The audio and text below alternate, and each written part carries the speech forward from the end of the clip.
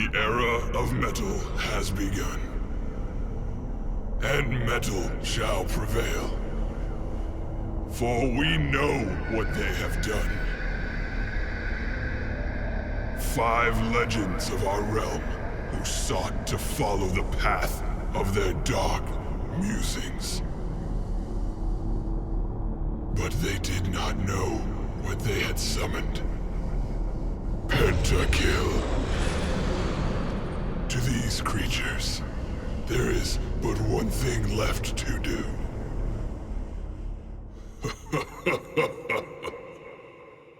Heavy metal.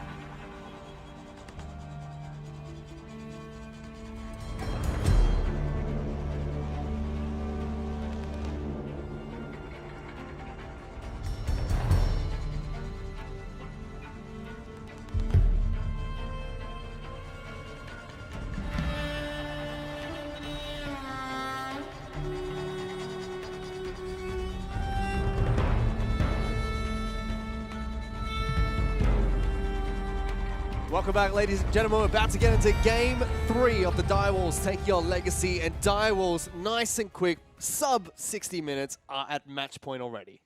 I mean, it's been a pretty one-sided grand final so far, to be honest. And, you know, the analyst Desi was talking about it. Finally, Legacy, from their point of view, got non-Chiefs in the final. They're not looking for incremental improvements. They were looking to come in here and win it and finally get to represent us overseas. And right now, it looks like Direwolves are better than them in every role and as a team. I mean, all the trash talk on Twitter has just, they've lived up to it, I guess. I mean, you have to applaud them because they had the confidence going into this series. They knew that they were the favorites. They were riding that. And there's one thing to talk the talk, but to actually walk the walk and show up on the day is huge, and Direwolves have definitely done that so far. And remember, this game here could be the game that sends the Direwolves to MSI. Mid-season Invitationals, one of the first times that Oceania has not had to play through what was previously known as the wildcard tournament, straight into an international event. On, man. The play-ins will be where Direwolves are heading if they win this one. And, you know, Shern has said that it doesn't stop there, that they're going to get through that first round as well. That's ambitious. For that someone that ambitious. has not played at an international tournament, to say you're not only the favorites to win the OPL Grand Final, to say you're the favorites to beat all the wildcard teams. Yeah, you go through NA, LMS, and Brazil to get there. Well, so far, locally at least, their confidence has paid off for the Direwolves so far. Has not been tested by Legacy so far in this best of 5 series. And the bands have come through for game number 3. Zyra, Ken, and Karma again for Legacy. Victor, Brom, Ivan again for the Direwolves. This time, though, Legacy first picked the Graves away from Shernfire. So don't want to give him a farming jungler when the Ivan is off the board. Still has the Rengar available, and they've grabbed Lulu as well. All of a sudden, that becomes very scary. Do you have to take away Shen? I mean, I feel like you can't give away Lulu, Rengar, Shen in a competitive game. I feel like you just lose it. Because they're red side, right? Like, you can just ban it away. They can only pick Rengar or Shen in the next rotation, so they're not going to get both. But I really, for Legacy right now, I really don't want to see them go back to, I like that. I don't want to see them go back to some, like, melee weird support. I'm actually kind of, Juves was touching on it on the desk that he wanted to see Claire on Syndra. I'm kind of disappointed they picked that. I want them to pick like the Nami and just play like a standard 2v2 lane, because I still think that Lost and Cupcake are the best bot lane in the OPL when they play well. New cards, however, have been played in this Champion Select already, as Lucian is picked up by Lost. Fantix will have his Syndra denied from him this game as Claire takes it to Summoner's Rift, and he instantly responds with an Echo pick, which could potentially be top lane, but we've seen it more mid lane. That's mid. I mean, it's Fantix's counter pick to Syndra. We've seen it so many times. Ult just swaps for ult. You have better side lane. All of a sudden, Legacy are forced to play 1-4 if they can even get a lane ahead, and Direwolves are just going to play 1-3-1 the entire game because Echo's going to go into a side lane and no one can match. I don't know what they can pick to get bot lane priority. I don't think Legacy can pick anything that will win. Lulu Varus just has too much wave clear, too much control. They've already banned away the Nami. I don't think there's anything Cupcake can pick that isn't going back to the game 1, game 2 strategy of throw some CC and Carbon gank my lane. I completely agree. And all of a sudden, Carbon isn't even on a ganking jungler, really. He's going to walk in, unless you have the hardest CC in the game, he's going to be walking in on Graves, potentially with a red buff at the maximum. So it's just incredibly hard to make that work. If you listen to the Goon, Cupcake can pick the Blitzcrank, and then Carbon doesn't need to walk into the lane because he just brings the enemies closer to him, and then he can just right-click him. I think that was the idea behind Nord. He just couldn't land the hook. Yeah. I think here, though, the only pick that really makes sense for Legacy is going back to that Trundle. That's what they try to pair the Lucian up with when they don't have Brom. Let's see if that's going to be pick that they go through now. For no, Direwolves have picked up Camille. Yeah, the problem is going towards Trundle is you don't have a hard force team so far. You have no CC coming out of your jungler, none out of your AD carry, and not really all that much out of your Syndra either. I mean, if you go Trundle, you can run at them, sure, but who actually kicks that off? Potentially a Poppy. That's what's being locked in here for Legacy. Heading into the top lane for Tally. He's up against a Camille in the top lane, which is one of Chippy's signature picks. And has done well with the champion so far. Has drawn out bans not only across the OPL regular season, but has even been banned out in this game. And Cupbase going straight back to Nautilus. I touched on before this split even started. Direwolves went to career and they came back, and Chippy's literally just did not get Camille. Nobody wanted to give him Camille because he's so good at it. And I feel like, I don't know, match point of the grand final against the Camille, like, that's pretty good. It certainly is, and the other thing that you have to point out is Camille and Echo transverse across terrain better than most people. So the collapse from the 1-3-1, even without teleports, is honestly terrifying right now. They both have hard CC that they can throw down afterwards. Like the parallel convergence into Camille ult is actually one of my favorite interactions because Camille just doesn't let you leave. And then all of a sudden Echo throws it down on top of you and you just die. Well, That is really a terrifying comp coming out of Direwolves right now. The final pick for the Direwolves was their jungle pick for Shurnfire, which is Lee Sin. He's taking a very highly skilled jungle matchup into Carbon's Graves here today. It's a pick that we saw Carbon pick up 5 times in their best of 5 series against Sin. Now Shurnfire is going to try and end the grand finals with that champion. I don't know what this Nautilus is going to do. I'm confused. Is he still a Flash Q Nautilus? I guess so, but like Nautilus into like a Lulu comp, like you're gonna hook someone, she's gonna get like polymorphed anyone who goes on you, and then Lulu's just gonna use the ultimate, use the shield, gonna keep them alive, and they just have so much backline dive. Like Legacy's gonna land a hook, that's their engage, that's their CC. They're all gonna like try and kill that target, and then Camille, Echo will just be jumping over the top, and they're just gonna blow up the backline. And you know, big credit to Sharp, because we've been praising Soul Strikes all season long, and in my opinion, Sharp has outdrafted him 3 games in a row. And he's done it from blue side and red side, which is very hard to do. Direwolves just looked really well prepped coming into this best of 5. I think they've read a little bit of the cheese in the bottom lane, and that they've picked very safe lanes every single time. They certainly have. Direwolves have, however, never beaten Legacy in a best of 5 ever. We talk a lot about the Legacy Chiefs hype match, but Direwolves never been able to take down this team in semifinals even. So it's going to be interesting to see if they can close out this best of 5 series, the grand finals that could send them to MSI with a 3-0. And they're already at match point as we're heading into game 3 between the Direwolves and Legacy. And before people start tweeting at Fish, the time that they did beat Legacy to get into the grand final against the Chiefs was when we had best of 3 semifinals. So technically he is correct. Lost. Yeah, pardon? Yeah, you lost. I was on that team. I lost. Then you jumped shift, went to the Chiefs, they lost too. I dogged the boys. Followed you everywhere. Somehow still managed to get that meme in there, but for now, we weren't able to check in with Soul Strikes last game. Hold that phone. Okay, let's do it. Yeah, now we're going to be able to check in with Soul Strikes, who is standing by with Hingers. Thanks, guys. All right, Soul Strikes, let me know. Are that level 1 play in the game 2, was that planned by you, or was that just like a spur of the moment from them? Well, obviously we've been practicing a lot of level 1, so yeah, it was sort of planned. Yep, and we got first blood out of it, but yeah. Fantastic. Well, has your drafting evolved during this grand final at all? Do you feel like stuff has been changed? Yeah, definitely. Originally we were trying to pick Ashe and keep track on Shurnfire, but obviously Direwolves done pretty well, out-rotating us at level 6, so we wanted something very, very strong in lane and gave Lawrence Lucian. Excellent stuff. All right, well, best of luck, and thank you for speaking to us. Okay, thank you. There you go. Soul Strikes very confident in Lawrence, who was their AD carry lost, picking up Lucian here today. Cupcake didn't have a great game on the Nautilus. We'll have to see if he's able to pick up his performance heading into this match. And I find that it is, like, shout out to the Soul Strikes. I think that if Lost is your best player, you play towards him, and I really do respect that. However, I think that if you're Legacy and you go into a grand final, somewhere that Carbon and Tally have been so many times and have yet to pick up the win, I feel that you have to give Tally a win condition eventually. He's been your carry for so long. He's finally made it here versus the Direwolves. And I kind of feel that like he's been put in losing matchups, maybe apart from game 1, every single time. Cheesy gank. Gank in the mid lane. Fantix has been stunned, forced to flash away. It's a very early map movement from Legacy's jungler. Fantastic gank, actually. All of a sudden, what you're trying to do is Echo is disrupted. Echo wants to push up first 3 waves, teleport back with a second Doran's Ring, and then just never leave lane ever again. Doran's Ring, refillable potion. Continue to just push that wave. You have so much sustain. However, with that gank, maybe the play pattern will be disrupted. And he knows that he has time to do it because Graves just farms quicker than Lee Sin. I mean, that's as blatant a statement as there is. So Carbon doesn't even really lose all that much. So he burns a flash mid lane. Shurnfire does have some momentum advantage at the moment, but Carbon already flying through the jungle. Top side of the map, we saw some early trades between Tally and Chippies, but nothing too much happening on the top side of the map. Poppy is still a brick in the top lane. It's a good matchup for Poppy, I think. Yeah, it's out of all the tanks, she deals with Camille the best. You can W her E, so Camille can't really jump around all over the place. She shouldn't be able to get on you too much.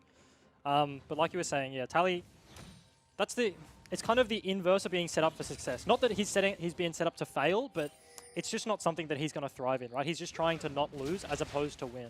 And don't get me wrong, Tally has actually turned into a really decent tank player, in my opinion. What we used to criticize him for in the past is definitely now a strength where it was once a weakness. I just feel like it's remiss to not give him the opportunity to absolutely go nuts in a game. Shern takes away some of Carbon's toys right now. He's going to go head towards that Krugs. I know that you speak about this a lot. This is a risky play because if Carbon and Cupcake collapse right now, they can find him here and he can die. Well, Carbon should be able to find Shernfire if he does. Here Collapse goes through his Cupcake ward. as well. They spotted him out. They're going to try and Hit the deny ball, him hit the jumping ball. over. Hits the plant as well. Shernfire stuck for now. Good damage for Carbon. Flash over the wall. Cupcake picks up first blood for Legacy. Cupcake takes it. It's a really good collapse, don't get me wrong. I'm just one of those sticklers. Lost had an auto attack on the way, and that would have been a double buff Lucian. I feel like that can go slightly better, but still, that's a huge play coming out. Oh, Destiny's in trouble as well. Destiny has been found here by Cupcake. Blast There is a Blast blast again! cone. Does he do it That's again? on it. Decides not to go for it, and Destiny blast cones back to safety. Honestly, I feel like the biggest thing to take away from that is that Cupcake landed the big flash Q over the wall. He actually landed the flash Q. Like, this bodes well for Legacy. Don't curse it now, because he did hit the first one he threw last game. All right. Oh, One- it was one the and next done. 4 that didn't do so well for him. Mate, all I'm saying is you miss 100% of flash Qs you don't take. I think Abraham Lincoln said that one. Oh, it was goodness Wayne sake. Gretzky, I know.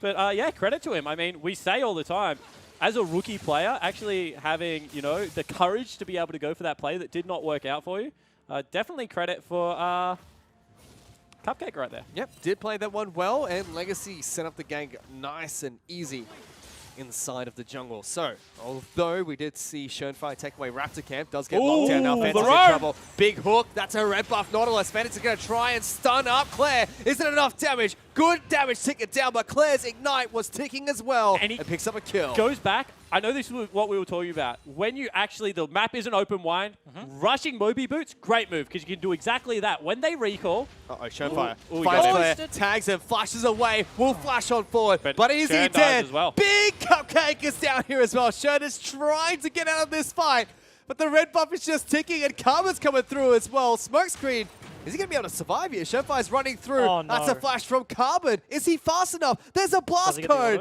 auto? Natali is Yeah, got there. it. We'll get him midair. Talia was there, Carbon was there. Shern in the end was going to die regardless. Carbon getting that is actually huge because he's done the jubes in the early game.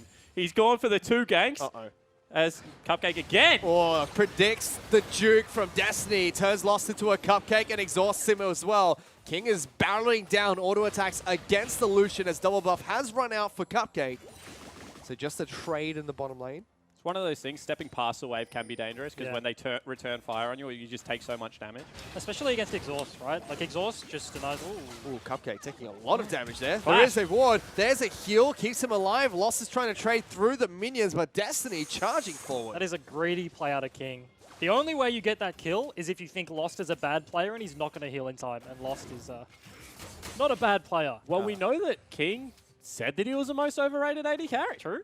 So maybe he's gambling on that. Yeah. I mean, is it a good gamble? We just found out. No. But Yeah, absolutely not. Blow both your summoners and then get ruin nothing. your lead. Yeah. Now I know why I lose my lane all the time. But for now in mid lane, Claire still farming up against Fantix. Fantix is doing what we used to see from Wizard, who was one of the first people who would pick up Echo in the mid lane, is just keep pushing in the waves, make sure it's always underneath your opponent's turret. Mate, you have the opposite problem of King. You are the most passive player in League of Legends I've ever seen. And another return gank into this mid lane at a Cupcake. Oh, no, I agree with you. I'm saying that Ejim said that if he's gambling on if he's a bad player, doesn't use the heal. Yeah, that's me. Okay. That You're one. a gambler? No, I don't use the heal. Oh, okay. You're on the other end. We've just come like so far out. Finally, I understand what he was talking about. Took your time. Legacy, this is the first game they've got a meaningful lead so far. 1,000 gold up, sitting very comfortable at the moment, and Shernfire has been locked down inside of his own jungle. It bodes really well for Legacy's bot lane. Nautilus is going to hit 6 soon, and the enemy bot lane only has a Lulu flash. Like, King doesn't have flash right now, so... Nautilus ulti into a Graves gank, hit him with the collateral damage. He's just going to die, so... I would like Carbon to like path towards bot side, and I think that's going to be their play. Completely agree. And the other thing that you have to look at is if you... Ooh, great hook. Good nice. hook into the mini wave. Destiny's locked down, not even level 6. Cupcake taking kills Roasted. again. Roasted. Go back, grab some longsword, son, because you're getting a little bit further ahead. Honestly, I think this might be a product of the meta, but Destiny upgrading that Spell Thief into the 500 gold one, whatever it's called. Yep. Not going for a Ruby Sightstone, I think, is incredibly greedy into an all-in matchup like the Nautilus, right? Like, you're going to bully him out around anyway. You don't need the extra AP, extra magic regen, whatever it's called, like to get extra autos off in lane. You just need to not die, and then he died.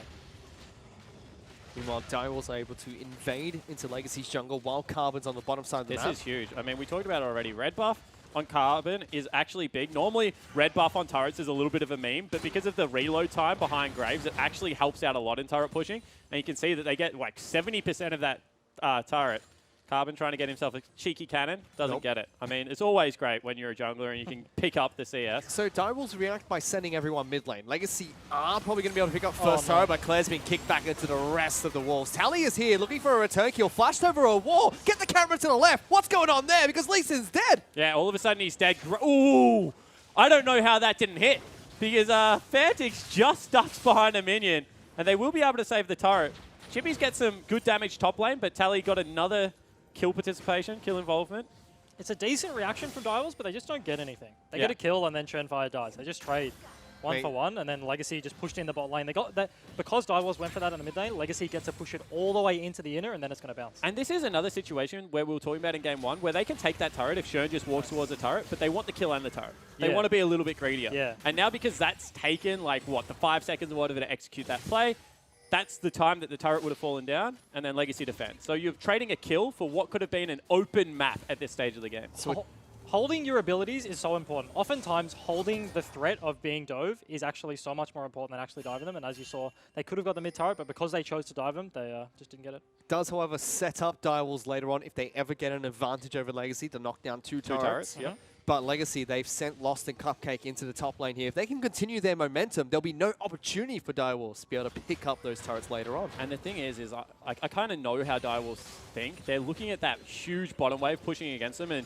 Chippies is thinking right now, all that CS is going to waste. I'm not there pushing out that lane. Tally's going to get a free back. He's going to go grab that. He's going to be so far ahead of me because, you know, Tally already got a kill. When you're a Poppy, you just get to go tabbies into, like, what is an auto attacker. It's just, the lane is in your favor already. So, unfortunately, Direwolves falling behind slowly at this stage of the game. Yeah. Actually, it's not even that slowly, to be honest. 3,000 gold at 10 minutes. That's a pretty rapid fall behind. I guess the thing for Direwolves, though, is that mid turret is obviously the most important turret on the map in terms of outers, but you can't stop Echo from wave clearing. Yes. Like when you don't have Baron, he's just going to throw the Q and just walk away, and then half the wave's going to die. So it's going to be really hard for Legacy to force that without making a pick first. So as we look at the gold, of this gold lead, 300 is on Carbon, 400 is on Claire, and the rest is just Cupcake. He's leading by 1,500 gold again. It's not the first time we've seen him do this. Certainly isn't. We're actually getting jumped on by Fantix here, who dives in deep underneath the first turret. Good trade coming back from the Syndra, but he can't just turn around and all-in an Echo when he has ultimate up. Well, Fantix didn't even have to burn ulti. So that's kind of one of those situations where now Fantix can rinse and repeat that because he only took 2 turret shots and he has these potions ticking. And I think that Claire actually probably should have just burnt ulti there to try and get Fantix to ulti. So the threat of a dive goes out the window. Because then you just go back to playing wave clear for the next 2 minutes, and no one really wins. Shurn is sitting in the wings though, but over a ward, and Cupcake's looking for a hook. Doesn't connect as he safeguards over towards another. Now, but he does have flash now, Shurn, on his Lee Sin, so flash kick is a definite possibility in one of these lanes. Legacy are trying to rotate towards top side of the map. Shurnfire is again looking to try and get behind this ADK here support. for Legacy. Ultimate has come out.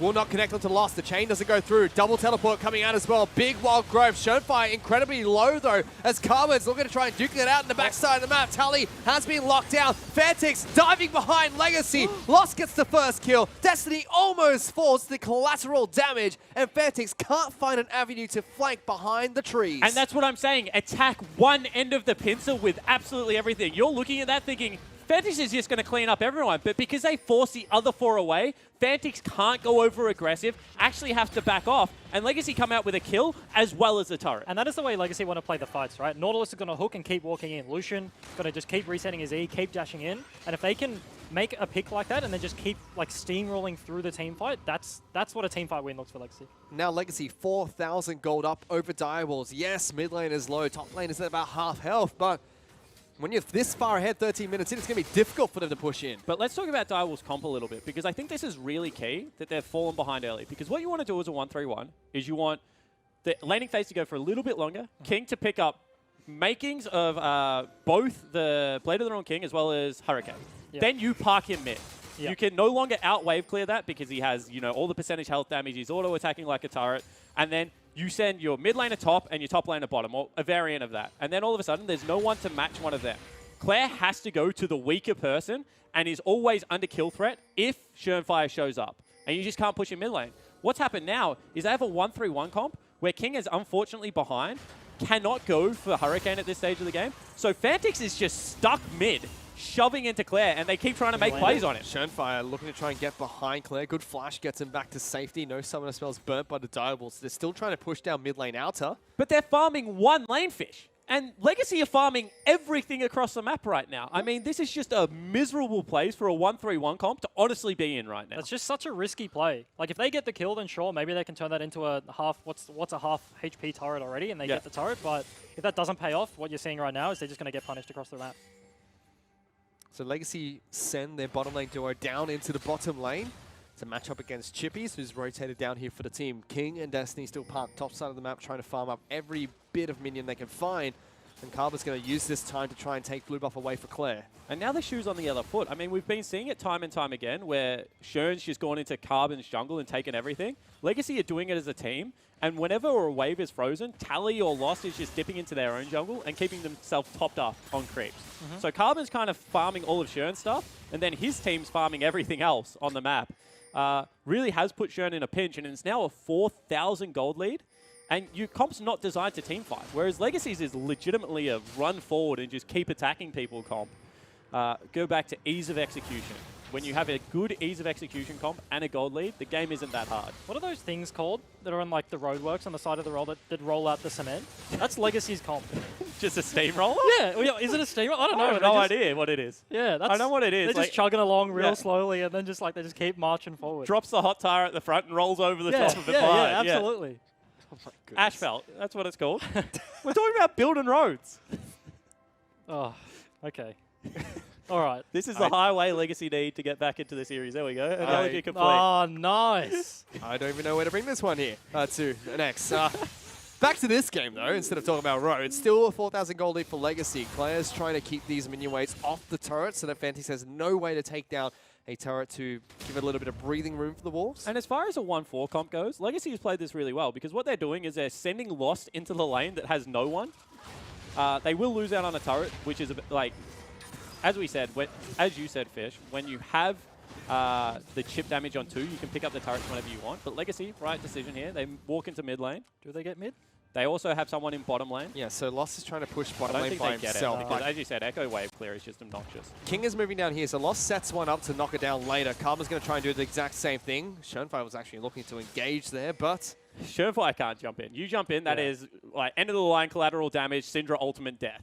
That play, for a team that's ahead, it looks really bad, but I don't think it's so bad. Legacy just lost a top turret for free, right? But they got chip damage on the inner. Ooh! connects. Shurnfire gets locked down. Carbon wanted to flash back over that wall. You could see it in his eyes. Chip damage on the inner bot and the outer mid. So when Legacy make a play on the bot side of the map, they're just going to pick up these 2 turrets and they're just going to take a dragon. They're going to take everything, all of the things. The question really is, how much is the 1,000 gold to Direwolves at the moment? Because they took top lane outer before those structures fall. They have to use that gold they have picked up that's given them a breathing room to try and come back into this game. I agree with you, but really you have to calculate the game a little bit differently. At a high level, you've picked up split 4 ways turret gold, but what they've got instead is minion waves mid lane, the whole jungle top side, as well as the minion wave bottom lane. You have farmed 1 wave in that whole time. So it's more like a 600 gold advantage at this stage of the game, which is still great because when you can trade when you're behind, it's fantastic. When you trade positively behind, the team has done something wrong. Yeah, absolutely. So credit to Direwolves. It's just like, it's not as good as you would otherwise think. And that's why it still looks like nearly a 4,000 gold lead. Exactly that. It's only about, like you mentioned, 600 gold that's been reprived for the Direwolves since they took down that turret. And as Ejin was mentioning, bottom lane inner now at half health, mid lane outer is now at half health as well, and that's probably the easiest structure for Legacy to take down if they make a play. But Direwolves hanging on, trying to delay this game, and they're not bleeding out yet. Legacy, they're just kind of a slow team in the early game. Yep. They've had this lead for a while, and it's now 18 minutes into the game, almost 20 minutes. Baron is spawning fairly soon, and they still haven't managed to break that mid-outer, and I feel like they should have been able to by now. And this isn't something unique to this Legacy team. Legacy historically has always been a slow team. They believe in playing the game on the grind, by making you work for it. I actually think that's what makes them a good 5v5 team, because you have to grind every game against Legacy, and they don't really give you much for free. But they also don't try and take too much against you, so you can never mentally reset against them. It's never like, all right, this game is completely over, let's move on to the next. It's like, oh, we've always got a sniff. They're just taking little things. And you can see right now, Direwolves, they're still within this. I mean, if they get that big flanking play that we were talking about, if they break mid lane turret, all of a sudden we're talking about a 2,000 gold lead. Oh, they're trying to lock down Claire here. Showfire sidesteps the stun and kicks him back into the team. Very easy for the walls, but wow, King, he's dead. I was going to say, that's a bad move out of Shern, because he just kicked a Syndra onto his AD carry's head.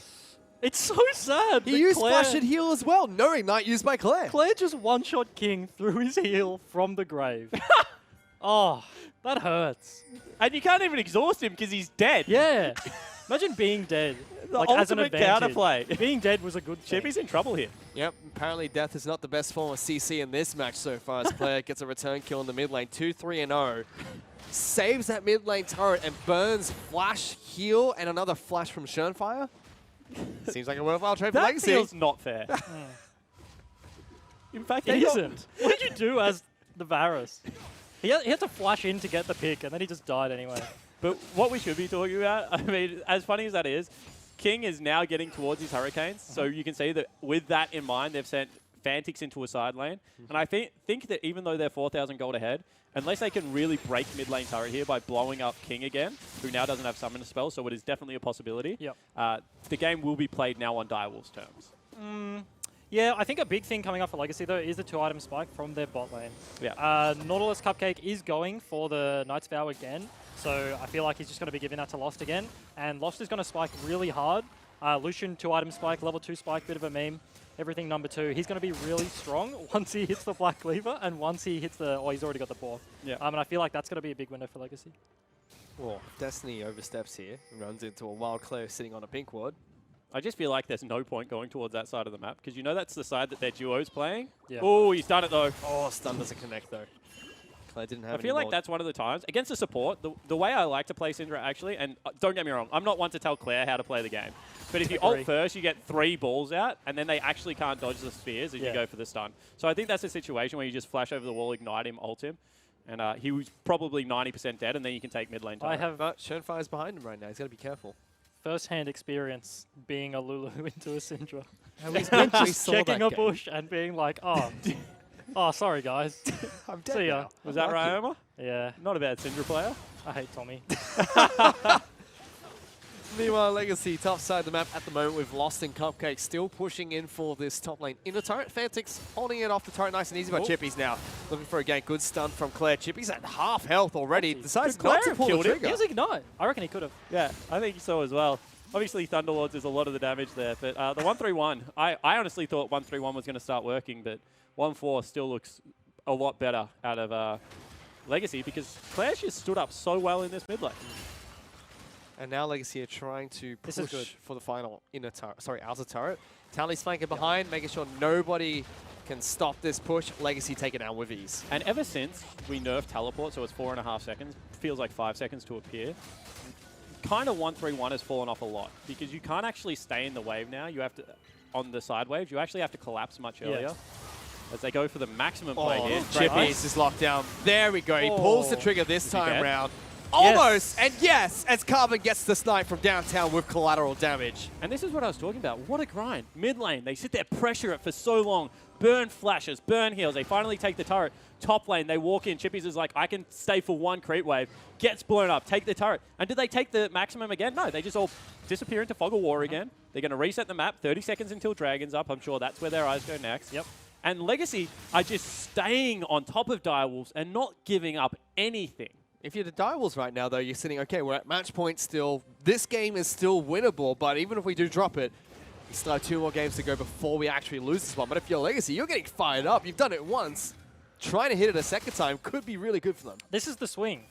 In a best of 5, game 3 when you're 0-2 down, and you just start winning this game. This is the moment where if Legacy do win this game, you're going to hear Carbon screaming in our microphones behind us as he walks down the hallway. We have a soundproof room, and he's like very clearly audible when he does it. Through headsets as well. But at the same time, the series definitely doesn't end for Direwolves, but what it does is it creates that little tiny bit of doubt. And then if you lose another game, that doubt starts to grow. And you start thinking, I know because I've been in the situation as a coach, you start thinking of all the stupid tweets you've sent out the weeks before. You start thinking about everything. And it really does creep into your head because you've got such long time. Like 15 minutes for a viewer is like, I go get a coffee and, go to the bathroom. But for the Direwolves, it's going to feel like an eternity after they lose this game. And that's where the mental toughness and the mental fortitude, dare I say it, I hate that meme, starts to creep into League of Legends. Well, who knows? Legacy could try and start this reverse sweep, which could potentially mean that every single game since Gauntlet has gone to Game 5, or potentially just Game 4 if Direwolves decide to pick it up either next game or even just 3-0 at a key if they can come back against Legacy. But Legacy looking very comfortable at the moment. Ooh. You had to burn ult, flash, and heal again. Yep. Everything gone because Claire legitimately walked at it. Claire didn't even burn, flash over a wall there. He just had a little bit of a glance. It's strange because throughout the entire Gauntlet, Orianna was the mid lane pick to look out for. Teams were falling down the shockwaves left, right, and center. I mean, Ryoma showed that Syndra is still the best blind pick mid lane in the game against the Chiefs. And sorry, Agent, but he certainly did. The biggest thing for me, actually, is the fact that in a 1-4 comp, Claire's been able to hold mid lane against 3 people. Repetitively. And he's going to be able to do it again here. Well, Varus has no ulti. They have nothing to get on top of him right now. Exactly. That's what I'm trying to say. Claire, every single time they've gone for him, has either died, then killed someone, or they've overextended for the kill and they haven't picked up mid lane turret. And Claire has been a one-man army the whole time. I mean, think when Shern killed him at level 7. That was when this started, and they still haven't been able to break through in the last 6 levels. Direwolves have spent so much trying to get that out of turret. So much. They just keep rotating from the sidelines. 1-3-1, you were talking about before, how the nerf TP fell off a bit, and it's just turned into this game of push the wave, rotate mid, push the wave, rotate mid, and every time Legacy has been able to answer.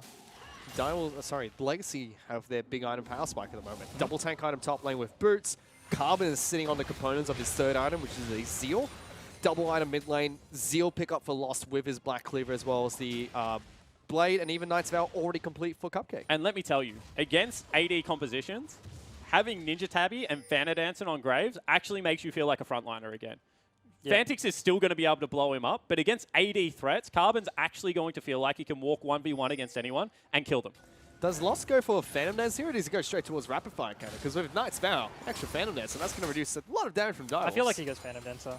I would like to see Legacy start playing around Baron. I think that's what I want to see. My one criticism of Legacy as a team, I do think they are very hesitant around Baron. They don't pull the trigger quick enough, and I don't know, they have just a few iffy plays every now and again. So I want to see them.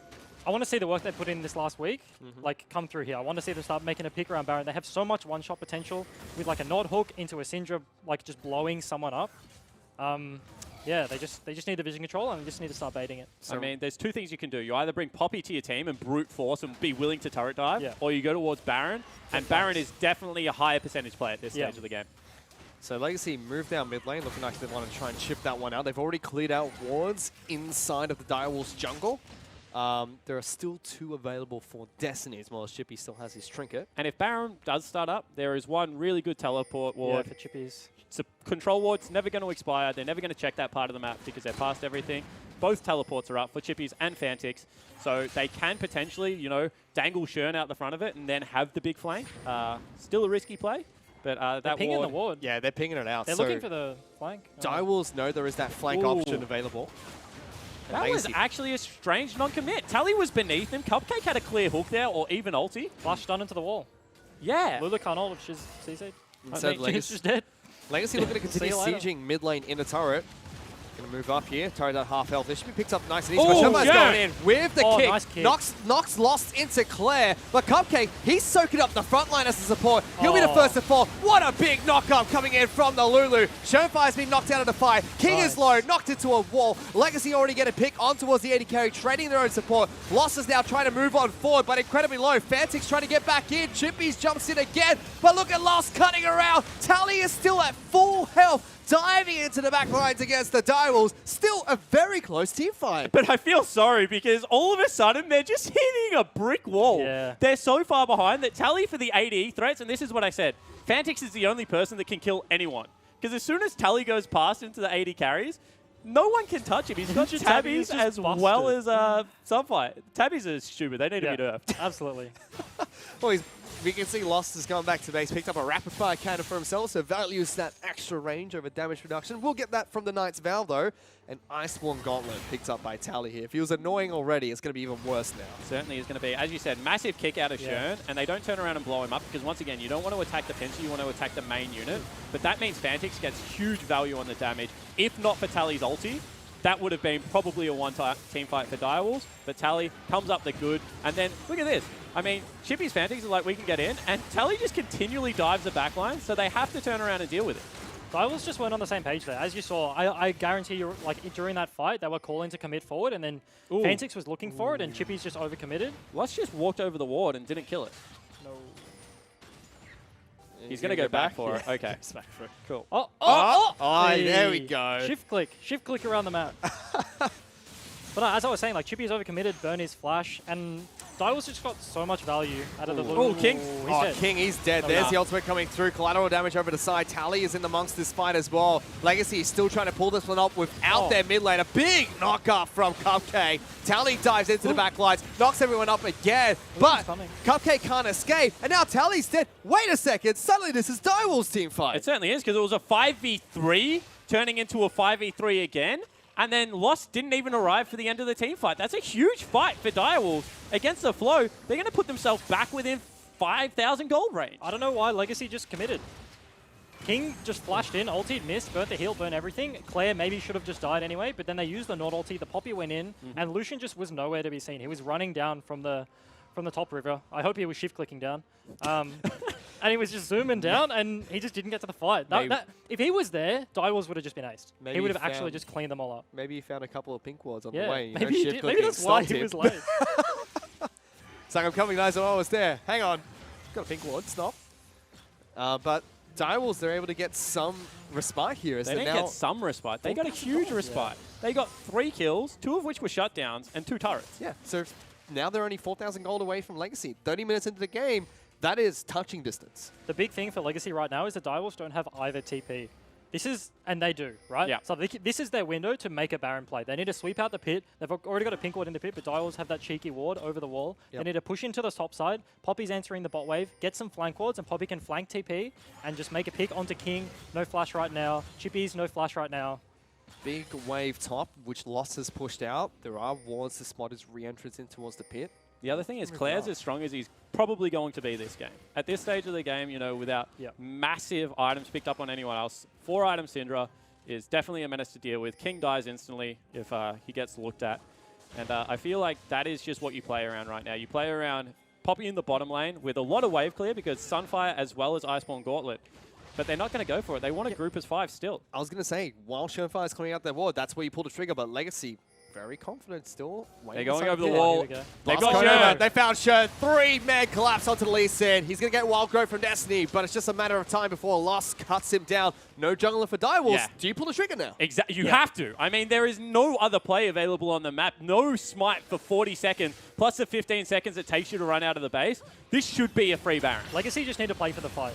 If Direwolves are going to contest it, they have no Lulu ulti, they can't keep people alive. Whoever Cupcake hooks is just going to get one shot. So, Legacy on top of Baron, already down to 4,000 health. Direwolves are cutting around the outside. They get taken out. They do go for it. Hook Chippy's midway through his E.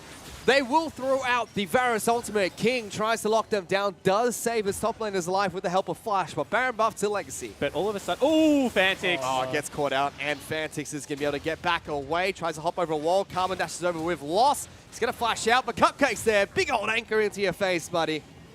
Actually quite big because no one... Oh, actually, Fantix does have teleport. But I was going to say no one can really go with the 4-man unit if Tally goes into the side wave right now. But they've just bought themselves 40 seconds to be able to get those cooldowns back available for Chippies to be able to respond to Tally. So I think that that pick is actually really crucial, even though it isn't on the teleport user. Claire's just going to join the 4-man group. I think the delay actually hurts Legacy a lot right now. So where did Legacy go from here? Did they move topside, take down final inner? Try and split push with Tally? I think you send Tally top lane after he shoves out this wave, starts a slow push for himself, and then you send everyone else mid. And then you just play the 1-4, you play Tally, Iceborne Gauntlet, shoving in waves as hard as you possibly can. and Chippy's not being able to stand up to the full tank Poppy. With the Baron, Tally should just be able to push him in and get the flank. Yep. Tally has flash. All they need to look for right now is to set up on a turret. It honestly, in my eyes, doesn't matter if they set up onto the top inner. I think if they do, which they are right now, Dials are just going to concede it. Yeah. But they're just looking for a flash Poppy stun into like an engage under a turret. Dials are looking to try to continue pushing out mid. Claire in trouble. Kick flash, but good flash from Claire. Chippy still hunting him down. Not able to secure the kill, and Collapse is potentially here. oh, Chippy's they're is going dead. for it. Chippy's is dead. He's locked down. Carbon finds him, jumps over the wall, but the rest of the Legacy squad are there. Lost will dash on forward. Chippy's is trying to run away. Does he have another E in time? Does not. Lost gets that kill, and now it's a 4-on-5. Yeah, exactly right. That's what they're looking for. 50 seconds is such a long death time. A Carbon just streams top lane. Graves is going to shred through that turret. He's just all AD, and then the rest of the team just pushes up mid. I mean, looks like Tally's going to go bottom because he still has TP to be able to match that. And on the way through, once again, Legacy, they're not in a rush. They just take away everything. They take away double golems. They take away red buff.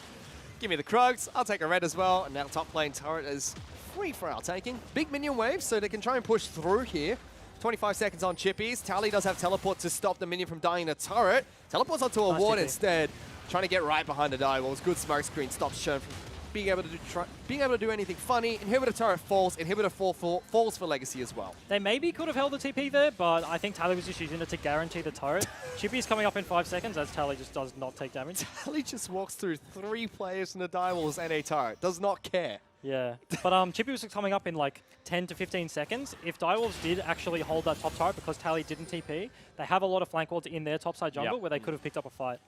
So I think overall was a very safe play by Tally. High percentage play. And that's what we said. Legacy's a high percentage team. Yeah, they're slow, not methodical. Yeah, which is why I was really surprised that they picked a press R comp last time, because that's not Legacy real gameplay. Destiny's behind them. He's dead. Double stun. Destiny's going to get locked down. There's the ultimate from Poppy. Knocks him out as soon as a good knockup comes through for Lost. Gets them the inhibitor, but not game. I mean, that's still a good play. Yeah. He gets the maximum amount of people punted away. Now they move into bottom side. Look at the wave that they prepared earlier, Fish. Finally some side wave control in the OPL. Seems like Baron will finally die off here for Legacy, though. So Carbon still has that extra buff timer there, as you can see from his runes and masteries. It's the only one with the Baron buff still ticking. I was going to say Averun, but Cupcake builds a locket on Legacy, but then he's building one of his own. Maybe he goes Banner. Maybe he goes Banner and puts it in the Echo lane. Yeah. That'd be really smart, to be honest. He works against Fantix. Maybe not so much Camille. It was Mickey Whale that started doing it as well in the OPL. Whenever he got a Rise top lane against him, he would go tank and just build Banner. Is this Mastery going to allow Legacy to push for another inhibitor? Ah, it's going to run out. Not close That's a enough. TP from Chippies. Yeah, coming Into into the the base turret. He wants to try and defend this one, but Legacy too Yeah, quick. they can't. Pull the trigger. Final inhibitor brilliant falls. Well, I actually think the fact that Fantix got chunked out was why they didn't pull the trigger on that fight. So Claire, once again, coming up the goods in this game 3. And Claire's a nervous player. Having a good game 3 for Claire, I feel, is really crucial for Legacy for the rest of this series, because now he's finally shrugged off the cobwebs. He's 2-5, but really that does not tell the story of how well he has played this game. He's probably won this game for Legacy, to be honest. Scores absolutely do not tell at all. Lots as well having a much better game after the last 2. Even Tally stepping up. He did not have 2 good games. Lost is the tankiest AD carry right now. He has a Maw, he has a Knight's Vow. I don't know. He's OP. He didn't run around do what he wants. 3 lockets. No, 2 lockets on his side. Where's Carbon's locket? 17 dashes. Kind of what you got to do when you're going to dash into the other team. Yeah. Well, especially when there's a full AP Echo. I mean, we saw what Praedyth did on it yesterday. I mean, at least a lot of people did, going Tainted Minds, getting themselves back into the OPL. T-Gun gives me a little bit of a glance. Sorry, mate. That's exactly what happened. He built a death cap. So, yeah, I think that, Echo getting onto Lost was legitimately one of the last win conditions, and with how tanky he is right now, that's going to be a challenge. He's still 410 CS with 3 kills and sitting on that needlessly large rod for his final item. So this is the last stand, right? Direwolves are down 3 inhibs, and Legacy are looking to push in the base. Honestly, I think knowing Legacy, they're going to push in the waves, and then they're just going to reset in a minute and a half and pick up the Baron. I think that's the safest way to do it. Baron and Elder Dragon, potentially. And the other thing that you have to watch out for with Legacy is that now that they're playing so far on your side of the map, even if they lose a team fight right now, you actually get nothing against them. You get all the shutdown gold, that's great, but you're pretty much nearly at full items. and you just can't push out of your base ever, and eventually you make a mistake. Tally's just tackling into the team. Ultimate comes out from King, pulls everyone back in, massive knockups as Here well. we go. One by one, Direwolves are trying to fight back, but they've already lost one. We'll trade it for Tally. Both top laners are down. Carbon is chasing down Churnfire. King's gone. Lost is diving into the back lines. Only Destiny remains inside the base, and Cupcake even denies him from getting back into the fountain. Legacy pull a game back here and send us to game number 4. And just watch the captain when he gets out of his chair. See if he has any big reactions. Actually, it looks pretty composed as far as Carbon goes. Just giving him the final little words of wisdom and breathes a big sigh of relief. Whew. Yeah, big sigh of relief. As I was saying earlier, this is the swing, right? This is the moment where Legacy go back and they're just feeling really good.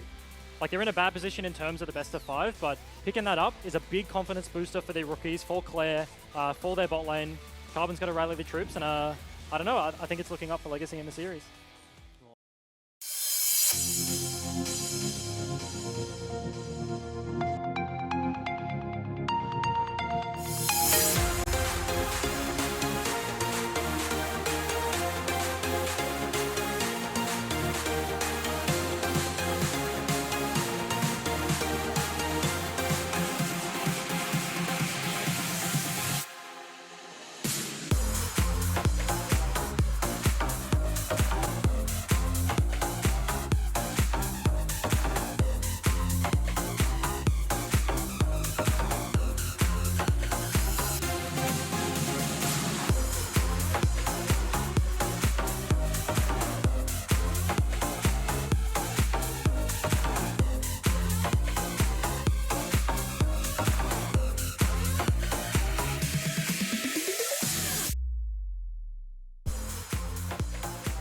Hello and welcome to Grand Final Night, baby! Split 1 2020 OPL. My goodness, we made it! I'll tell you what, despite the universe's best efforts to kill us, we're here and we are ready for some League of Legends action. It's not just me, we are joined by Spawn, Rusty, Skimmy, and of course, special recurring guest. You can't get rid of him. You don't want to get rid of him. It's Juves. Juves, welcome back. How many games have you guys were able to watch of OPL? It's good to be back. At least this is the only way I get to participate in grand finals. So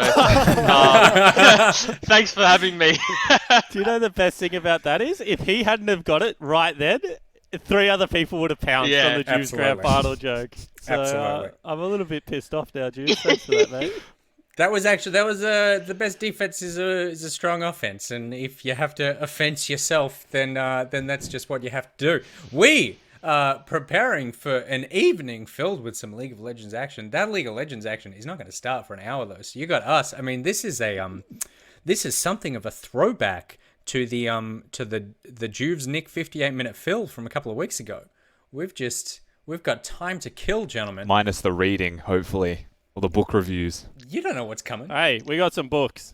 We got some books. Uh-oh. We didn't even dig into spawns.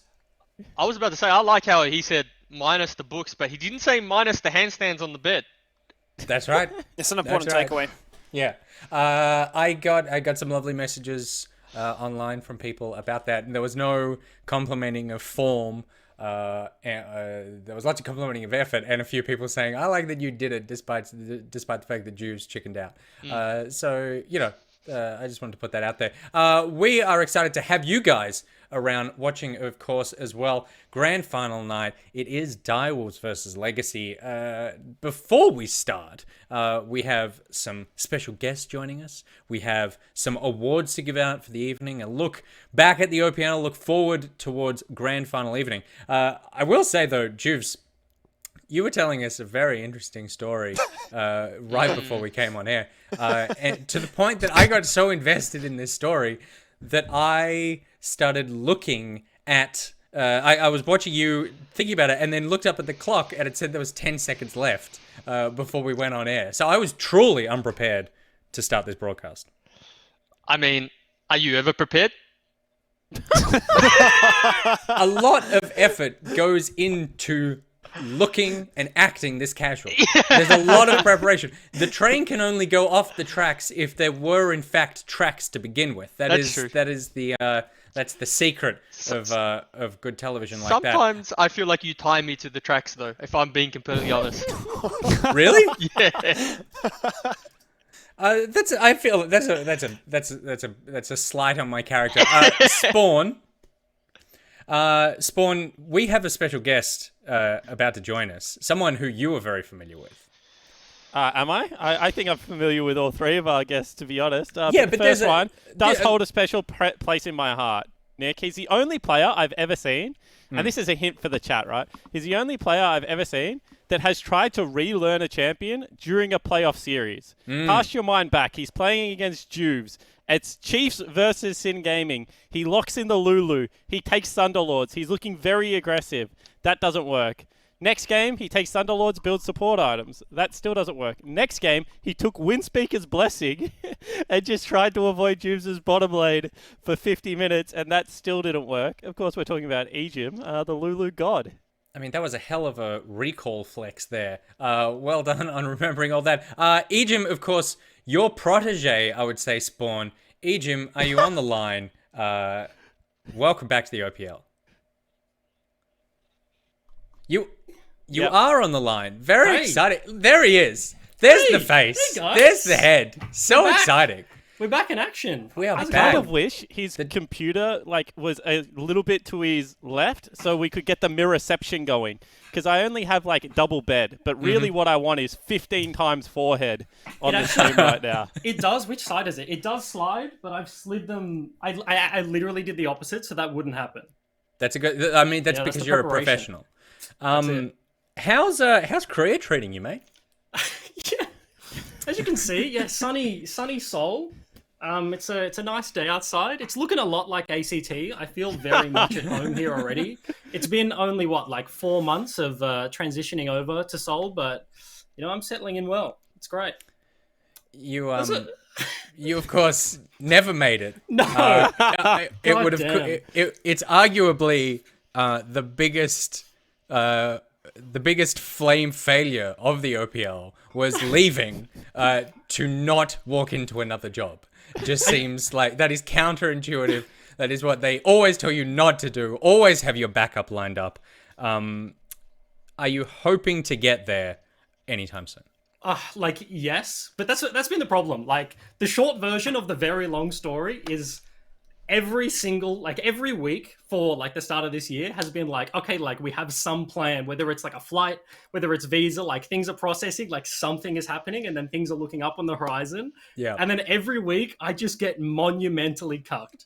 Unbelievably monumentally boomed by something out of left field. Whether it's literally an airline cancellation, quite literally the Singaporean government denied my entry because of coronavirus stuff, and it was just it's been a roughie, and we tried remote stuff, but unfortunately it just hasn't happened yet. But it's happening soon, hopefully. But that's been 4 months of hopefully, so who knows? But I guess the good news is that means you can join us on the OPL. Your old squad, Legacy, actually going up against Direwolves. What are your thoughts on the matchup? How do you think this one plays out?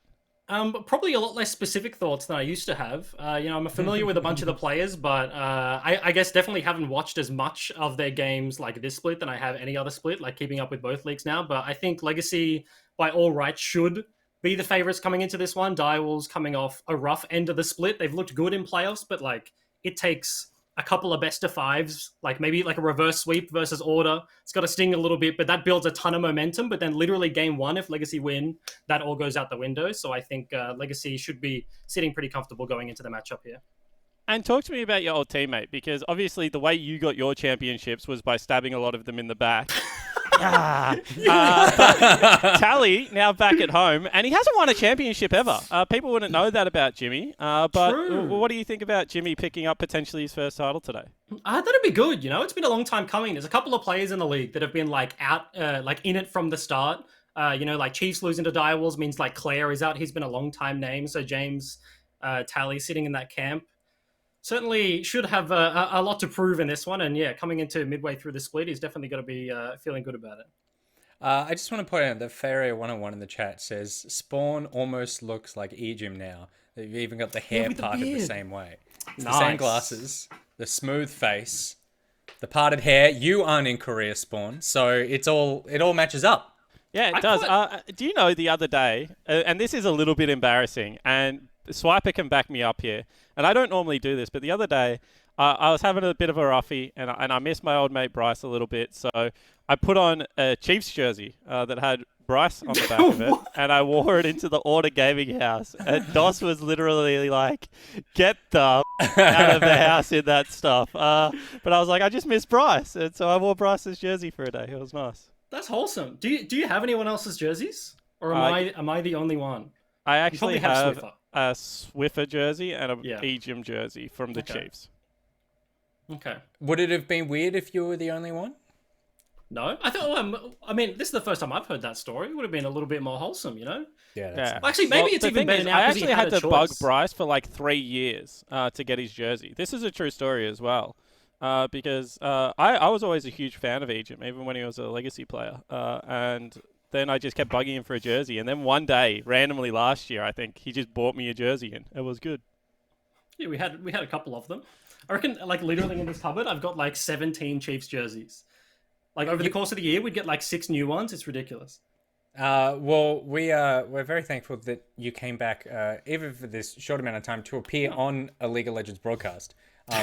So thanks for hiring me, guys. It's been great doing some work. See, and I don't know that's if me done for the year.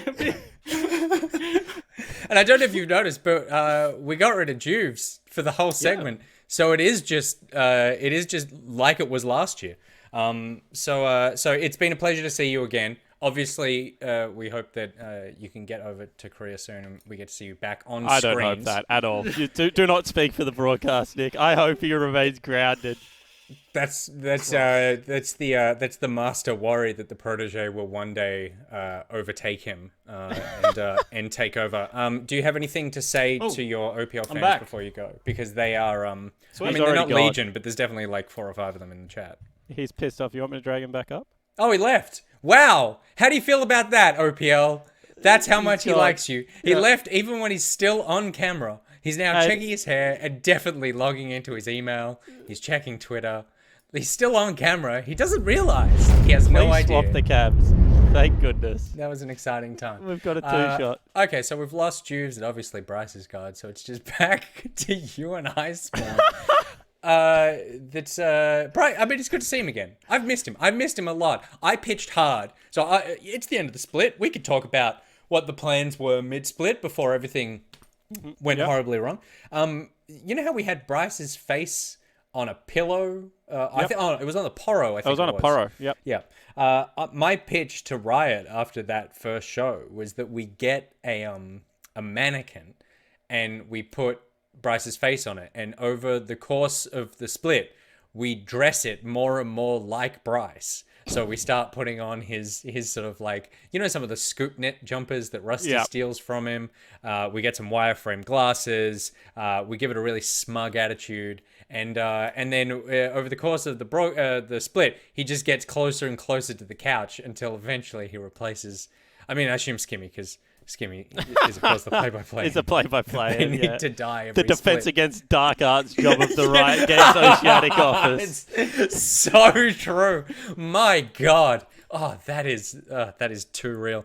It was massively shut down. I don't know if it was the price of mannequins or just a logistical nightmare or some sort of weird, insulting move that they weren't a fan of. But speaking of people who were part of the broadcast, do I get to do another intro? Team. Yeah. Do you want to do another intro? Yeah, absolutely. This man, famous for terrorizing supports within the OPL, especially one Bryce Egan Paul as well. Legend has it that before game, you could hear him beating on his chest and asserting dominance from the team room. Of course, we are talking about the first ever OPL import that has gone to the LEC, thanks to my good friend, Deficio. He is, of course, the Vanilla Gorilla, and introducing Origin support, Destiny. Hello. Hey, how is buddy, everyone? how are you? I'm doing good. How are you guys doing? Look, we're great. We couldn't be better right now. This is a pleasure to have you back. You doing pretty well for yourself as well. Obviously, as Spawn alluded to, over in Origin in the LEC, finished 4th overall this split, I believe. How is the LEC trading you? Yeah, the LEC is a lot different to the OPL, but I still miss the OPL. Thank you for the interest, one. That was hype as hell, man. Like that's got my heart pumping. But yeah, no, LEC's it's fun, it's different, but yeah, my heart's still here. And it looks like the Europeans really enjoy the Bryce special. Well, I'm back, and I'm glad I left during the Bryce one. No, I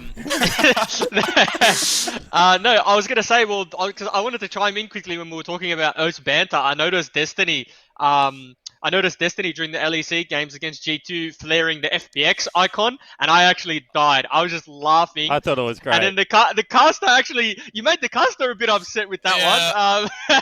But do you guys have that relationship with the players where you know the FPX flare? Does it get spoken about after? Not really, to be honest. My coach just kind of just laughed at me, like, why'd you do it? I was just like, oh, like it's just for fun, man. Like why not? Mental warfare as well, right? Like yeah, mental warfare. Yeah, for sure. Like EU players, their mental just goes boom. So I was like, why not? Might as well try. I thought that was great, man. I was just laughing. Me and Tim were just laughing on Discord. Yeah. Well, thank you very much, Destiny, for joining us. It's been a pleasure to talk and see you again. We're so thrilled about everything that you have and are accomplishing over in the LSE. It's obviously something that makes the OPL here very proud. Continue the good work of spreading not only our talent but our personality over there. And you know, Spawn, you did a good job on molding this one, apparently, as you claimed. I did not do. I said Destiny is the most hands-off I've ever been. Even though I know Martin, like I had nothing to do with the Destiny acquisition. That was all him. Destiny, thank you very much. A pleasure. Good luck for Split 2 of the LEC, and we'll talk to you again soon. See you guys. Thank you very much, everyone. Obviously, we were experiencing some technical difficulties there, but let me tell you, the chat while you were gone was incredible. Yeah, it was insane. I mean, the things he said, the people he called out, Are we even allowed to repeat it? I don't think so. The ATM PIM numbers he revealed are just, I mean, an astronomical amount of goss and info there. And good to see Destiny doing so well, isn't it, Spawn? Yeah, absolutely. I think, like, Mitch, to me, is one of the most impressive international pickups because he's a shot caller. And correct me if I'm wrong, but, like, Phoebe did a little bit of shot calling. Ryoma did a tiny bit of shot calling as well. But to my knowledge, Destiny is, like, the first out-and-out, like, leader we have sent overseas. Mm-hmm. And I know he's still quite vocal on the Origin team as well. So I think that that's what's most impressive about the Origin pickup. Obviously, the LEC has like 3 imports as well, so it's super impressive to see him doing so well over there. I mean, 4th place in a European league, that's good enough to go to Worlds this year. That's incredible. Absolutely. Our third guest for the evening is someone, Spawn, we can continue your intros, but someone who I do not know personally. I mean, at least the other two I would describe, if not friends, then at least co-workers who I compete for work with. But this third person, I only know via the medium of Twitch chat. Yeah, and I think a lot of people would know him for his social... Hey, oh God, I didn't even get to do it. He's already on screen. Nah, get him up there. Damn it, Raz. Get Shut on him the up. Screen. Yeah, I don't want to hear it. I was going to say, like, I had a big spiel ready for, maybe the second best social media presence that has ever come out of Oceania behind Sinju's. But, oh my Raz, God. welcome to the OPL. You had a short stint here. How you doing? I'm doing well, thank you. And guess what I got while I was working in Australia that you couldn't get, Spawn? Is it a world jacket? Right here. Yeah. Oh, look at that. Oh. You had to get Bryce know, buying that for you going, huh? Okay. Yeah, for those that don't know, Raz actually was the coach of the Chiefs in 2015 when they won Split 2 title. He was a floating head on a computer screen at Luna Park, but he was definitely there. Good times. It's funny because I actually only got to think about it recently, where both stints of my career, the coaching aspect and also the commentary aspect, started with Australia. So pretty incredible. That is incredible. What is more incredible is how often you are watching the OPL. Yeah. Do you do anything other than watch League of Legends? Because Look. clearly, your the time zone differences, the work commitments, all of these take a backseat to the fact that we see you in Twitch chat basically every day. Look, Twitch.tv just does not close on my computer. My biggest problem with Chrome in general is that I have too many tabs, and sometimes I'll just have like 3 tabs of multiple streams open. And also, OPL is on at a really good time, because if I'm casting, then OPL is probably already on like 2 hours before my casting in LPL. And then if I'm going to sleep, OPL is going to be on, and then LPL is going to be on afterwards, or LCK. So it's just like it's on at a great time for me to just like turn my brain off, basically.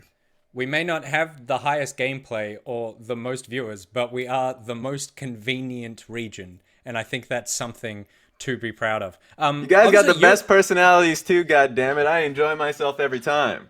Oh, sir, please, shut up. Keep talking. Speaking of that, I feel like you are, when I started my OPL career, I had Spawn. I was stuck with Ejim. You as someone who I missed, but I feel like in person you would be a fun hang. Do you think that after all of the current nightmare that the world is living through, it blows over? I think there should be some sort of meetup where we could hang out at some point. What would you suggest we do? Oh my god. What is a good Raz hang? I would say... Oh, you go first, Spawn. Twitch? I need to hear from Spawn, actually. What would it be? Okay, so what Raz would do to you, he would take you to a jazz bar, most likely. Yes. And then probably get lost trying to take you home afterwards, because he's not very good with directions. Going the other way. But he does enjoy a little bit of music, a little bit of chill music, some jazz. Raz is a big fan. And I'm like, oh yeah, you go for it first, Jubes, actually. No, for me to go see Raz, the last time I saw Raz, I had to go to China to see him. So that's just like, you've got to travel to see the man, the myth and the legend. That's true. Yeah, it was a good time. I would say, here's the thing about any bar-oriented subject with me. I get slappy. I know Spawn knows this. I know for sure Rusty knows this. Like, if I'm having a good time, my hand is coming rapidly at your arm. It's going to be slapped. Really? Yes. Yes. You're going to have a very red arm if you're sitting right next to me. That is so interesting. You're an arm slapper. I would never have guessed that about you. Oh, actually, I think it was Fish. Fish was going in an arm wrestling competition with somebody. It was somebody. My memory is awful. And I was slapping his arm for him to lose that arm wrestling competition. He was betting something was on the line, and I did not allow him to win. And Fish just too polite to say, this is horrible and borderline abuse. Just would have sat there and took it. I don't know how people actually, take it. Why do they continue to sit with me? They're doing this to themselves. I'm so excited about the fact that I was like, one day I'll meet Raz, it'll be a good hang, and I'm informed by the guy himself. Actually, I'm just going to beat you up. I'm going to take you to a jazz bar, and I've been to some jazz bars that are like in apartment complexes on like the 3rd floor across one of those bridges that connects the 2 apartments. So it's like weird, obscure places, and then I'm just going to slap you around in there for a while and then leave you because I don't know where we are. And what people wouldn't know before we kick Raz off the call, because I know we're getting wound up, is that Raz actually works with tons of friends of the OPL as well. He works with Anaro, he works with Choo Choos, and he works with Spooks. He's over at Golden Guardians as an academy coach. So how are the other Aussie boys going? They're incredible. It's good working with them. FBI is also damn good. It's actually so funny just having FBI and Samuel Spooks' constant banter, just back and forth. Well, thank you very much, Raz, for joining us here. It's been a pleasure to have you on the broadcast. I know Twitch chat very much enjoying your visit, so I'm glad that the broadcast was on at a convenient time for you. Thank you, and have a damn of a good day. We will. We absolutely will. Thank you very much, Raz. And as we say goodbye to Raz, that means we say hello again to Rusty and Skimmy. Let's bring the boys back. Smooth as silk. Look at that. My goodness. The people that the OPL has seen over the years coming back to celebrate this great league. Rusty. Yes. Did I you? can- Who's your favorite out of those three? I mean, it was always going to be Raz. I could say that I miss Raz a lot, but I don't miss him slapping me. Now that he brings that up, Nick, I can tell you that it is incredibly true. So avoid the man at all costs if he's within arm's length of you, but I do miss Raz. High loves Eeks. I guess he says, we got Raz, we can chuck Nick Boy off the cast now. I'd give up the job for that guy. He is an absolute pleasure to listen to. I'm a big Raz fan. I'm glad Bryce is gone. All right, it is time to get into the next seg of the pre-show. While we've looked back at some of the people who were a part of the OPL, it's time to look back at some of the people who were a part of the OPL this split, some of the highlights from this split, the awards for the 2020 Split 1 OPL.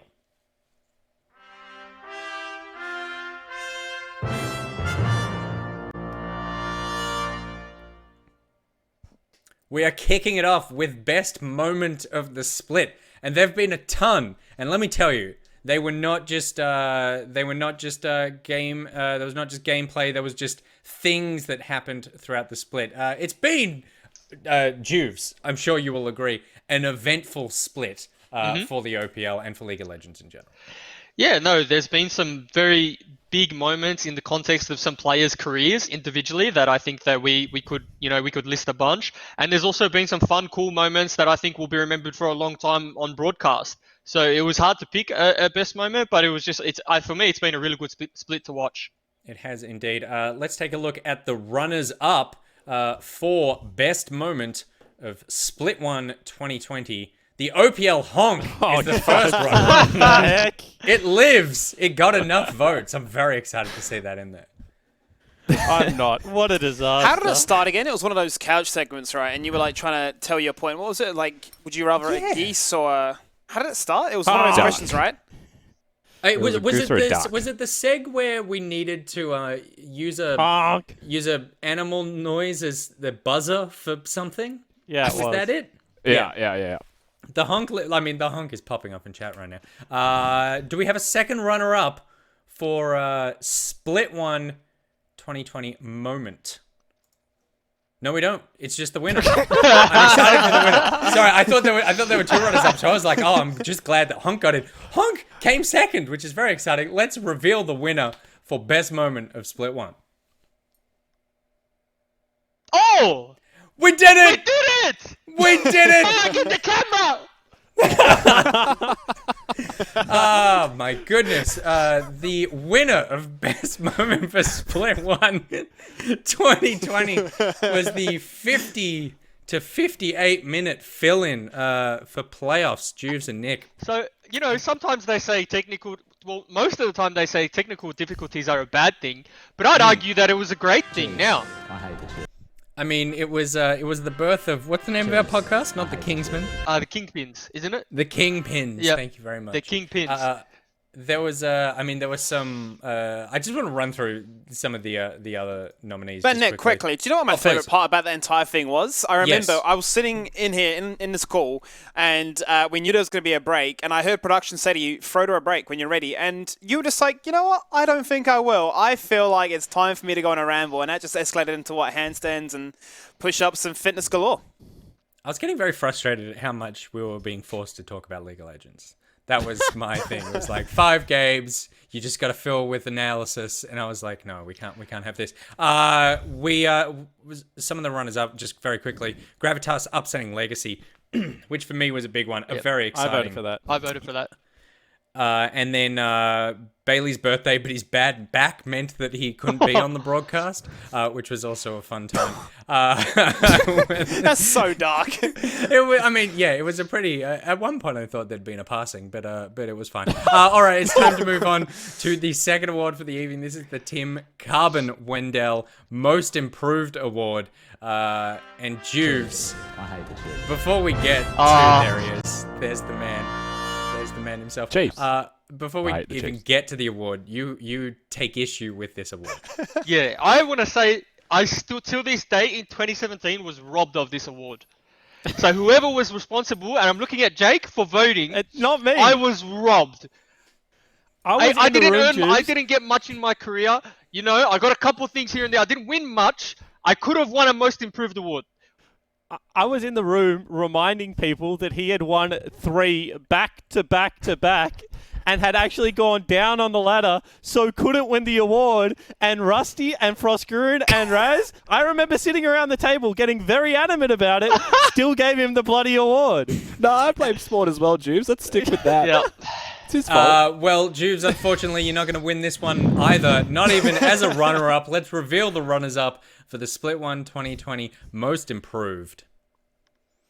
Praelis and Seaman, there you go. I mean, Praelis, I was a big fan, not only of just in terms of his gameplay, but particularly stepping up into a leadership role. It was an improvement of personality and power.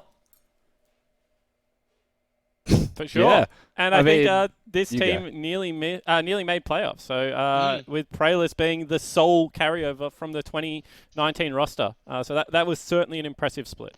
And Rusty, it's a double gravitas runner-up. Yeah, I was going to say as well, like, I also considered someone like Kwaku as a most improved, but it's hard to say for, these rookie or first-time players exactly what that means.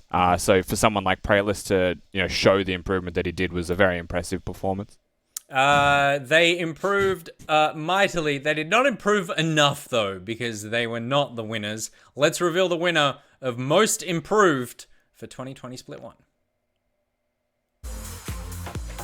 Hey, there he is. I mean, Katsuri, Skimmy, I believe it was week 1 or week 2, came on the couch and said that he felt like he wasn't good enough. His confidence wasn't up there and that he needed to improve. And he certainly did over the course of the split.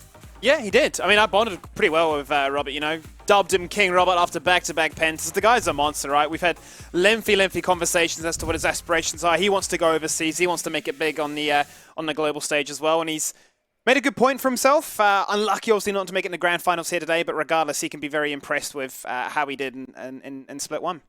And this one's really interesting to me, Nick, because obviously we don't vote on MVP. That's a captain's award over here. But I actually would have nearly given Katsuri MVP. And it's really hard for me to give him Most Improved, because I actually thought he was a bit of a sleeper jet on the Direwolves team last year as well. And I know for a fact, he was one of the hottest commodities coming into the OPL offseason. We took a look at him, obviously, Cheap snapped him up. So, I think he's very deserving of the award because he is a gun player. But, a little bit of me thinks, this kid is actually just out and out good. Maybe he has improved enough to, justify the award. But, that to me is, such a kind of... He really is one of the best players in the league for sure at the moment.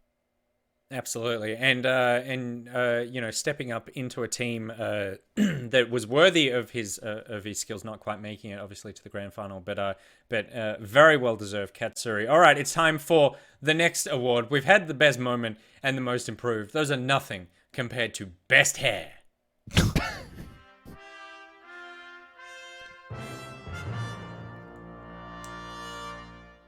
Now, first of all, I just want to say, the OPL to me lets it down in terms of esports hair. There's just not the wagginess has gone down and down over the years as we've all headed basically into the same haircut.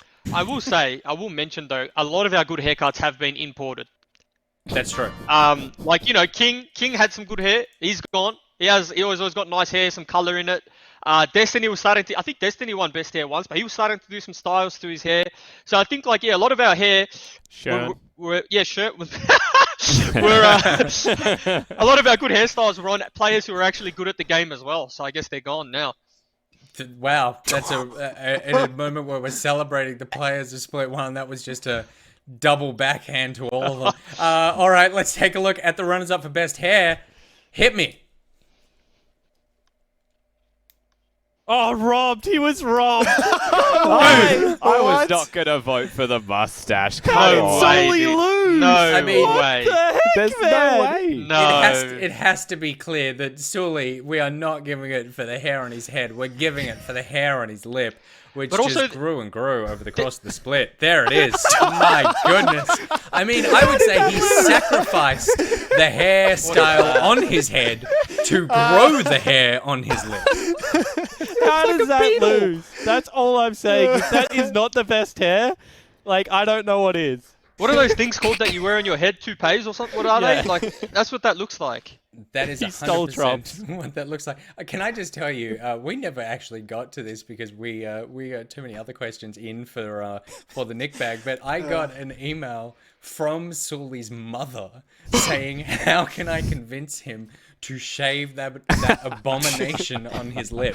So even the Sully mum writing in with opinions on the hair. But no, I thought that he was a shoo-in. Clearly not. Let's reveal the winner for best hair. OPL 2020 Split 1. Oh, yeah. That makes sense. Come on. Yeah. Nah, come on. Who's got hair like that in the OPL? I'm sitting this one out, boys. Robbed. That's all That's I'm the saying. goodness right there.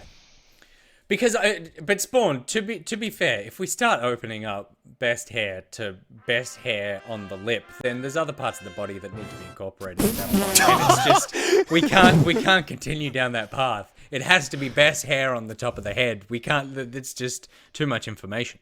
And upon further review, I have remembered that Kwaku is also 6'7" and could probably put me through a couple of bookcases. So very happy with the award. Kwaku obviously in the running for Rusty's most approved, and obviously has won best hair for himself. Absolutely, and also just a lovely dude. So deserving of an award just because he's got a great personality as well as a thick, luscious head of hair. All right, it's time for Rookie of the Split. Obviously. We saw quite a few new players coming into the OPL this split. A lot of new names, a lot of shakeups in the teams, and a lot of people who impressed. Let's take a look at the runners-up for Rookie of the Split. Yep. That makes sense? Yeah, it makes a lot of sense. I think Vital, obviously playing in the OPL Grand Final in his first split, is deserving of some form of an award even if he doesn't win the OPL title, or does. And CK, much of the same. He came pretty much unknown, climbed the solo queue ladder, and was snapped up. I think Jake said that you knew a lot about him as well previous to the season starting.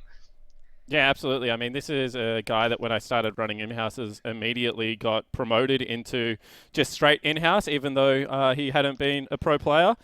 Came like highly recommended, and then you just watch him run around on things like Thresh and Bard in solo queue. And you add a couple of people and you start watching their games, and CK is just insane when he plays solo queue. He plays a very structured solo queue game. He's very aggressive. And I think I actually voted for him to win Rookie of the Split because I thought, knowing what I know of the inside of the Chiefs working, that this guy must have improved out of sight and had a really, really good season for them to finish where they did. Absolutely. So those are the runners-up. Those runners-up also tipping their hand, I would guess, for most of us, to who the winner of this award is, Rookie of the Split. He didn't necessarily end the split with the best performances.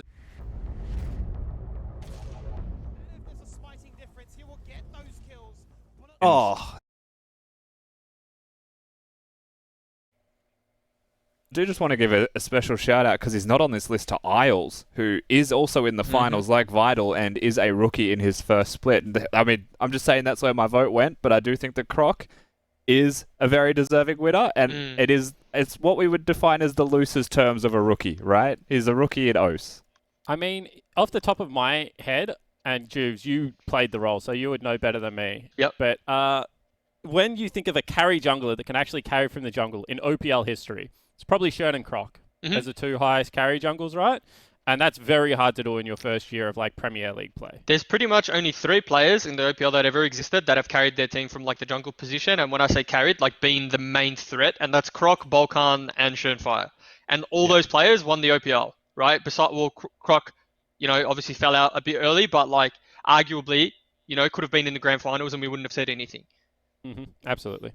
Well done, Croc, for winning Rookie of the Split. I've also just been told there was one more for hair, that there was actually the 4th option, because there were 4 options to vote for. We saw Claire, we got Sully's Mo, Kwaku won, and then bald people, count you monsters, hair doesn't matter. Do we have a bald person on air in the OPL? I was bald at the start of the year, wasn't I? Or at some point. I don't know. I mean, you weren't bald. You were just short hair. At the end of the you weren't matte bald. Hey, that's true. Moral of the story is, whether you have hair or don't have hair, it doesn't matter. It's what inside that matters, all right? If you're losing your hair, you have hair, it doesn't matter. Except for the fact that the award was best hair, and all it was judged from was literally the amount and style of your hair. That's in which case, looks do matter. before we move on, shout out to one person that definitely wasn't on the list, because it's very easy to vote Rookie of the Split for someone that finished high up the ladder. But someone that I thought stepped into a role that had been depleted due to like exports was Lived. I actually think that Lived had like a really, really good first split in the OPL, and he was on like one of the teams that struggled the most, obviously, in the Mammoth lineup. But he kind of plays everything. I think that the games that Mammoth looked good in, like Lived looked like the most dangerous player, and he was pretty consistent. And I know that's tough to be as a rookie on a team that lost a lot. So yeah, I think that he definitely deserves a shout out for Rookie of the Split too. And shout out you did. Thank you very much, Spawns. All right, it is time to get to the MVP, the Reindeer Medal. This is obviously voted on by the captains of the teams. This is the Player's Choice Award. The person that they think is most deserving of being celebrated for this first split. Let's take a look at the runner-up for Split 1 2020. Ooh, runner-up. There he is. That's what I thought. Though. Who's to win? Who's the MVP then? Kill. My goodness, Rusty, you are flabbergasted, astounded, bemused, and befuddled. I'm like, right now, I can't think of someone who beats him. Like, Wait, maybe it's someone else on Legacy? Can I ask a question? Can you win Rookie of the Split and MVP? Because there's only one other person that's potentially an MVP. Because you've got to keep in mind that it is regular season, right? It's not playoffs. Mm-hmm. Absolutely. The question was, can you win Rookie of the Split and MVP? And the answer is, yes, you can. Well done. Congratulations, Croc. You are both the rookie and the most valuable. I mean, has this happened before, Spawn? Enlighten us. Yeah, I think Balkan. Didn't he win both of them, or did Mimic win at that split? I think Balkan did win both of them, and it's kind of for the similar reason. When you allow captains to vote on it, especially when the captains are a lot of laners, and there's a jungler that's terrifying you in scrims, and bleeds over into the votes. Let me tell you this right now. Dos would have voted for Croc and Balkan both times. If there's one role that's the most scapegoated role in the world, it's junglers. And so every other jungler, every team that didn't have Croc would have been like, oh man, this jungler's just ganking. Oh man, this jungler's just here again. So it's I understand how they came to that conclusion. But I do we didn't really talk about Quinn much. So before we move on to Croc and kind of what he's achieved, like Quinn to me is like the sleeper person that is still insane, that is an OPL native. Like he is legitimately good at like every single stage of the game. Big shot caller. He's playing with a rookie. He's still finished first. Like deep champion pool, plays majors. I was actually watching a game of his like 2 years ago where he picked up a pentakill on Karthus bot. I don't know if you guys remember that game when Chiefs played Karthus bottom. Like Quinn is just like, we call him the perfect player for a reason. He's insane. He is so damn good at the game. So to come runners up, I'm sure it will sting for him. But I just really want to shout out how good his season has been. And just to throw it out there as well, he's been playing since 2015. So to be able to rise to the top and stay there for that long is the sign of a hallmark player, right? He's someone who's been around and has been at the best for so long. And none of us would have been mad if he got MVP, right? No. Yeah, I think it was a coin flip, right? You could have given it either way. Absolutely. And we have sold the virtues of Croc, obviously, when he won Rookie of the Split. But Skimmy, deserved of the Reindeer Medal, apparently, according to the players. But it's not just because they terrorize him. There's a lot of other factors that go into that. I mean, I've seen so many games where teams have tried to shut him down. I think you date your mind back to that game where he's playing Elise and he just like sat top try for a good 2 minutes, right? And still managed to get himself back into that game, down by like, 30 CS, first 5 minutes. The guy's a monster. And there's been games where, I think he played Graves and he was just like 1v9ing, just dashing over Baron pits and saying, come at me. So this guy, deservedly so. Definitely the player to watch, the player that I've always been excited to sort of understand, because I can't play jungle at all, as Rusty's seen when we play games. No one else can play it here either. Yeah, exactly. And the big thing about Croc, I don't know whether you've listened to his comms, Stews, but he's actually a really good laner, and he identifies lane state opportunities like before his lanes even do it. So he'll know if a tower dive's coming before his laner does, and he'll like actively tell them to move like towards certain objectives on Summoner's Rift. So he's a very intelligent player as well. I've been watching them scrim this week, and it's just really, really a joy to watch him play. All right, well, congratulations to all of our award winners. It was a pleasure hanging out and watching you guys over the course of Split 1. We look forward to seeing you again in Split 2 and the shenanigans that will come with that. But we are ready to start getting into the grand final for tonight. It is why we're here. It is Direwolves versus Legacy. I'm going to say goodbye to Rusty and Skimmy as they go off to prepare to cast the next, hopefully, 5 games. Gentlemen, good luck, and we will hear from you very soon. Cheers. There's a smiting difference. He will get those kills. Bullet time on the back end gets exhausted, so a lot of that damage negated. Tally flashes away on Sub. Bombard. How does the support pop off like that? And that's a beautiful hemo play. Got to multiple members. They shut down all importantly onto Chippies. He gets himself a double kill. The reverse sweep is the dream. Direwolves bring this back. Triple kills. Can we get a quadra? Yes, we can. It's Raze doing what he does. The team fight king. Trouble. Drop on the flank again, trying to make something happen. Does manage to disengage, but Vish for a moment, the bouncy castle bullet time. And they are going to dismantle Chiefs. 16 kills to 0, 5 Drakes to the name, a Baron and everything else. In a counter matchup. That's the carbon response. That's the legacy win right there. Out comes the paranoia. Now they are blind. Katsuri is about to get his flash up in just under 10 seconds, but it's just not going to be enough. He dies before there's a chance. And they are going to do it. Back-to-back best of 5s. They will defeat the Chiefs, and they will book themselves in the grand finals.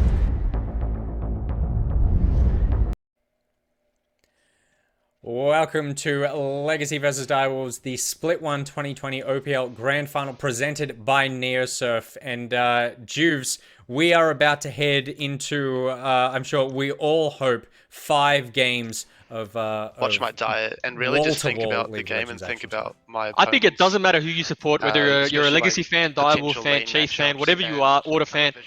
If you're a fan of League of Legends, you want a 5-game series, potentially you want a reverse sweep, or you want a 2-2, game 5 on the line, and you just want people to throw it all out there, and I think it's just going to be an exciting series, and I think we will get 5 games. Absolutely. And the reason you have to kind of start thinking that way is because of how many veterans are on these 2 lineups. You know, if Chiefs hadn't made it, people would have been questioning their experience. You know, maybe if Avant or Order snuck into the final somehow, you'd be questioning some of their players' experience as well. But these are the 2 oldest teams in the league. They've got the players that have been to the most finals.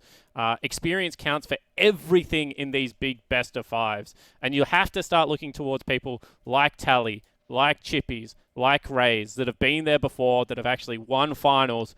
They know how to play in these big game scenarios. And obviously, Juves mentioned that you want to leave it all out on the table, but this is not the first time that these 2 teams have met in a grand final. No, absolutely not. 2017, these teams ran into each other. They've also run into each other in a couple of semi-finals as well. And there is a lot of rivalry between Direwolves and Legacy because they were the 2 teams that were at the start of the OPL. If you go back to the dawn of time, were trying to dethrone the Immunity/Chiefs lineup. And Legacy were the closest team to greatness that I think I've ever seen. They were like suspensions away or a game 5 away from being able to pick up that title, but they were never able to do it. And then Direwolves, through the Schönfire era, just swept in and just won everything. So it would mean so much for this Legacy lineup to battle back from what was a terrible 2019 season and to actually get back to the top. And I, as a League of Legends fan from Australia, you know, Carbon's first as a general manager, Tally's first, Raze coming over to now the 3rd of the big 3 club and trying to bring them a title. Just the storylines behind this Legacy lineup is insane. Absolutely. And some of those storylines you mentioned, obviously the history of these players, players who've been in the OPL for a long time. We've got these veterans who have turned into coaches, and some of those coaches have turned back into players. Obviously, we've got Direwolves heading into this, and Direwolves come packing with Cupcake. Let's hear from Cupcake about that journey.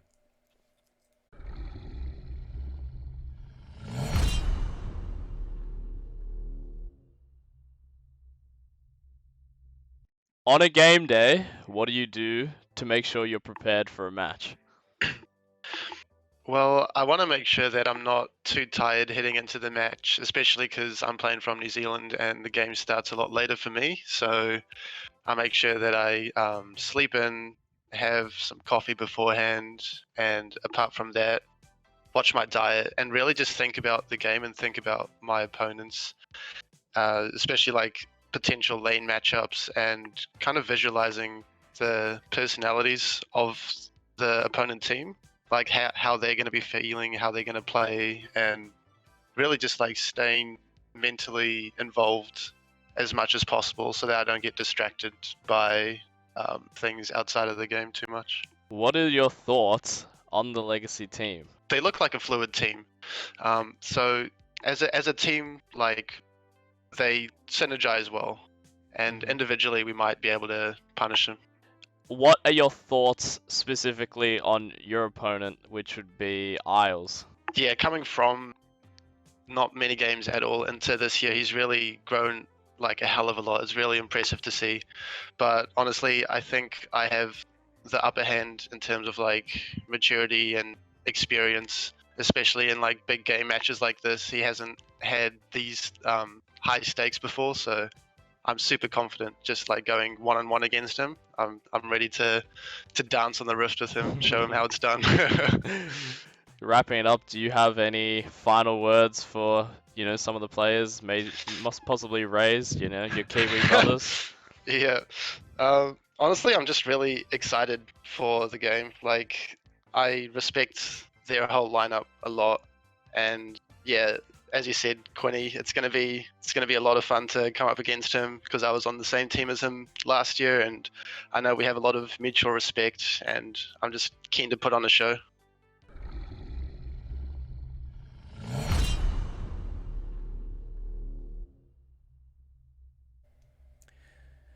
There it is, the coach turn starting support Cupcake.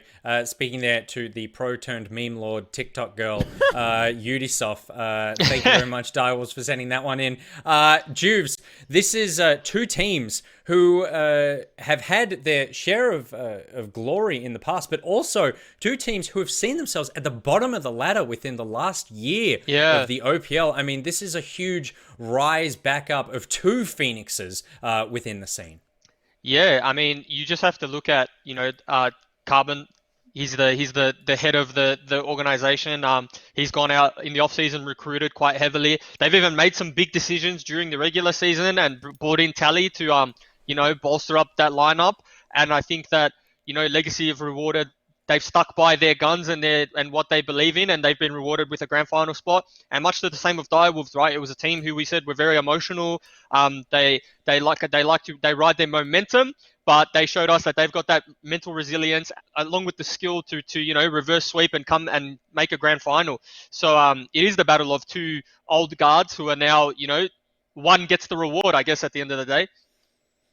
We are 5 minutes away from the champ select spawn. We spoke about the fact that this has a lot on the line for both of these teams. There's a lot of history between the players on these teams. Who are you looking at player-wise to stand out tonight? Who needs to make an impression and to really make something of themselves to drag their team across the finish line?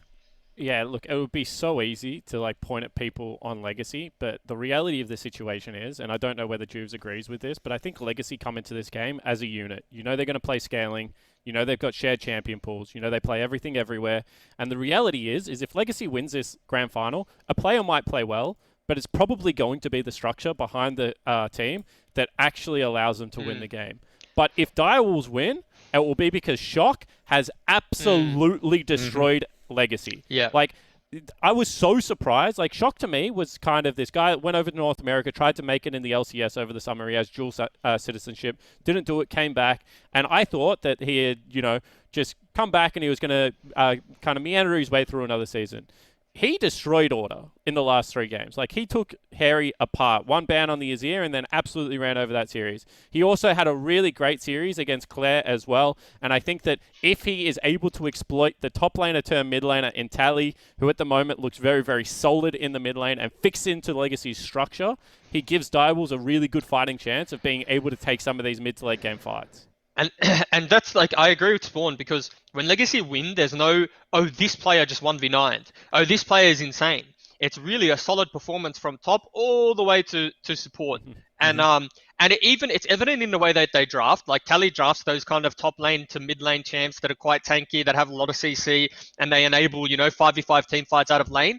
And I think we haven't seen a team that's been able to develop a large enough lead that it makes up for how cohesive Legacy are as a team.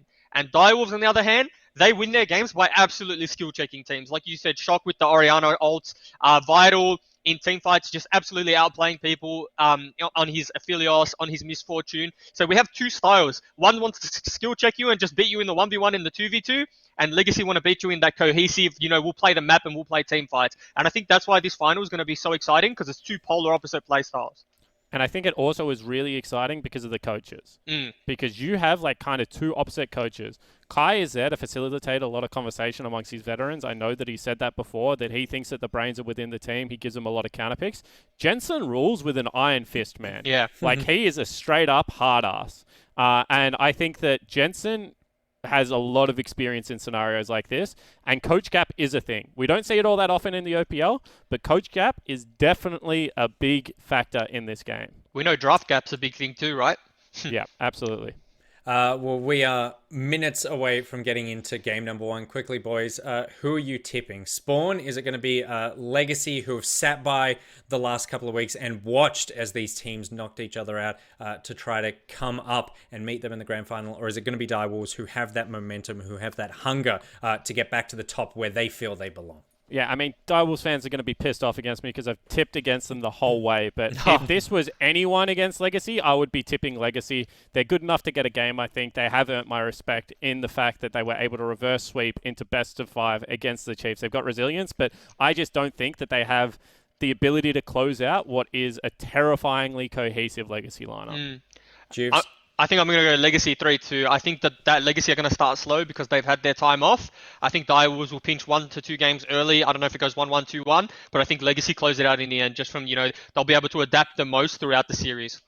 The two League of Legends professionals are tipping Legacy. You may know League, I know myself. Storytelling. The underdogs are going to take it. It is going to be the Direwolves who take it out 3-2. What you can take out is a lot of awards and rewards from NeoSurf, our sponsor and proud partner for the finals here. All you need to do is guess the total gold of all the players over the course of the next game. Head to @OPL on Twitter to enter. Reply to the post there.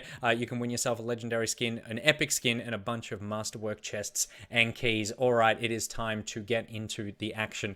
You're guessing your gold. You've got your tips in for who's going to win. It's time for game 1 of OPL Split 1 2020 Grand Final, Direwolves versus Legacy.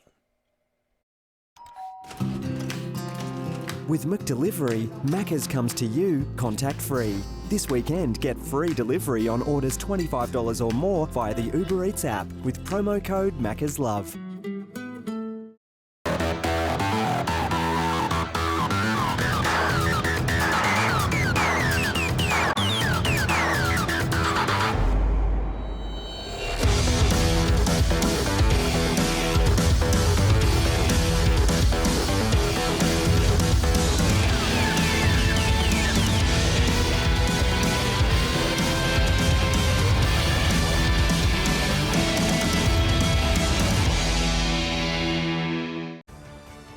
Four months of hard work culminate in this moment right here. You're looking to get that victory. You're looking to add to that legacy. And for Legacy, this will be their very first trophy if they can take it out today. For Direwolves, that adds to that dynasty of 5. Oh, they'd be looking for that 5th trophy, right? They are looking to close things out. We are already into this draft. There is no time to even talk about what's gone on. We just have to assess the situation and crack on with, obviously, the second ban phase here. Yeah, so let's take stock of some of the things that have happened, because that's a lot to take in instantly, Skibby, for game 1 of this best of 5. We've got the Yuumi taken away from Isles. That was his most played champion alongside the Aphelios in their one series that we've seen them play, and the Aphelios was also taken away here by Direwolves with their first pick. Olaf, the most seen champion from Direwolves because it was flexible between top and jungle, is going to be one of their first 2 lock-ins as well, where the other side of the coin here, when we look at what Legacy have got, they've gone for the Bard for Isles. That's a contested pick between both of these supports. Misfortune to match AD carry role, and Trundle, someone that loves the Olaf matchup. And this is an interesting one for the jungle because I feel like Miru and Babbitt have a fair few crossovers when it comes to their champion port. I was wondering where we would go in terms of the Jarvan and the Trundle interaction, if that would be of any contest. And also, whenever Direwolves do go blue, start to hang on to this on priority ban, given that Chippies does not want to play that. But speaking of, that guy busted out a fair bunch of champions to get him through consecutive best of 5s to come into this situation. So there is potentially a world in which the Ornn does come out if need be. Yeah, Ornn's a champion that we'll have to watch for sure here. For Direwolf's side, though, will they ever not ban it? It's definitely going to be a question we monitor through the series. Looking at Legacy's picks now, one thing to note, if it's your first time watching the OPL, because it's the finals, that does happen. Cho'Gath and Gangplank, flexible champions. Tally was a former top laner who has moved to mid lane, and he has very few champions shown in the OPL that are specifically mid lane picks. So he does like to go for these top lane soft counters on mid lane champions. Last series that we saw from him was 4 Galio games. So that was the closest we got to just being a pure mage player. And K1 Skibby just instantly to the Cho'Gath. Back to that sort of crossover again of top laners coming into the mid and just giving your ability to stay strong, stay consistent, and be an absolute terror. We saw what happened when Raze was able to play the Cogmore, had a bunch of tanks around him. You're sort of starting to see that combination come online again. And we've seen how influential the likes of a GP can be with his Cannon Barrage then assisting in those lanes to make the idea of taking on an objective or making sure that your bot lane can win. That has been a massive, massive factor here. How Vital was able to go up against Katsuri and then up against Rare 7 as well to not only win their lanes, but able to actually utilize that and go into those team fights with great success, which is where Raze, for the most part, truly excels. And yeah, so getting to those team fights is going to be a very important thing to track for Direwolves in particular when they take on Legacy. So these two teams stack up more evenly than someone like the Chiefs, who the Direwolves had to get through to be in the finals in the first place. Yeah. But when you actually look at the Direwolves stats through the playoffs, at 15 minutes, they're behind in almost everything. There is very rarely a situation where they have an advantage. And so they're going to be going into team fights against what is known as the perfect player, against Legacy, who tend to win across the board. And if you want to talk about team fight prowess, Topoon is incredible when he gets his moments. So put all of that into a mixing pot and see what you get. I mean, I worry for the Direwolves if they don't learn how to get those leads in the first 15 minutes of the game. And when you look at the draft, Skimmy, it is possible, and it is something that you would like to see. Yeah, and it is one of those adaptations, right? Because we spoke at such great lengths in that previous series against Chiefs. You know, do you want to be team fighting? Do you want to try and play it slow like Legacy have done in the past and found good success in? But on that extent, you know, Legacy, last time they played them, they were just going thick, fast, and aggressive, and they were saying, we are better on you, better at you on this level as well, right? So I feel like you come into this one, there are definitely some similarities there between champions, between overall play style, between 1-3-1 mechanics. But I'm really curious, given the fact that, you know, Legacy have only played 4 games in these playoffs versus the 14 that the Direwolves have had to show, and had to reveal a lot more. Yes, you've had another week for prep, but what we're seeing so far, as you'd expect in an opening game, is going to be that stock standard. Even as a viewer, man, you've learnt a lot about the Direwolves because they have just played so many games. They've been pushed to the limit multiple times, and there are things that you've seen in just the way that they played when behind that starts to crop up. One of those examples being when Direwolves have their backs against the wall, Malphite suddenly was a champion that they started to play. They looked at the Jarvan Orianna combo as well to try and get these big 5v5s, these big wombos. It's less so being seen in this first game, but you always know, if you were Legacy and if you were a viewer of the OPL, that that's a default that they can go back to at any time. Well, let's kick it off here, Rusty. It is the grand finals for the OPL Split 1 this year. It's been done from home, but that is not taking any of the excitement away from it. All the viewers in chat, I'm very sure that you're excited for this one. Not only that, but you can obviously get yourself some sweet skins if you head over to @OPL on Twitter, participate in a NeoSurf competition, and snag yourself a few rewards of your own. The players obviously playing for that coveted trophy, the glory, the title, everything that comes with being a competitive player, but why not get yourself something at the same time too? I mean, Legacy have been at 8 playoffs, Skibby. They finished top 3 in 8 playoffs, and they haven't got a victory yet. They need this. Tally has been there for 6 of them, Skibby, and they haven't been able to get a win. And this is the season, 100% where you should say they're coming in the favourites. Now, they aren't the ones with the momentum. They haven't played the 14 games to get here and, you know, earn the right to win the finals itself. That is the Direwolves. But Legacy should be expected to come into this first game red hot with all of the experience that that roster has. Let's speak about this one in particular a little bit in the mid lane. Shock getting a Syndra. It's been something that's been denied away from him on a very constant basis. The fact that in game 1 he's able to get that, and kind of almost what the analyst was saying on the Hangout section before about, you know, they come in with this momentum. Is game 1 going to be where they can really flex that and say, yes, we have played 10 more games than you. We can use this to our great advantage. I think it's worth pointing out that there's been a week between series. You know, that momentum that we saw even from like when Order were playing last year in their massive gauntlet run that they tried to make. The second there was a week off, it was a different team. It's a different best of 5, and you set yourself up from square one kind of all over again. Right? That's a whole week that Legacy have now spent preparing and planning for the sample size that you gave them as well. Looking towards the mid lane though, Skippy, you've got this Cho'Gath into Syndra. You've got this matchup that Shock would be actually quite familiar with, even though Cho'Gath is not the most seen champion. And Cho'Gath cops it a lot in all of his lanes where it is melee versus range, but he tends to just win that war of attrition if he is consistently still able to last hit. Getting that health and mana back per last hit obviously going to be a big deal. And Syndra will run herself out of mana before he could take down Tally in this case, if Tally still gets those farms. And he is right now still 13 to 14. Yeah, we've seen definitely in the last series, Tally very forgiving in the sense of I can afford to fall behind in my own respective matchup as long as I can get my solo laners online, as long as I can get the rest of my team in a comfortable situation where they do have that gold XP difference or they have that significant item power spike as a result. I mean, they built this tanky composition. There's obviously a lot of threats that Diables present to get into that backline and try and then reach the likes of Raze. I'm very curious to see not only how he positions himself, but how Isles can utilize the Bard kit to add to that protection. There were so many things that were ready to unpack coming into this one, and Draft just came at us so quickly that it's been really hard to kind of hit them all. Cupcake gonna dash forwards here. Yeah, well, Isles has left him for a second right now. That's going to be a concussive blow that lands. As a result, Exhaust comes out to Gravitum to follow. Exhaust then goes back out on towards Vital. Both AD carries quite low, but a top lane gank takes place at the exact same time. Chippy's in a spot above it. He does have his flash. He will hang on to it. First blood goes to Legacy.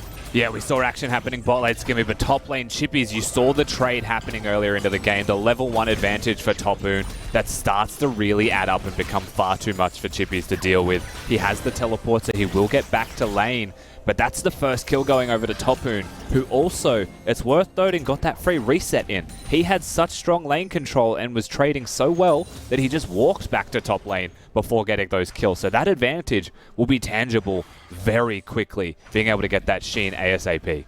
Teleport used by Chippies to get himself back to the lane, so he doesn't lose too much as a result of that. But as you highlight, Topoon now going to be in a great situation. If they were to look to contest an objective, be it the Drake that is just about to spawn, but already an explosive start in that bottom lane where we wanted to see it, that big contest between the likes of Vital and Rage, showing who is the better laner, the better player in just carrying potential to make this best of 5 series a joy to behold. Chippy cycling through his Q3 there instead of refreshing some of the cooldown to continue last hitting those waves. He's going to control ward the Tri-Bush here as well, so he's very afraid. He's going to try and keep constant vision. Now that does mean that Topoon will never be at risk of being ganked himself. I mean, it's very hard to navigate through this side of the map now if you are Mir, just because those wards have been placed defensively on Chippy's point of view and not going to be clearing any of Topoon's. Well, Mir has been paving towards this bottom side of the map, so he will be able to get to this dragon. Scuttle has obviously been taken by Legacy, so they'll be well aware of his positioning, but he has been able to find a healthy CS advantage from those camp clears as a result of not going for that gank. That's going to find them prior in the bot lane as the reset took place. I also look to get themselves on the board by achieving this first Infernal Drake. But Legacy are looking to try and contest right now. They're not going to be able to steal it away. Out comes the Cannon Barrage. That's going to force out a flash. That's the Predator. That's the damage. And that's the magical journey. Tally says hello and executes with the feast. Yeah, and Mir not going to be able to take the explosive plant because he's altered. Look at Raze here, though. Raze. He's forced to burn a flash as well. And the duo can merely just watch him from across that wall. But Direwolves are definitely looking for any kind of counteraction. Yeah, still trying to hit some punishes, really looking for those 1% advantages here. You know, that was cheating a movement through the bot side river, getting to lane Raze, caught out of position and has to flash. Remember the trade that happened earlier? Direwolves have very clearly set the game plan in this 2v2, and they have said that if you ever leave lane Isles, we are going on Raze instantly, and they are trying to execute on that every single time with consistency right now, getting Summoner Spell after Summoner Spell. They are able to force him out. Now, bear in mind, this is a misfortune with teleports. This does not have your barrier. This does not have your heal or your cleanse. This is a misfortune that wants to play the macro, that wants to farm hard, that wants to have as many items as possible over everybody else in this game, that he can be that threat, so that bullet time can really pack a punch. Yeah, most definitely. And when you're looking for something like the Rift Herald that'll be up in 50 seconds, it's going to be an advantage that Legacy will have for themselves. And not to mention, as you're looking at him on your screen, Topoon is very fed. He has the 1-0-1 scoreline, but most importantly has picked up that Sheen. And that usually is the turning point for any Gangplank lane. And even against the Aatrox, where you're stronger before that Sheen spike, this only amplifies you further. So in a very comfortable position on the top side of the map here, Legacy, and when you look towards their bot lane having the teleport, you would expect Herald should be a cakewalk. The dream situation for a GP to find yourself this far ahead at this early stage of the game. Chippy's going to do a lot of damage there with his complete combo. The root won't connect. Out goes the Scurvy Cleanse. The flash goes forward. The flash to disengage. Chippy's looking for the final one. Ooh. And he will connect. Action in the top lane to trade things out. But you speak about it for just 2 seconds, and Direwolves want to make something happen on the bottom side of the map too. Yeah, I mean, the one moment we talk about what Topoon's got for himself, suddenly he's the one getting killed. Chippy's nicely picks himself up a solo kill. You have to give credit to just the mechanical prowess of the top laner up there. Very much against the grain. Of course, when Aatrox does hit level 6, he has that opportunity to try and punish, and he gets the extreme best case scenario as that outcome. Topoon now will come back to this lane with an Executioners to work against Aatrox's passive, make it a little bit easier in situations like such. Chippy's definitely going to flirt with danger and showcase that this lane is far from over despite the difference in gold and XP and even CS. This is a champion that I am comfortable on, and I will make things happen on the Rift. We are now looking towards the next objective in the game. He was spotted going over the Scuttle Crab to even get to it. Buildup, of course, is going to be a blue buff, so the contest is not going to be there for any time just yet. Even the ward going down from Topoon, basically just confirmation. Now, unfortunately, isn't going to have a ward for himself in that tribe bush to protect him, as the map flip from Direwolves comes first. And if you want to talk about momentum swings in a game in itself, Chippies basically did it single-handedly for the side of Direwolves to net themselves another objective where it was the teleport advantage and arguably strength as well going Legacy's way. Now this is an interesting call because you've got to weigh up the situation. What is the absolute outcome of this one? Direwolves have sent their duo top. They've got Mir now with that Rift Herald to plop down to look to execute this turret, but they've been leaving Raze down on this bottom side of the map the entire time. Isles has gone elsewhere. They're getting all these free plates across the Raze, and Buildup showed up there too just to assist. No, so the reason this is big, Skibby, is you have to remember the Bard can counter Rift Herald.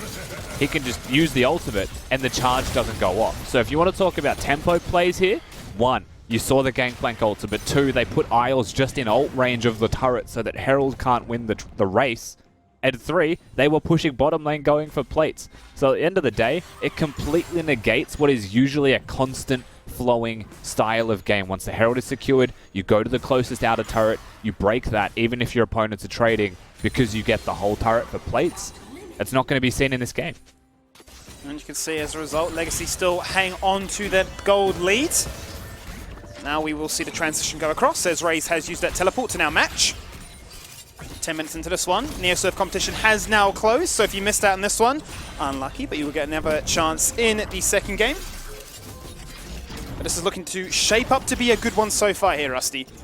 Yeah, for sure. You can see both teams pretty much firing when it comes to their macro and their planning strategically in this game. We're looking at the mechanical differences so far, really being a very severe punishment in Topoon's way after he was already controlling that lane first, and now top lane finds itself even. You're looking at bot lane, farm's the same, even though it was the teleport to the heal. But there was punishes from Direwolves. The confidence hasn't been lost on either of these teams in Game 1 of the finals. Vital has actually rushed straight to those tier 2 boots. Got the Berserker Greaves online right now. Bullet time going to come out here from Raze to make sure that once again, despite all their best efforts, Direwolves cannot try and force this one down. Out comes the Rift Herald. Members are in place. Tempered Fate can be used if need be. And exactly what we were talking about, Skimmy, that denies the Herald in its entirety. And I feel like Direwolves were just pressured to use that in the first place. They were just running out of time on the objective itself. Maybe they could have tried to play cheekily across the map, summoning it so the Bard couldn't do that. But nice play here from Isles, and the expected result, honestly, as the turret stands. He's going to back himself up as they look to go forward onto this one. Glacial Fissure for the disengage, the trophy, the damage, Cosmic Binding, everything being thrown into that one to try and find a kill. The disengage attempt is successful. Mid lane. Mid lane is where the action now takes place, and that is going to be a respected flash having to be burnt here for the Cho'Gath. Yeah, he'll survive, however. That Null Magic Mantle going to do some wonders for at least survivability. However, the Direwolves are the ones controlling the objectives in this game. It is the second Drake now at 12 minutes into their pockets, uncontested. They had the first Herald. They really are poised to try and gain some control around Summoner's Rift, but still, you can see all of that happening. Mid lane, though. This is going to force a flash. There it is. The CC, the GLP to really start things off with, and all the follow-up that would come from that combination of mid-jungle. Syndra would have been in a living hell. But this is a dream situation. We've seen Jensen say this so many times as a team. We're prepared to give up the first 2 Drakes, and this would be the dream situation with this tanky composition.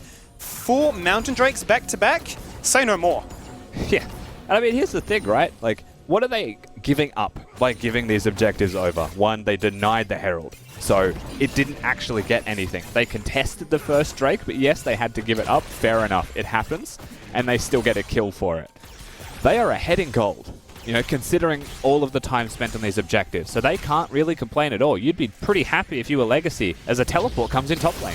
Yeah, it does. Tally is looking for a GLP to start things off with right now. Up goes the shield. The exhaust comes out as well. Race has no mana, so going to be literally looking to auto-attack his way down to death. Cupcake zoned away, but the double kill comes out, and that is BABIP going huge on the troll.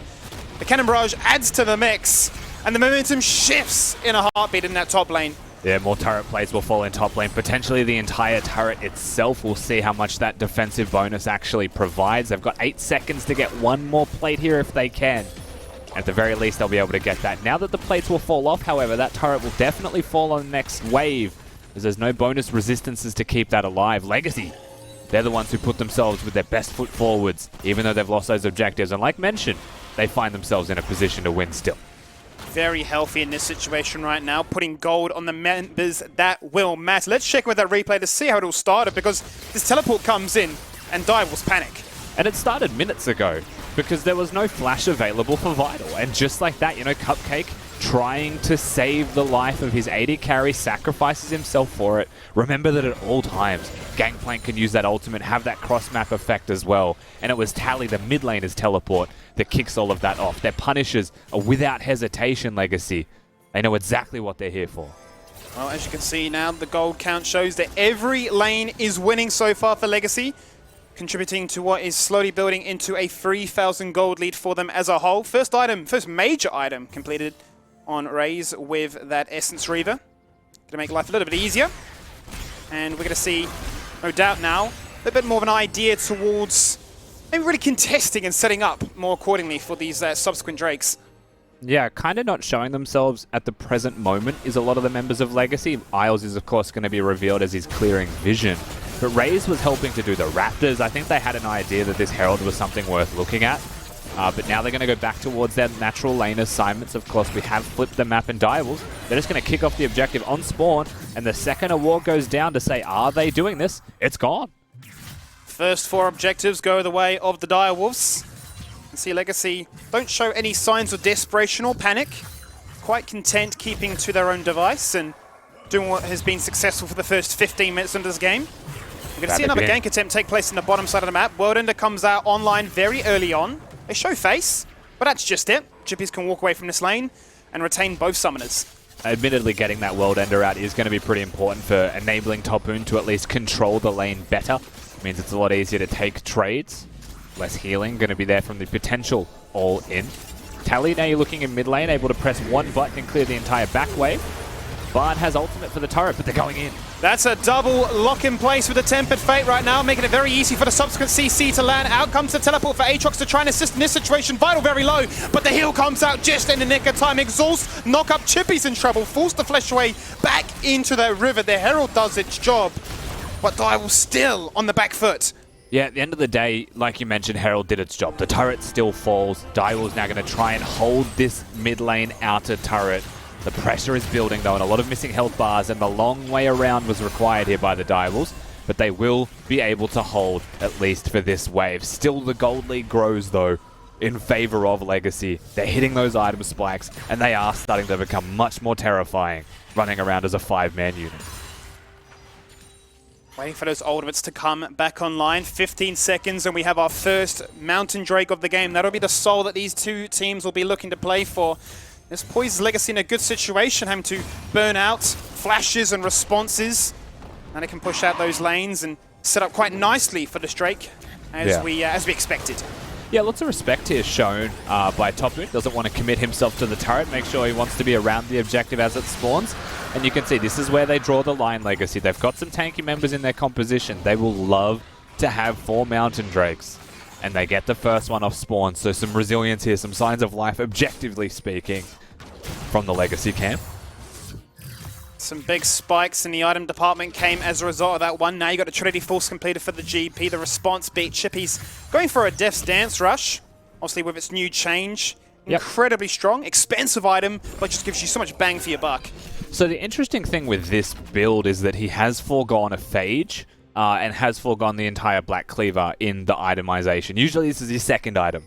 Now Black Cleaver provides 20% CDR, and the Phage movement speed on hit is a very big deal, you know, for ensuring that people can't just walk away from an Aatrox. So now to me, with the build that he currently has, he's very ultimate reliant to actually have high kill threat. But what this does provide is against a champion like a Gangplank, you're going to have better sustain to stay in that lane. Your sticking power for laning is going to be a lot higher, while it isn't for the champions until those 2 items are done. Catering much to what Chippy's strength has always been, or sticking to those side lanes, creating pressure, forcing out responses. And in this case, obviously matching to Poon. We're going to see Raze pick up double buffs right now, and how he looks to use those, we'll have to wait and see, as Direwolves for the umpteenth time now show face in the top lane, and they will finally take down that outer. Yeah, numbers advantage eventually starts to become too much. No Bard ultimate going to be used this time on a Herald to prevent that turret from falling down, and the turret that should have been gone already finally will drop. Topmoon's at that point, by the way, where he's one-hitting those minions, level 13 on his Gangplank as well. Starting to get those big spike timings here. But I mean, the same thing can be said across on the other side. Direwolves, they have got their full first item, starting to build towards the second. My eyes go towards the Syndra, however, as we have seen a very low impact from Shock so far. And we've seen Tally be much more active around the Rift. And so far, that stress test coming into this first game, Tally's been doing wonderfully. Absolutely. I mean, Legacy have been playing like a roaming gank squad, just running at you, knowing that they have these big, meaty health bars to play around with. It can be quite forgiving. They don't have to be too worried about face-checking brushes or walking into the abyss and not knowing what to expect. But we're going to see the pressure continue to mount in this bottom lane. Tapoon going to keep Chippy's resigned at this tower as he's now free to roam and rejoin his team for what looks to be a fight in the mid lane. Out comes the GP ult. It looks like Legacy are forcing this mid turret now.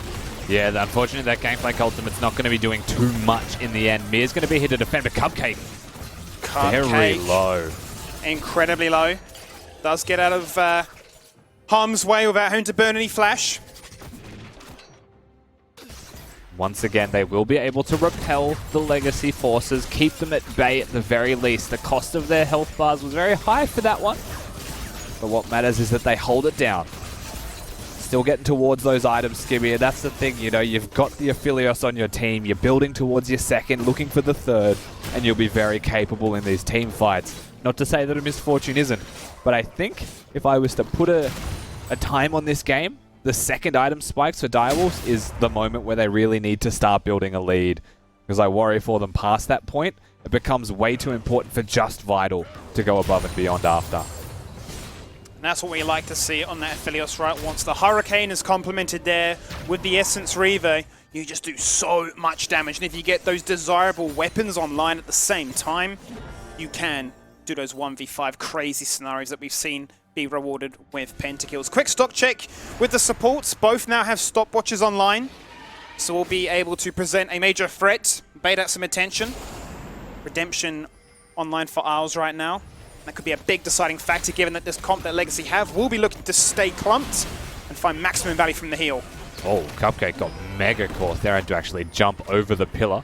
Of course, he's not going to get stunned because he puts up the door. And while we are looking at those support items, give me the definite advantage belonging to Isles because it's still components for Cupcake, waiting to finish that Gargoyle's Stone Plate. Very cheap item builder here as well from Tally, so he hits his 2 item spikes incredibly quick, and it will do the same thing with his third if he goes towards the zone, his Hourglass.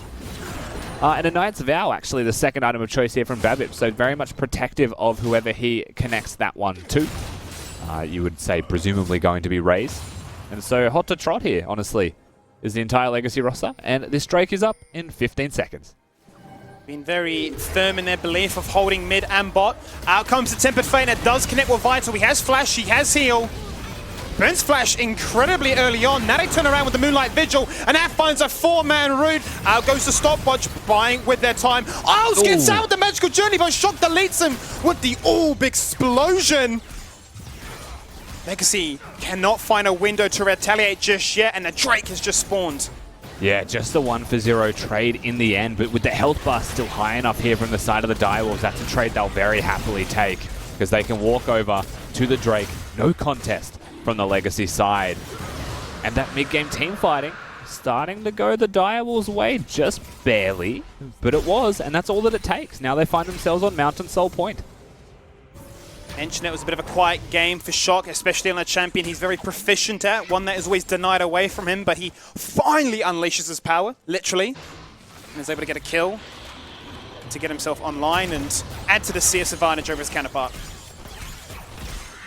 So it feels like, if we take stock of the players themselves, this first game is no issue for Direwolves. And the reason that this is worth bringing up is, let's take a second to talk about the rookies that are on these teams. Isles, in his first ever split, in his first ever finals. He's doing fine.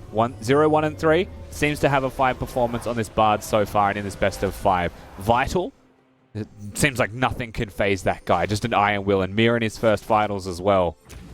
I mean, so far so good from the Direwolves side. Like, nothing's ever changed for them. You know, just another week of the OPL. The pressure, of course, is yet to build. But you have to be pleased with how it's going so far. That is your absolute favorite moment as a Bard. Just glitching yourself out there with the Magical Journey. And that really, I suppose, adds to the narrative that you were mentioning. Not phased, having a good time. Of course, the pressure does build through the subsequent games that we will be seeing, particularly when results start to go against you. That's when you see the real class that is behind these players, as Isles will once again take himself a journey to safety, as Mir smacks him around with an axe a few times. Now looking to up the pressure, now looking to up the tempo in this game. They're looking for Baron control, but they need to get rid of the vision from Legacy first. And the problem is that side lane pressure, right? There's a Cho'Gath and a Gangplank. They can plant themselves in a 1-3-1 if they wanted. They could just do a 1-4. And Gangplank's wave clear is so incredibly quick. Chippies is going to spend a lot of his time stuck under the turret. There goes the Tempered Fate. Ragnarok is the immediate response now. Direwolves have been doing such a great job of controlling the Barren River, bullying out members of Legacy that wanted to try and dictate that vision, turn it around in their favor.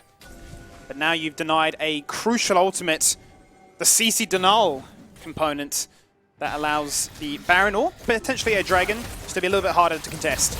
It makes being a Chad for vision control a lot harder to do. A bit of pressure now going to be placed in mid lane, of course, by Tally. A Glacial Augment Cho'Gath with those 2 items completed like we mentioned before. He's a nuisance. And imagine you're an Olaf and you just want to get some wards down with Cupcake. Well, you have to go first. But if you don't have the ultimate, Tally could knock you up and suddenly you are in a whole lot of trouble. So now more members get brought to the vision control game that Direwolves are stuck in playing. This cycle could continue for minutes on end if there is no significant difference made. And also it is the Trinity Force rush here by Chippies as his second item instead of the Black Cleaver. And to add to that, you have to imagine this delay actually favors Direwolves, because not only are they waiting for Chippy's teleport to come back online, and he's to obviously respond to the pressure Tapoon keeps putting on that side of the map, but now Ragnarok is back, and Miro can go back to his deviant ways. Yeah, it just means that, you know, they can more safely or more effectively clear those wards with 2 people. Of course, Isles often finds himself alone, and here they go looking for Shock. Out goes to GLP once again. An immediate response there is the flash away. Now Shock in a bit of trouble. The door goes up. The bullet time comes out. Tempered Fate lands. Shock needs to be protected. He needs one auto, and he will receive it. Isles picks that one up. The Duke and Jive in mid lane finally culminating in a kill, and Legacy take that numbers advantage and run it straight to Baron. Just so much pressure and so much zone control from the team of Legacy. Direwolves are here. They've got the Aatrox around. He doesn't have teleport, so he's walked. They will contest this 100%. BABIP low already from just the Baron health, so Tally has to come in and tank. The Direwolves are going to concede. They just give it up.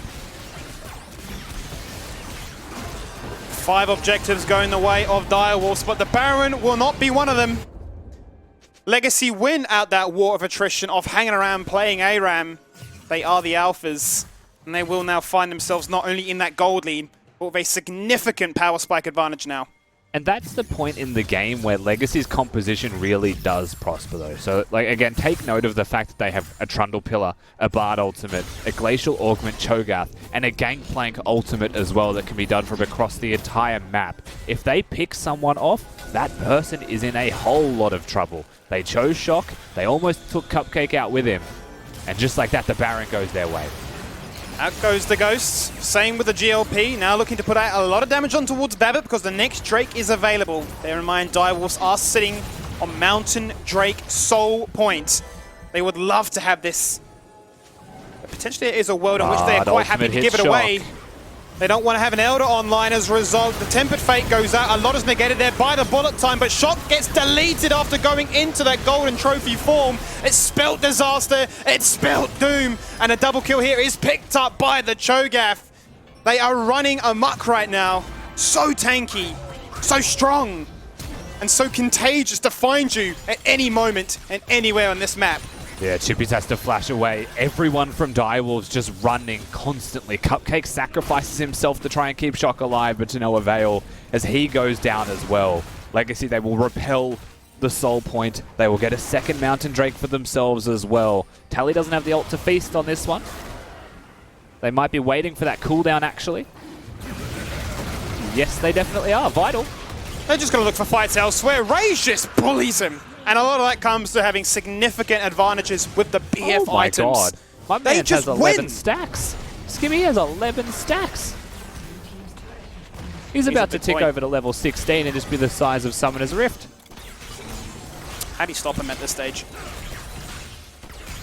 Your team needs 7 champions.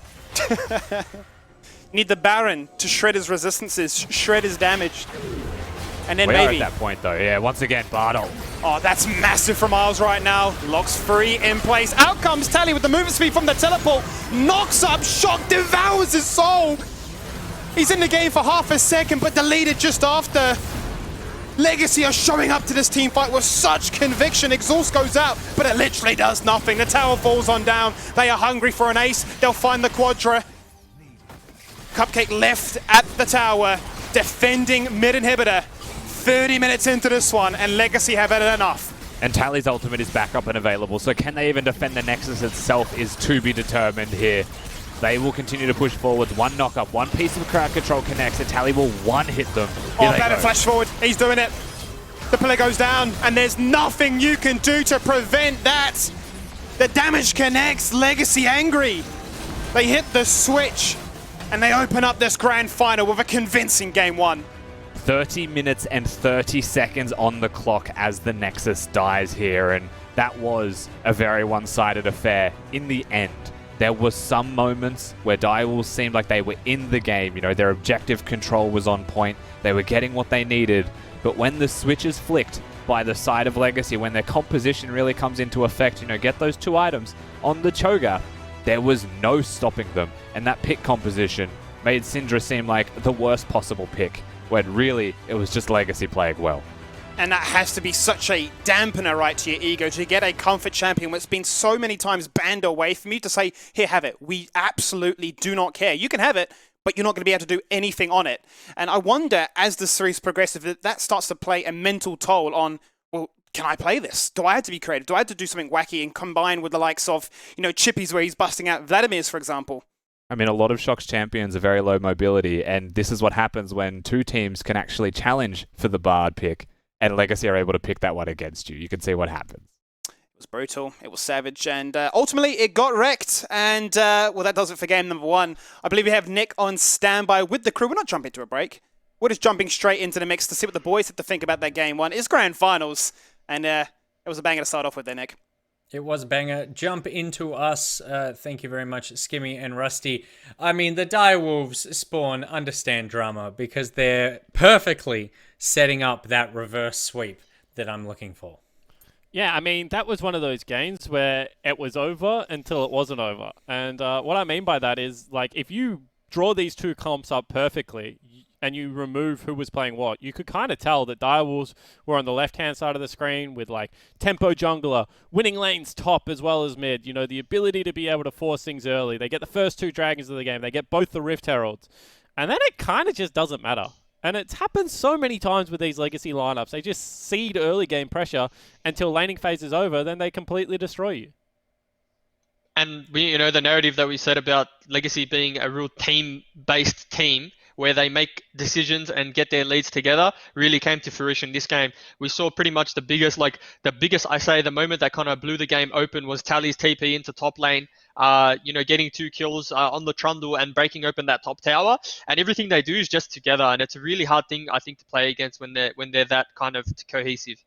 Absolutely, and I don't want to harp on this too much because it is a really in-depth theory, right? But I was listening to LS last night. I don't know if you guys tuned in, and he was saying how League of Legends is an open draft. It's face up. You get to see the cards that people are playing, right? Mm-hmm. And if you're the Direwolves, obviously you have to pick first, so you're at an inherent disadvantage. But this is a complete blue draft coming out of Legacy, for people that know Magic the Gathering, right? This is a counter composition, and what I mean by that is you've got Olaf, Syndra, Aphelios that all don't have movement speed augmentation. They are very low mobility. They're not immobile, they can move, but they are very low mobility, especially without flash.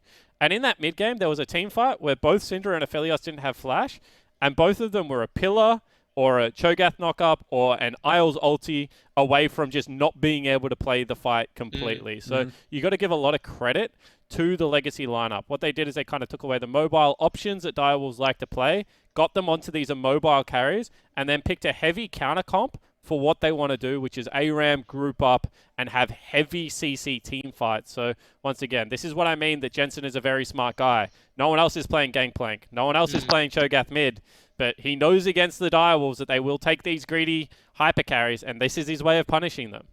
The last thing I want to... Sorry. No, you go, Juice. Yeah. The last thing I want to touch on too about draft is that I think a blessing in disguise is the fact that Legacy's mid laner was a top laner. I think it creates such a problem for teams to draft against. The fact that he can play Glacial Cho'Gath, no one else in the region, in any region's playing it. He plays his Ornn mid, he plays Galio mid, he plays stuff mid that really enables everyone else on his team. But the Cho'Gath we saw was just what could Syndra do? There's no one-shot potential, right? As soon as you take that one-shot potential and skirmish potential off their mid lane, their mid and jungle duo, there's nothing for Direwolves to do. And I think that a key to Legacy to keeping this momentum and keep it going forward is getting those niche picks onto Tally. Some stuff that kind of ignores laning phase, but has massive impact outside of lane. I mean, Tally was a huge pickup for Legacy mid-split. Do you think, Juice? Do you think that that was a key component, this sort of difficult champion pool to be a matching up against? Is that a key component to what Legacy are taking into this Grand Final series? Yeah, so I think Tally actually changed the way that Legacy sort of played the game.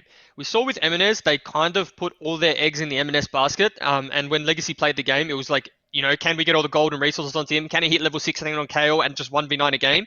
With Tally, I think it's been a blessing for them because Raze has been known as the player who will always... He's a team fight player. He's the perfect player, right? We want to get him to team fights and he'll get a pentakill every day of the week.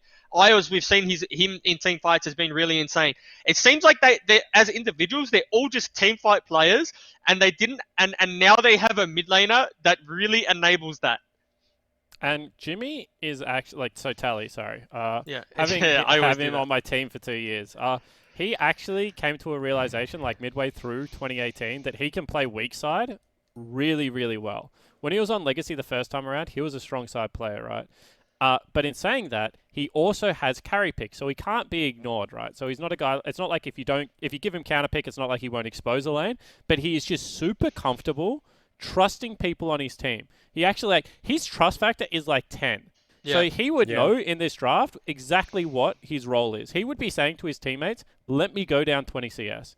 only come past and pillar for the flash. Don't repeat gank. With that flash, I'm going to get priority. I'm going to move around the map. I'm going to get the carries fed. He knows he's got a gangplank. He knows he's got a misfortune. The reality of the situation is the Cho'Gath is there for CC and to be really, really frustrating to play against for his zone control. He's not necessarily there for the one-shot, although he can do that.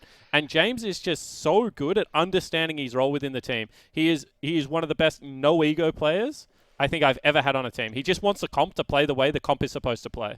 And let me give you a little bit of an insight. It's like a professional jungler in a best of series.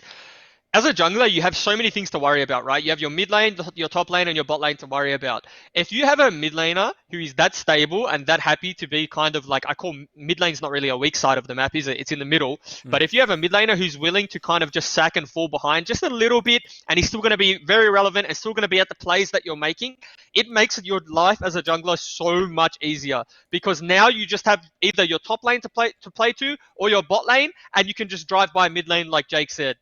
So it's like it has a flow-on effect to the rest of the team. It lets your players kind of come out of their shell and play to their strengths and their full potential. As we can see, that game, for me, BABIP was a standout.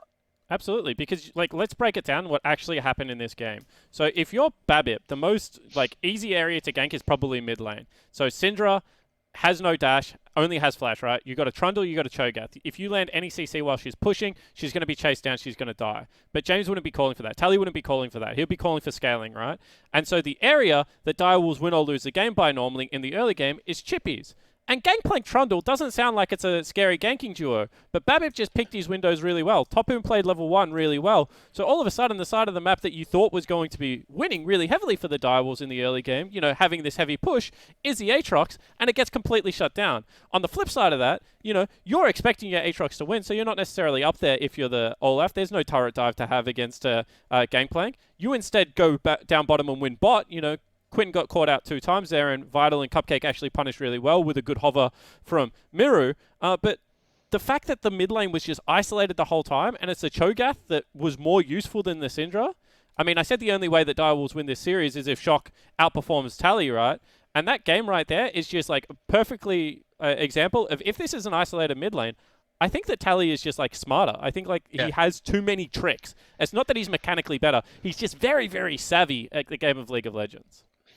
So, Spawn, obviously we saw Direwolves, the game slipped away from them pretty quickly. There was some drafting that, potentially they're drafting towards their playstyle well. What can they take from that first game? What do they need to double down on now that they have checked up against Legacy and seen how determined this team is to very clearly crush them? Generally, in the middle of a best of 5, you don't want to learn new concepts, right, Nick? This series should be the culmination of all the work you've put in throughout the split, and there should be a celebration of how far you've come together as a team. But if I'm Kai, I'm pulling out a replay of this game, and I'm literally telling my team how to play against Bard, because they dropped double Herald into Bard lane with sight on Bard, which is just that's a 2,000 gold mistake. And if you look where the mid game frankly went to shit. It was after the double Rift Herald drop into Bard and they lost third Mountain Dragon, and then game extends for extra 10 minutes and scaling happens. Whereas if they had 2,000 gold on Vital, and Vital is a Phelios with 2 items at the fourth dragon fight, and they have all 4 dragons and Solar's been achieved, maybe completely different game. So I think Kai probably a little bit frustrated there because he drafted a full early game comp. They got the early game rolling, and then the easiest part of the game, just don't drop Herald in Bard lane, was flunked. I also think too that there was I don't even know if you fully agree with every point Spawn made, but I also think it could be a little bit of nerves. I think that top lane Chippies, wasn't laning the best. They weren't their normal selves, right? They had that early game comp and they weren't able to get the lead. Sure, they riffed the Rift Herald and they didn't really play around the Bard too well. But I think maybe this is just a game where you try and just reset their nerves. Yeah, we're in a grand final, but we've ran the gauntlet. Let's just play our game. It's worked for us before. We've come down from a deficit and just believe in each other. Because I think a lot of the time, in a series like this, you can't do too much coaching because it becomes overwhelming at times. And a lot of it is you're just playing that, you're playing dad. You're playing, it's okay, guys. We've got the next game in a sense, So there's little things that they can fix. Maybe ban the Bard. I don't know if they have access to a free ban, but I think that it was really checkmate draft. All right, well, Direwolves obviously looking to bounce back from that. We have seen the bounce back before from them, obviously, against Order. They went on to take out Chiefs. They have that momentum on the side, but Legacy looking very determined to just stop that ball rolling tonight. They do not want to go to 5 games. They want to end it after 3, and they have taken out game number 1. There were winners also taking out our NeoSurf competition, but that doesn't mean we don't have more prizes to give away to you guys. Please head to @OPL on Twitter and just reply to the post announcing the next NeoSurf competition. Predict the pace, the total game time for game number 2. The person who gets it closest is going to win themselves a legendary skin and 20 Masterwork chests and keys. Runners up will get themselves an epic skin and 10 Masterwork chests and keys. That is what you can win. On the line is the title for the OPL Grand Final for Split 1. It's Legacy versus Direwolves. It's Game 2, and it's coming up after the Macca's Champ Select. With McDelivery, Macca's comes to you contact-free. This weekend, get free delivery on orders $25 or more via the Uber Eats app with promo code MACCASLOVE.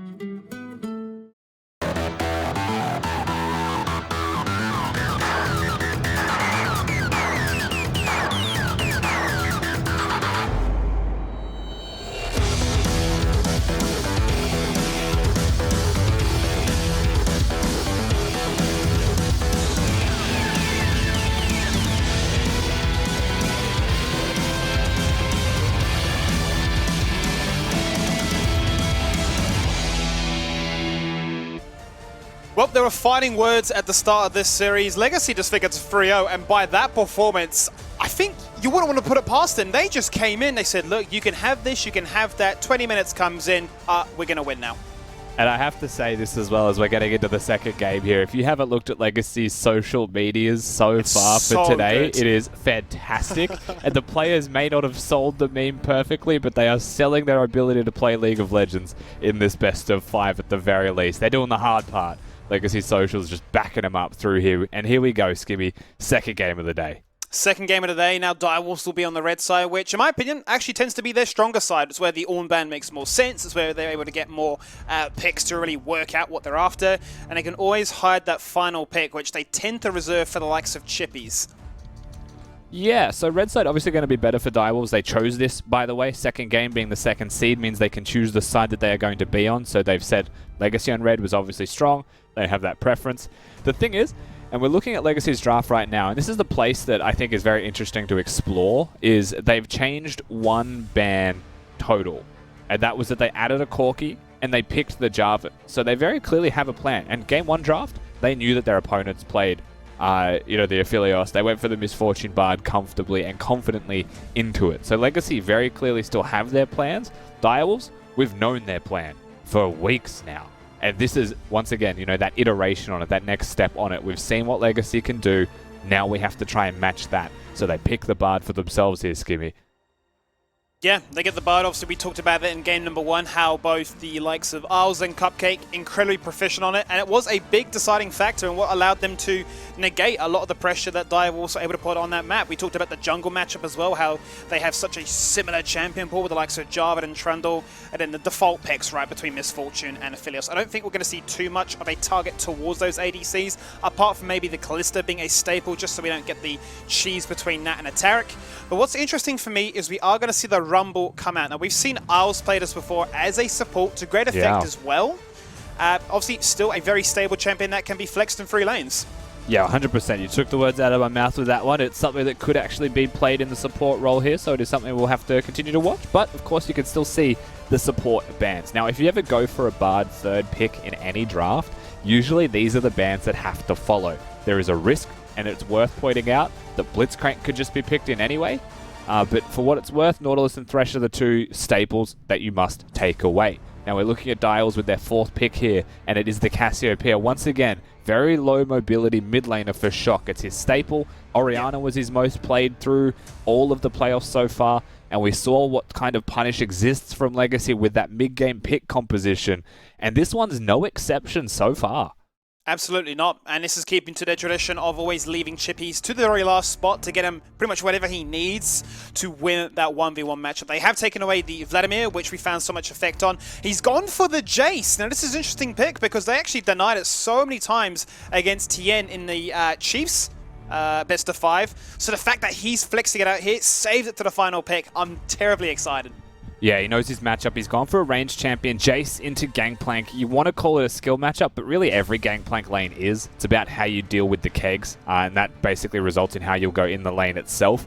But you would say Jace has a lot more priority and a lot more control in that 1v1. That was Chippy's choice. Jace is a champion that he has played many times in the past, and we're seeing more and more of this internationally as a hallmark pick to go into the top lane. It just has such good lane control, such good lane priority, and groups up with the team for mid-game fighting very well with that lethality build. And right now, lethality, there's an extra item that gives it. It gives better lane control because of the vision that comes from some of those items now as well, and it spikes faster. So really, I mean, that's what Direwolves have looked at here as their picks overall. They've got Cass for scaling, they've got the Jace and the Trundle to bridge that way to it as well.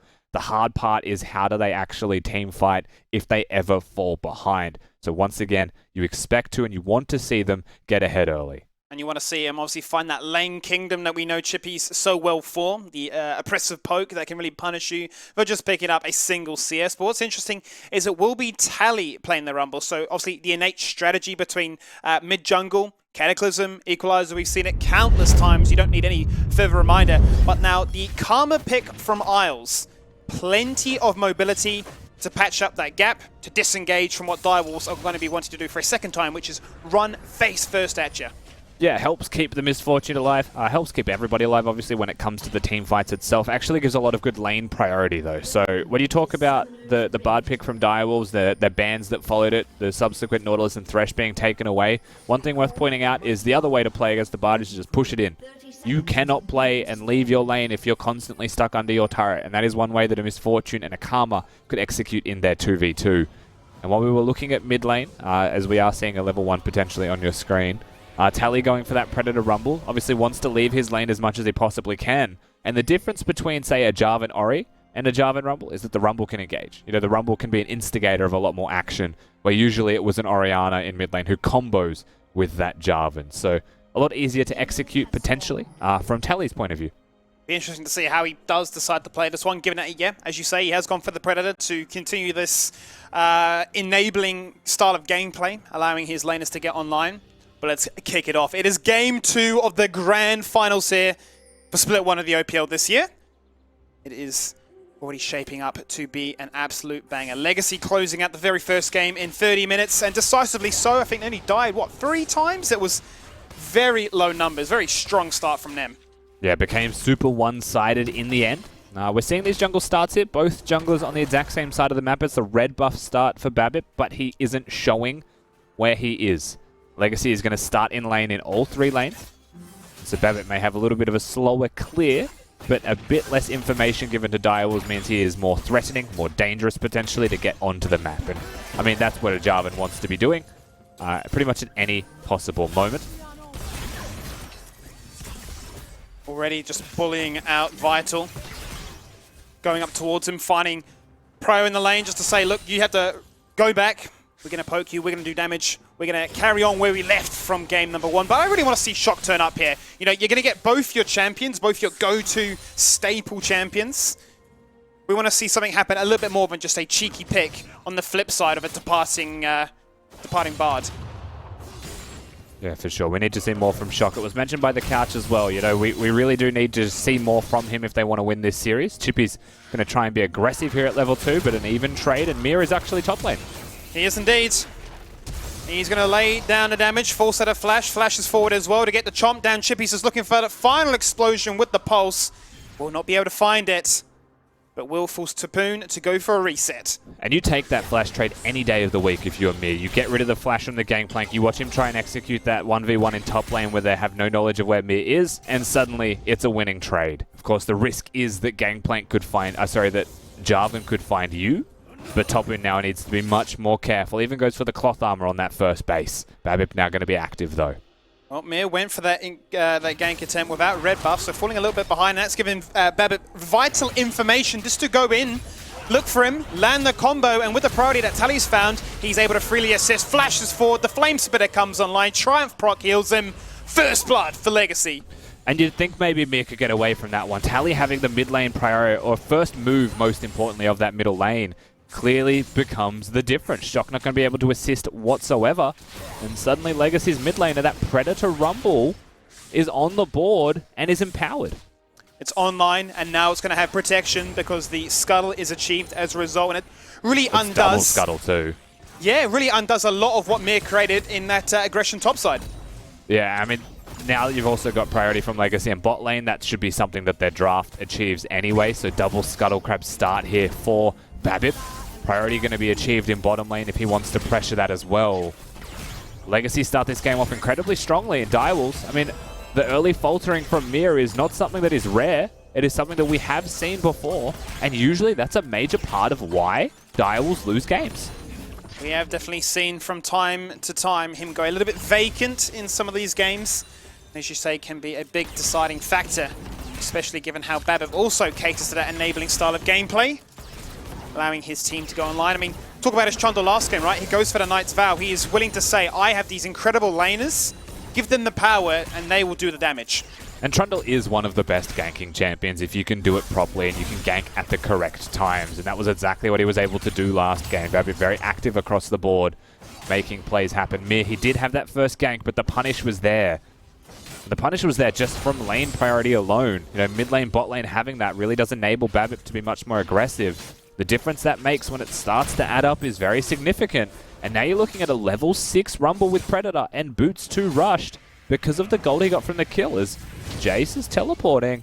He is. Mir's showing his face again, wanting to bully out the fact that Tapoon has no flash. That's going to be a lot of damage. They are going to guarantee this kill because he gets swung back into the brush.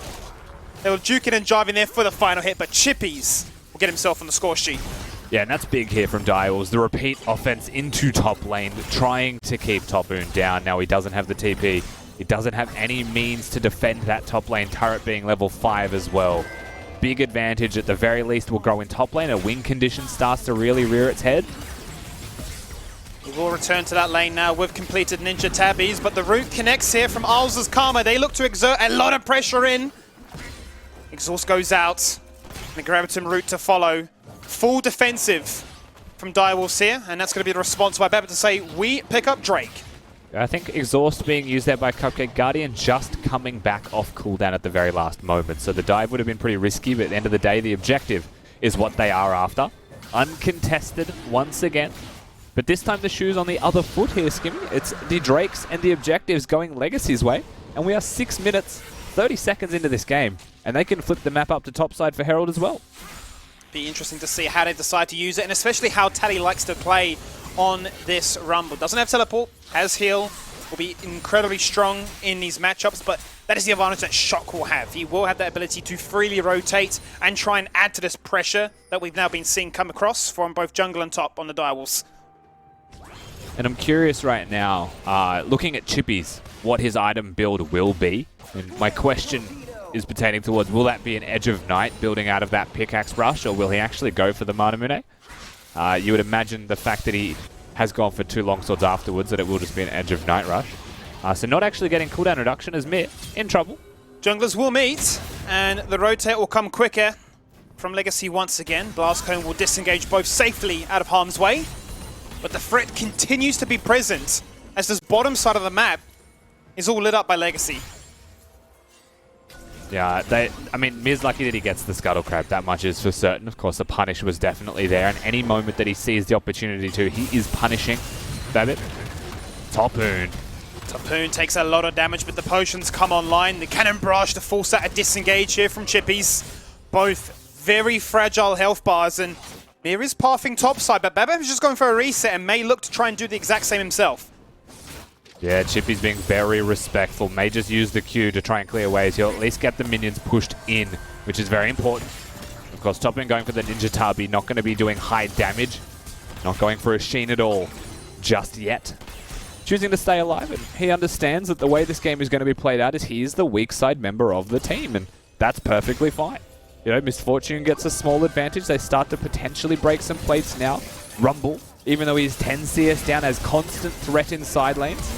Vital has to be very careful here. He actually flashes out of the Scythe Dagger heal. Oh, the damage would have been good if the bullet had only bounced across. It's going to force out a flash and a heal from Vital. And he was the one in the driving seat to try and be aggressive. I feel like Raze just instinctively flashed that Aphelios ultimate. I wonder if the kill threat was really there. If he just turned around and pressed R himself, would they not have had to flash forwards to secure that kill?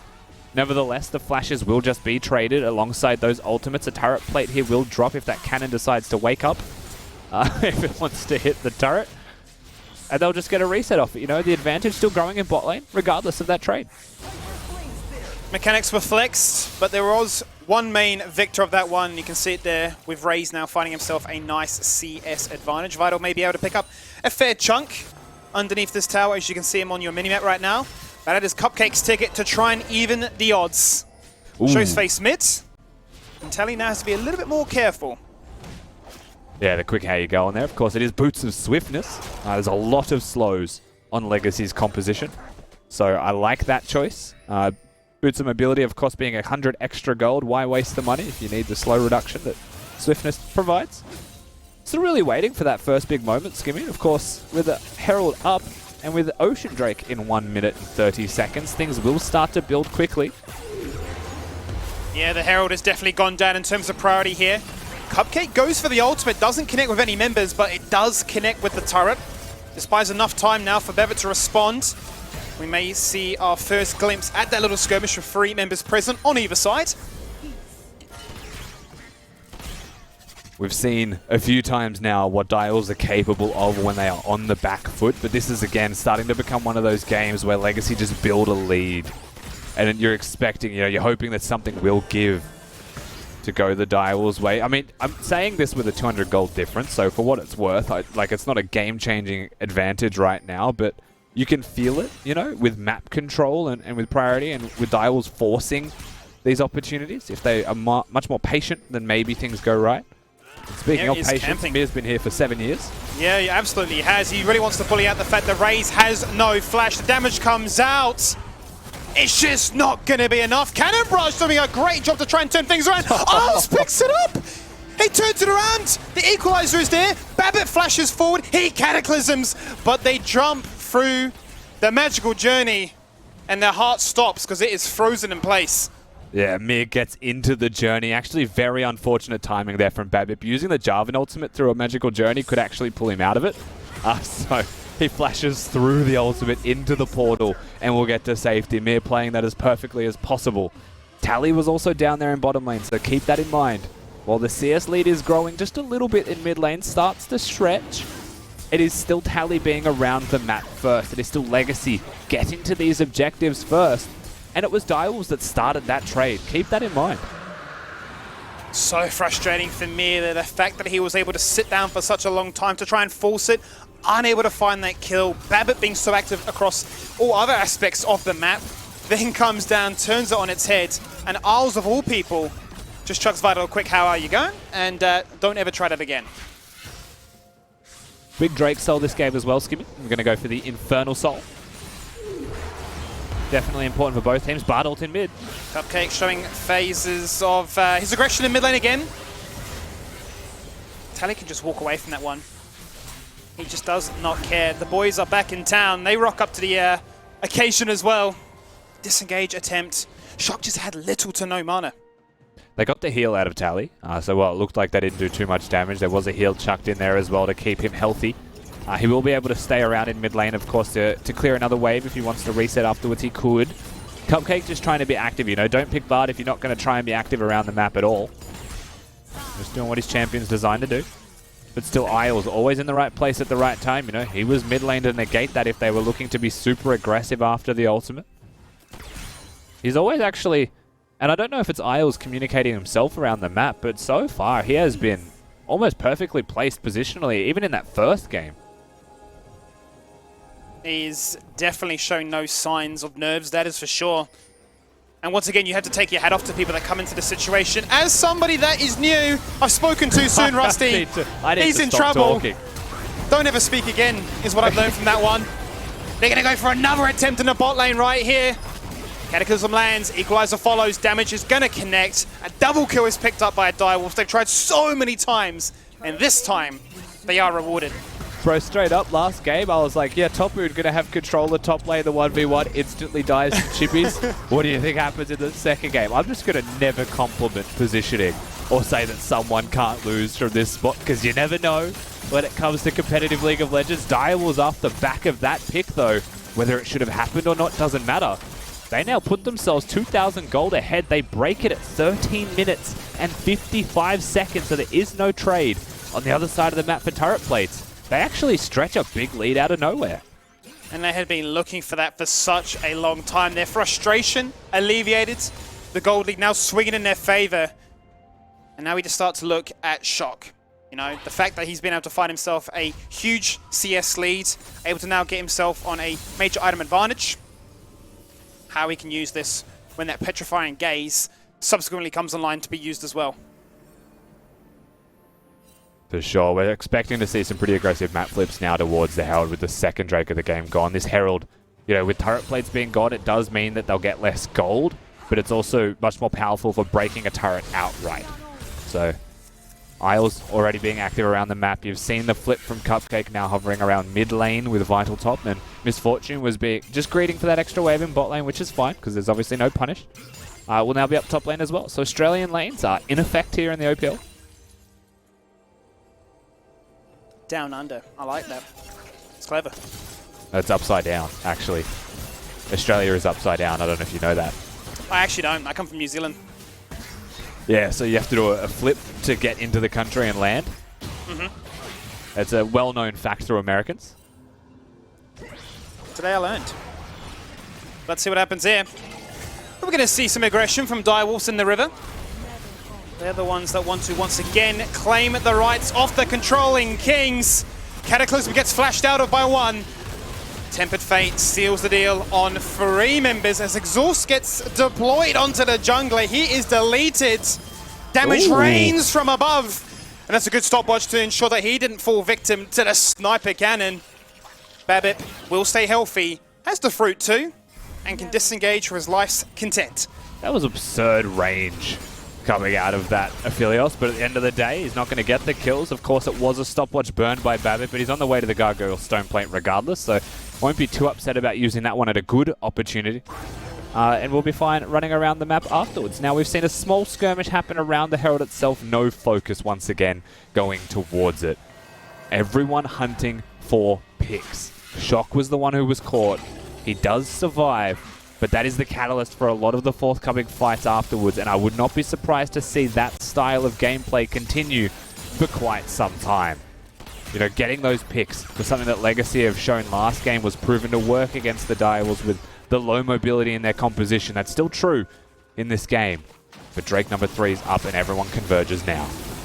There were some good power spikes that happened in and amongst her. Archangel's actually evolving into Seraphs. Shock gonna have a bit of protection now, and he'll need it because he has no flash. Leandris is there to complement the Rumble. Bullet time just immediately evaporated because the Trundle Pillar just went on up. He has no money. He has to disengage. The Direwolves get themselves the first Drake. And they're the ones leading the charge. Oh, this could actually be a fight. Direwolves need to be really careful. Vital, where is he? He is completely separated from the team. Goes for the journey. Just gets deleted. The Flame Spitter doing the damage. Direwolves in the driving seat. Punished for mispositioning. And they chase on forward for more. The gaze comes out. The shield comes on. And the death, it looks inevitable. He is burning through every resource he has, looking for any protection from his team members. Chippies, he's huge, but he can only find one, and he will fall on down. Raze gets himself a double kill. He's going to get himself a triple, and he's back in with the red buff online. The emote comes up from Raze there just before the red buff secures that third kill. And Legacy, it is a 2-for-3 trade, but the major difference is in the AD carry role in this series. I don't know why Vital was in literal Narnia. I do not know how he ended up in that position, but the rest of the team was converging for the fight, and he was not prepared. Legacy instantly turned onto him. The punish was there, and we'll get to see the rest of this fight after he dies one more time. Shock does hit the stun, but Tally was fully prepared to tank that one so that he was still facing forwards.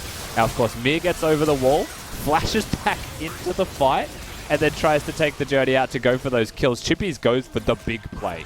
You know, just to try and maybe get all of them down at the last moment. I think that is a Dark Passage logo there as well. But at the end of the day, man, that fight happened without Vital there.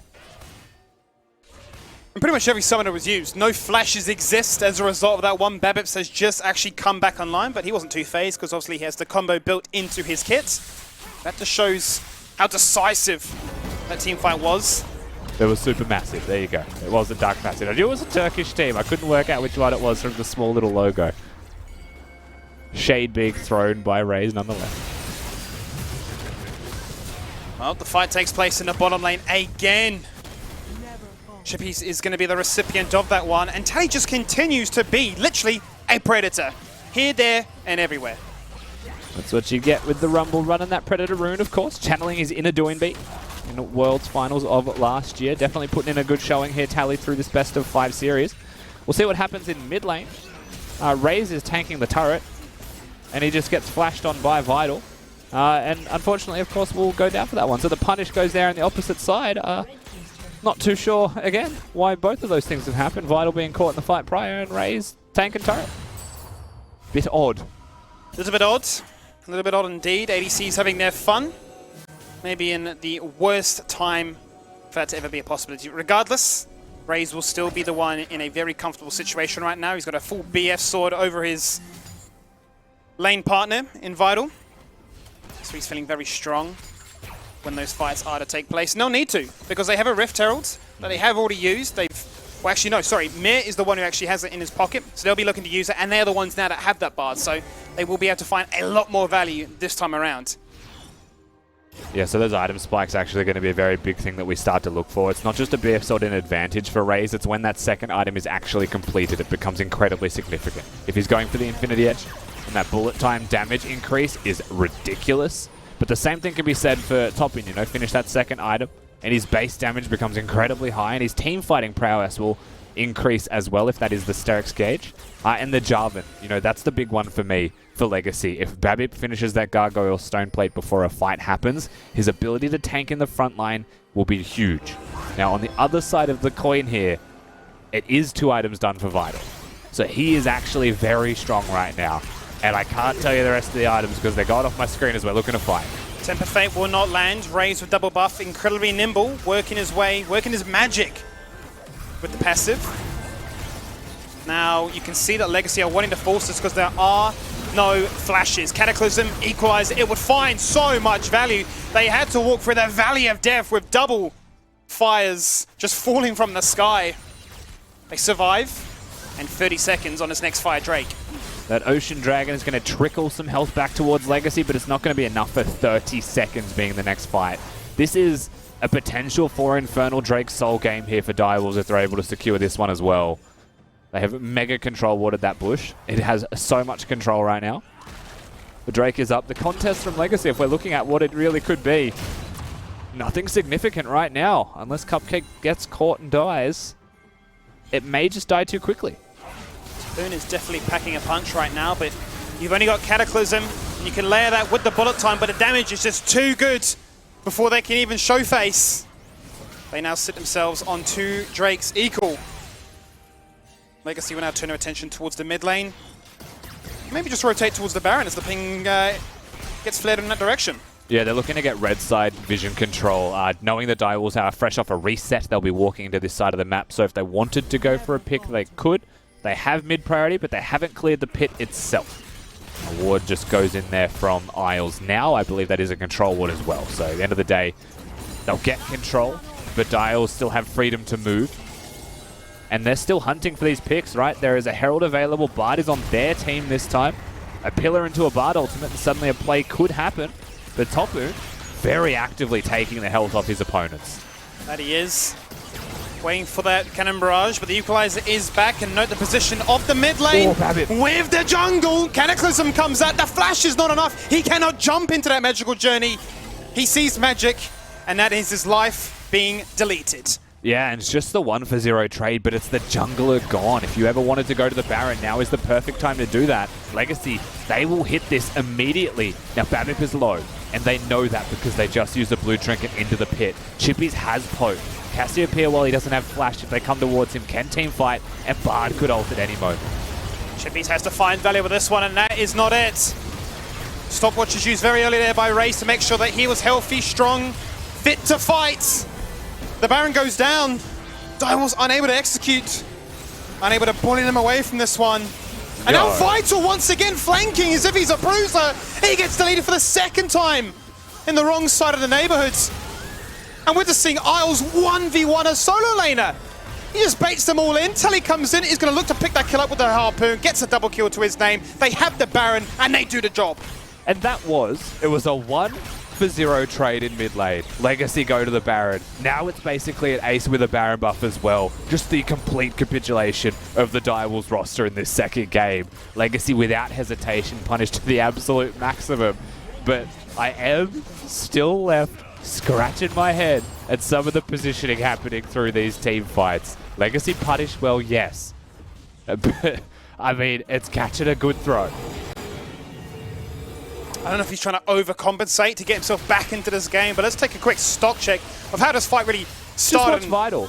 Like, Vital cops a keg, right? You're half health. Just disengage at this point. I don't think you actually get to punish here. He just decides to heal forwards and instantly die. I'm lost for words. And the rest of the fight, I mean, they're at a numbers disadvantage. And it's easy for the rest of Legacy to clean up. But, I mean, come on, man. You don't need to give them 5 kills with the Baron buff is what I'm trying to say. That's a team decision. Well, it looks pretty disastrous right now. 6-1-3 is Raze. 50 CS above, and that will net himself a healthy 3,000 gold lead. A major, major item, as if he needed any more power. And once again, Legacy will bring this one back where Direwolves still had moments. You know, they were 2,000 gold ahead. They used a Herald. They broke bot lane turret. Direwolves still hunting for picks themselves, but with the composition that they've got, being this behind now, makes life hard. And that's what we see. He has that much items, that much gold, that much damage. Yep. He can just face check bushes and say, why are you there once again? Now you can't defend this. Mid inhib is open. And now it's a 6k gold difference going Legacy's way with a definite inhibitor to fall. The pressure continuing. They want Cupcake. Tapoon's just going to flash on forward. He drops the Tempered Fate. He gets exhausted. That cancels one another out. The Flame Spitter is there, lighting him up like a good summer barbecue, tanking the tower like an absolute king. A shutdown is achieved. And that's a big one for Shock. But they're going to face so much pressure with the base going down. Yeah, Topin trying to stop recalls actually so that Legacy can push to win. He's going to do so pretty successfully right now, placing those wards. They're going for the kill of Vital once again. And Vital they'll get the game if they do. And he's just going to die again. Cataclysm to seal the deal. You've got no flash and you've got no health bar. The first Nexus turret falls. Tapoon is successful. He goes for a 1v2. How do you stop this Legacy roster? Because they're going to lead this series 2-0 in a grand final best of 5. It's unreal what we are witnessing on display right here, Rusty. Can they end? I don't think they end. Oh no, Minions killed Chippies. They end because a Minion unfortunately executed Chippies. They put themselves 2-0 up. The Minions saved the game. Oh no. We've seen it all here. We really have seen it all here. Direwolves look so good, so strong, and a few very questionable moments. And you think, where's that mental? If it's boomed, it's blown up by this stage. I mean, there are still so many positives that you could look at for Direwolves through the early points in the game, right? Like this game, there was a good punish onto Mir after he got the gank, but he got the gank. You know, they still built a gold lead at a certain point, breaking turrets, and there was things that take away from it. But Legacy, once they hit mid-game, they just seem like they are making better decisions as a team. And that is reflecting so aggressively through the results of this game because on a dime it flips to them and they just end. That they do. And when you have situations like Minions acting as a 6th member on your roster, well, you feel pretty happy about that victory right there. The memes, I'm sure, will keep flowing in through from Legacy, but for Direwolves, they've been in a situation like this before. They've played 2 best of 5s, complete best of 5s to get here. Is the reverse sweep on? We'll have to wait and find out. Let's throw it back to Nick and the boys. The reverse sweep has to be on. It's the only way that can explain what's happening here with the Direwolves, where the early game's okay, suddenly mid-game everything just falls apart and they disappear. Spawn, was this a case of see game one and repeat? Like similar, to be honest. A little bit better of an early game team composition, but this is once again like a legacy composition that just requires 5 members to be on a screen. And Juves and I were having, like, in my opinion, like a pretty interesting conversation about like compositional advantage and what scaling actually means. So you can look at the right-hand side of the screen and you can say individual power levels of the team. Direwolves should outscale in a couple of roles, like at least 3, I would say, like loosely 4 maybe, if you like Jason a side lane. But what happens if these two teams run at each other 5v5? And I've said this so many times before, Nick, but we shouldn't kid ourselves. We play in the OPL. If you think that there's not going to be a time in the game where 25 minutes a team is going to run at you 5v5, then, like, I don't know what to say to you anymore. Yeah. Like, an ARAM is going to happen at some point. Juves, you've played in a couple of them. And I just don't understand how the Direwolves composition deals with the legacy composition in a straight-up 5v5. Like, I honestly don't understand how you ever think you win that 5v5 team fight. I think the only way that they win is if they land the Dream Bard ultimate to cancel the engage of Jarvan and Rumble and GP. And then that is just such a narrow win condition to the point of where I'd say it's only down to maybe 1%. And I think that, you know, we're looking at an example of the way that Direwolves want to beat you, which is skill check you in every team fight. And we're looking at Legacy just completely destroying them when it comes to grouping as a team. And we were talking about, like, I was talking about, like, and Jake was getting a little bit animated. Tally for me is like playing right now like Oast Doinby, right? For those who, like, I mean, I'm pretty sure everyone knows Doinby. He literally won Worlds, but he won Worlds with a playstyle that was leave lane, sack minions, and help your team, whether that's top, whether that's bot. But he picked champions that facilitated a roam. And what we're seeing here with the Rumble is like Tally sacked 1 to 2 minion waves to get a kill bot lane. And sure, it's only a kill, but for the context of like the pressure it creates on the map and the pressure it creates on the game, you can never make a decision without taking his teleport or him sacking a wave to come into consideration. And then you look at Shock on the other hand, who's playing like a 10 CS per minute control mage, needs 300 CS and 6 items or 5 items to carry a game, who's not willing to sack waves and leave to help his team. Yeah, I mean, as someone that has really grown to enjoy Direwolves games and kind of the uncertainty they have brought through this gauntlet, like, for those that think that we're just here to be Legacy fans, like, I think you're wrong. Like, Juves has run the gauntlet. He knows what it feels like to be in the situation. Like, we've run the gauntlet. I know what it feels like to be in this situation. I want someone to run the damn gauntlet and actually win the finals once, because I think it's going to be so hype. And, like, this Direwolves comp could have done it. But I think, like, with the hype comes the expectation and pressure, right? And this is a team that 0-2 down would have been like, guys, the split's over. We played one with Decoy. We played one with Cupcake.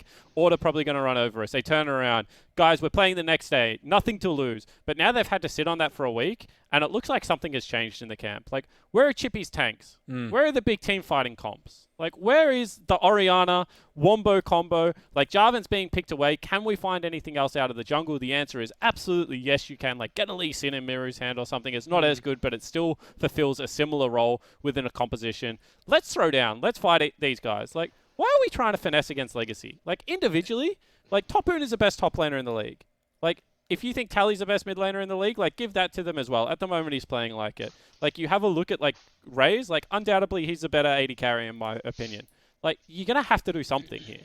Like, you're not going to win skill checks against this lineup. If that was your plan coming into the grand final, like, that's not a good plan. So we saw, obviously, you referenced that Decoy was playing. They didn't have the best game. They take him out. They put in Cupcake. Cupcake makes most of the run with them. We're now seeing they're 2 games down. Decoy is not coming in for the 3rd game. They're sticking with Cupcake. They seem to be sticking with the playstyle that is just not working. Jules, you mentioned that they're pinning their hopes on dream ults, on dream plays, as opposed to taking something that could potentially work against this Legacy team. Or is there anything that can work against this Legacy team? I think we saw Direwolves look their best when we saw Chippies on a tank top laner that had some form of an engage. You know, he had a Poppy that was absolute 1v9, and sure, that's not your traditional, like, engaged top lane. It's not going in first, I don't think, unless it finds a flank. But he had the Malphite, I think it was picked blind, and there was really no answer for him. I'd like to see Chippies go back to a Malphite, take the jungle pressure away from top lane, because all these games we've seen from Direwolves now, there's been 2 to 3 repeat ganks from Miru, have net gained absolutely nothing. I think maybe they net gained the kill. Did you want to chime in there, Jake? I was going to say, pick Vlad. Why are you fifth picking Jace if you want a team fight? Vlad beats Gangplank, and like, people say Vlad isn't engaged. Well, they've obviously never played against a Spellbinder Vlad that runs at you and puts R on 5 people. Like, he damn right is engaged. He gets the action started, makes it spicy. Like, yeah, you just got to do something different here. Like, after game 1, that should have been enough sign that you're not going to lane kingdom this team. Because you are winning early game. They got first 2 dragons this game. They had control of topside. Chippies won his lane after early freeze. Bottom lane, they took turret as well. They were 2,000 gold up, and you still lost the team fights. Like, that should be an indication that you need to pick team fighting. And because the other thing is like, I think Direwolves have had a bit of success when pressuring bot lane, right? Like, they got a few kills early, and to be honest, when Direwolves had their gold lead, they were playing around the bot side of the map, right? I think at a certain point, they just gave up on top lane. The lead wasn't growing. The lead was quite stale. GP was laning really well. And like, most of the skirmishes took place around bot side, and even with their like inferior comp at a dragon fight, they were still getting dragons. So it's like their setup is there. They just don't have the tools for that setup. So it's like, give them the tools in draft to enable, I think, where they've looked their best, which is that 5-man engage, Chippies on a tank, and just roll the dice, because you've only got 1 dice left to roll. Are they scared of playing aggressive? But the flip side of that is that you have to play aggressive to win, right? Like, you can't just sit back and defend against this team. And that's what I think's happening, and that's why I think Spawn touched on that. They've had a week to sit on that they're playing in a grand final, and it's in the back of their mind. They're like, okay, we're playing in a grand final against the best team in the league, and it starts to grow on you, like, and you just start to develop nerves, because the Direwolves that we're seeing, it's a lot of not pulling the trigger. There's been so many instances where I feel like Chippy's Jace could have gone in, you know, after a shock blast, flashed on someone in lane. Shock could have sacked a couple minions to get to a skirmish and just be really aggressive. Direwolves bot lane, much of the same. Really, they're just not pulling triggers as well. So Rusty mentioned, Spawn, Rusty mentioned at the end of that game, how basically the Legacy just keep making good decisions. How do Direwolves beat good decision making? What do you do in that scenario where you're just getting outplayed mentally by this team? I mean, there's 2 things that you can do. I mean, you either have to play a composition that outscales. And what I mean by that is, I'll go back to it, like ease of execution. You know they're going to pick team fight, so pick a better team fight comp. Like, if you've got an Ornn player that has been hiding or something like that, if you've got a set player and you can somehow manage to grab that, if you can play like Bard plus tank jungler, like Bard Sejuani, like just get yourself a team fight composition and just do nothing. Because honestly, I think there are 2 ways you play this game. If you do nothing and you know they're going to do nothing, you'll scale alongside them, right? And you know that if you have like Brom Sejuani, you're probably going to be in a good spot in team fights as well. So you have that option always available to you. I don't think that's how Direwolves play. So the other side of it is you do what we said. You pick mid-game team fighting. You know, you can have a Jace if you have something else to get the action started. If Miru doesn't play that, you need to play something like a Malphite that isn't going to be the best 6-item, you know, tank in the game, but is going to be able to make the game spicy enough for them to take over in the mid-game. And the other thing that I found about versing teams that kind of made good decisions is, if you just create a chaotic early game, not every decision. You build a career on it. Yeah. If you create a chaotic environment and you have, say, you have a few champs, like maybe your jungler's real early game and you have prio in certain lanes, and you force a chaotic early game, you then put pressure on the good decision-making team to make a lot of decisions, and they're not going to always be the correct ones. So I think, like, I was going to say, Juves like has hit the nail on the head, because, you know, we played that Senna Maokai comp, and it's like, if you get 1 item, you just fight every fight after that. And it's not that you're going to win every fight. It's just that because you've got such a safe comp that scales well, if you win half the fights, you get to where you want to be anyway. Yeah. So, like, Juves is right. You can just keep throwing the rock against the wall, and eventually something will start to get through. So, Spawn, you are the coach of Direwolves. This is obviously potentially the last game that they play this split. What do you do? What crazy strat do you pull out? What pick do you pull out? What do you give them? What tool do you provide to be able to take out Legacy to win the first game of this reverse sweep? On blue side, I ban probably Ornn, Jarvan, and probably Galio, Trundle. Rumble. I'd ban Trundle, right? And then I would pick like Braum, Sejuani, and like triple team fight comps for my 3 carries. I would make Miru play utility. He's not having a good series. I think that's what he needs. Juves? Yeah, much of the same really. I would basically just try and take the team fight tools away from Legacy, put them on like ourselves if I'm Direwolves, and really just look to facilitate the bot lane. I think Vital's key to victory here, so a lot of stuff that can dive bot lane and dive bot lane at level 6. I'd also pick Shock Orianna. Yep. And just force a bunch of decisions. Just overwhelm them with decisions. It's like it's like how you beat a robot with a logic problem. This is what we need to do against Legacy, because they are robotic in how good they are. Other people who are good. The winners we've had so far from NeoSurf, the competition we're running head to at OPL. This could be the last time you could enter this split. Guess the gold, the total gold of all players playing in Game 3 of this grand final. The person who gets it closest wins themselves a legendary skin and a bunch of chests and keys. We've got runners-up. We've got a third game coming your way. Is it the end, or is it the beginning of the reverse sweep we all want to see, or at least a 5 games? Let's find out with Legacy versus Direwolves, Game 3. With McDelivery, Macca's comes to you contact-free. This weekend, get free delivery on orders $25 or more via the Uber Eats app with promo code MACCASLOVE.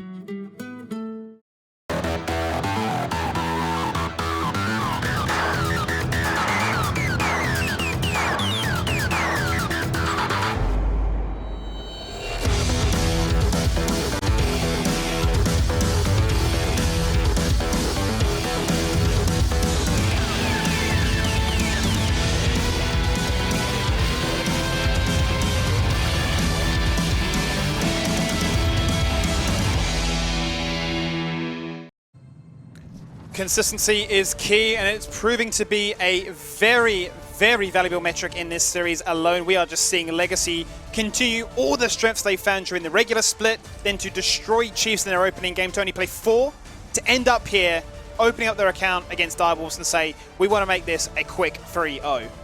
So we're in this third game. It could very well be the last game of the OPL Spring Split. It could very well be the first ever title that the organization of Legacy Esports has won after 8 playoffs appearances. It's a big deal for both teams, obviously, here, as well as Direwolves try to chase their 5th title as a brand. But we need to see something different from Direwolves. That has been proven. Right now, unless they change, they have been outclassed. And so you're looking at this third game. They chose blue side, Skibby. They chose the Misfortune first pick with Aphelios up and available, and they are changing their plan. That they are. Legacy going to stick to the Trundle by banning away the Jarvan. Just going to make sure that Buildup is on absolute comforts. The same can once again be said about these ADCs, keeping them on what appear to be the most meta AD carries. But the bans otherwise have sat very, very standard, very consistent to what we've seen all series long. The major difference, however, is the Mir on Kindred. That's so. Just before we threw to this cast, just before we threw to this champ select, Skibby Spord said that he wants to see utility from Mir. Now, this is like, I want to say it's like a weird hybrid, you know? Like, it's utility because of the ultimate, yes, but it's a carry champion. It's not like the Trundle. It's not going to be a support Sejuani that can enable the team. They've doubled down on their own individual carry strengths, and to me, like, I'm 3 picks into this one. I'm seeing an Orianna Malphite to round out Direwolves' composition, and I think that the bans we're seeing from Legacy are correct. Absolutely so. We're going to see the respect also shown towards Tapoon with the gangplank now being removed. Has found so much success, has allowed them to really turn around the odds, obviously with those cannon barrages being able to assist objectives, laning phase, and just give them so many opportunities to just force those fights in situations where it really doesn't look like it should be a possibility. Now, what is interesting is the Sylas ban. And now, if they do go for the Malphite, you feel like they kind of like shot themselves in the foot. That'd be pretty funny. Yeah, I think that it's obvious that they were going to pick Malphite Orianna. I think, like, when you think back to the last sets, and I mentioned this in Game 1 Champ Select, Skibby, there is a point in every Direwolf set where they say, we have to play the tank's top lane, and Chippy's plays for his team.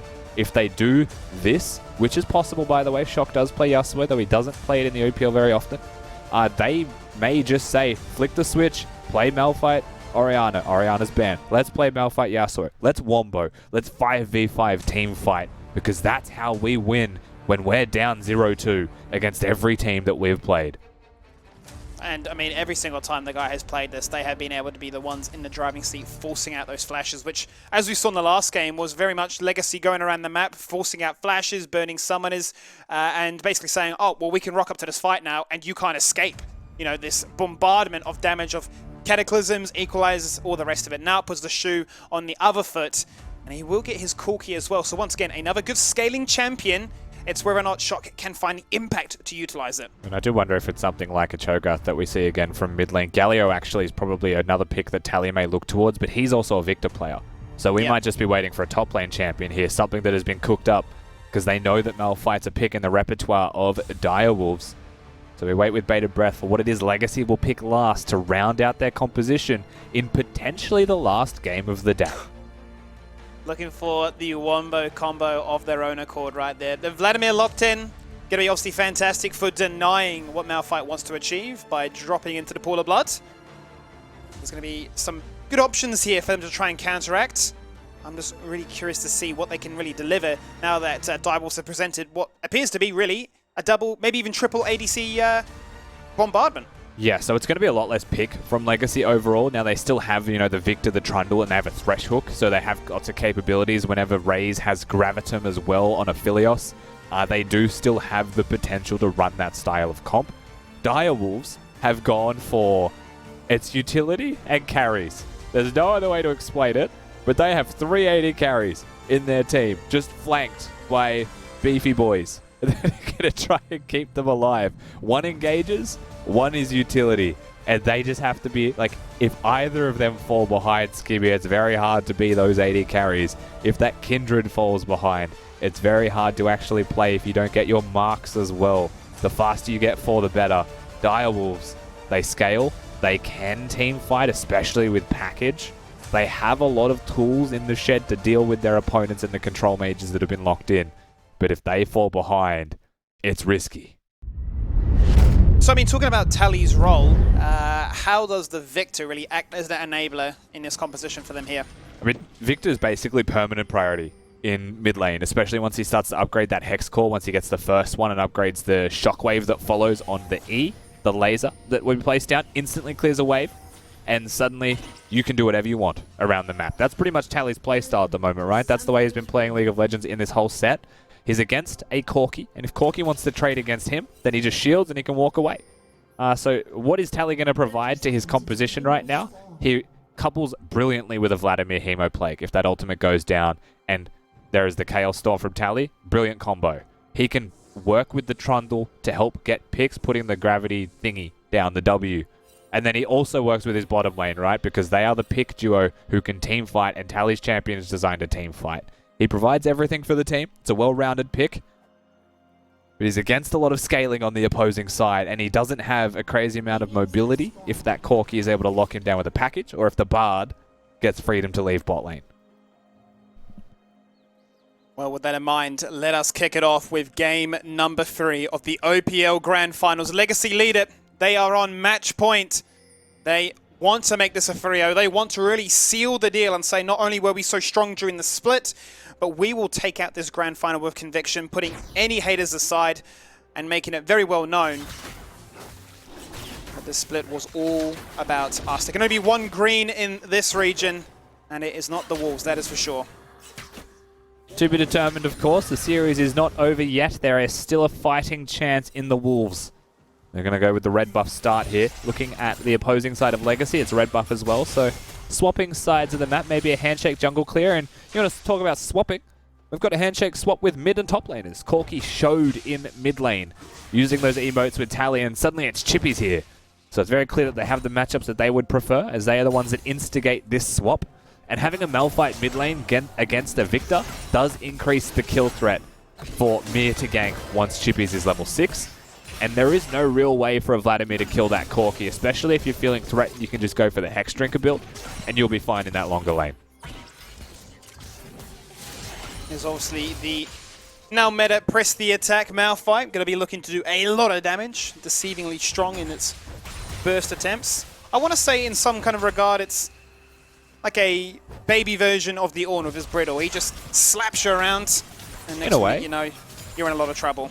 Having an auto attack reset makes that nice, give me though. So. Yeah, I'm going to be very curious to see, like as you can see there with the seismic shards, how that can really allow Mir to rock on up, double slow stack, punch on through with the damage to try and really destabilize this prior that you highlighted that Victor can have. The thing with the press the attack build is, first of all, it's like a 6-second cooldown. It scales pretty nicely if you're against a melee lane opponent, but he's not. Neither of them are.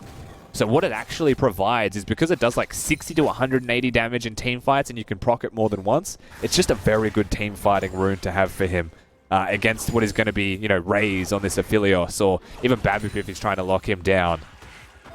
But really, you won't see too much usage coming out of that press the attack 3-laning phase this time. As a result, going to be seeing them look to CS as safely as can be, hit those all-important marks, because 6 is going to be a major, major factor here for virtually everyone. As we're now going to see Babip start to assert dominance in the jungle. Going to be a quick swap here, as Mir was invading topside, taking away the Golem, so both scuttles have been achieved, and Babip, as a result, will now do the same by taking away the Raptors. So, going to see both junglers collide here, both sitting on blue buff.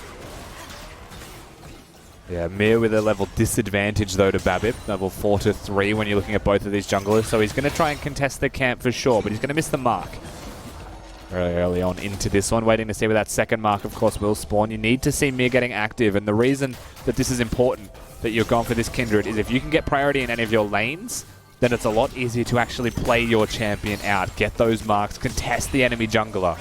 If you can't, then you need to get ganks to get those marks instead. If you don't get up to 4 marks as fast as possible, you don't get that bonus range. And that bonus range is very significant. Yeah, you definitely feel like a glorified minion without it as a result. We've seen Kindred played a few times, and it does look rather terrifying when you don't have those marks online as to what you're able to really do to assist this lane.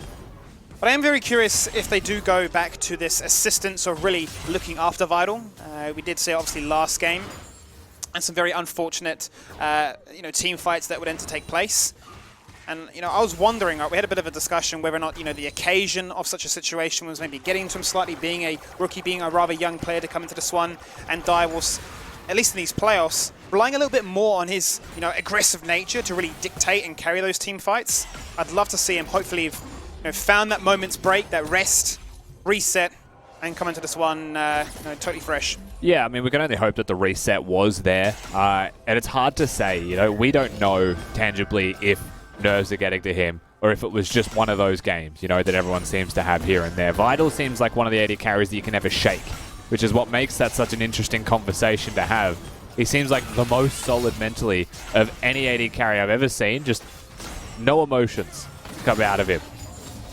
At the end of the day, that last game speaks for itself, doesn't it? So we'll see just how he's managed to reset. Speaking of, it's going to be Legacy that will go straight towards this Dragon. As a result of finding Pro in their lane, they can obviously turn their attention towards this. Mir actually has other ideas of his own, though, highlighting what you mentioned only minutes before. As long as that seismic shard can land, or even the unstoppable force, given that he's now 6.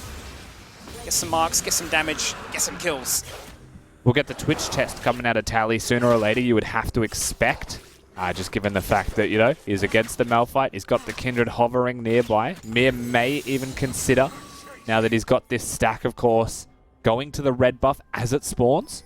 Looking towards Legacy, however. Is it possible for them to contest this? The answer is no, because they're bottom.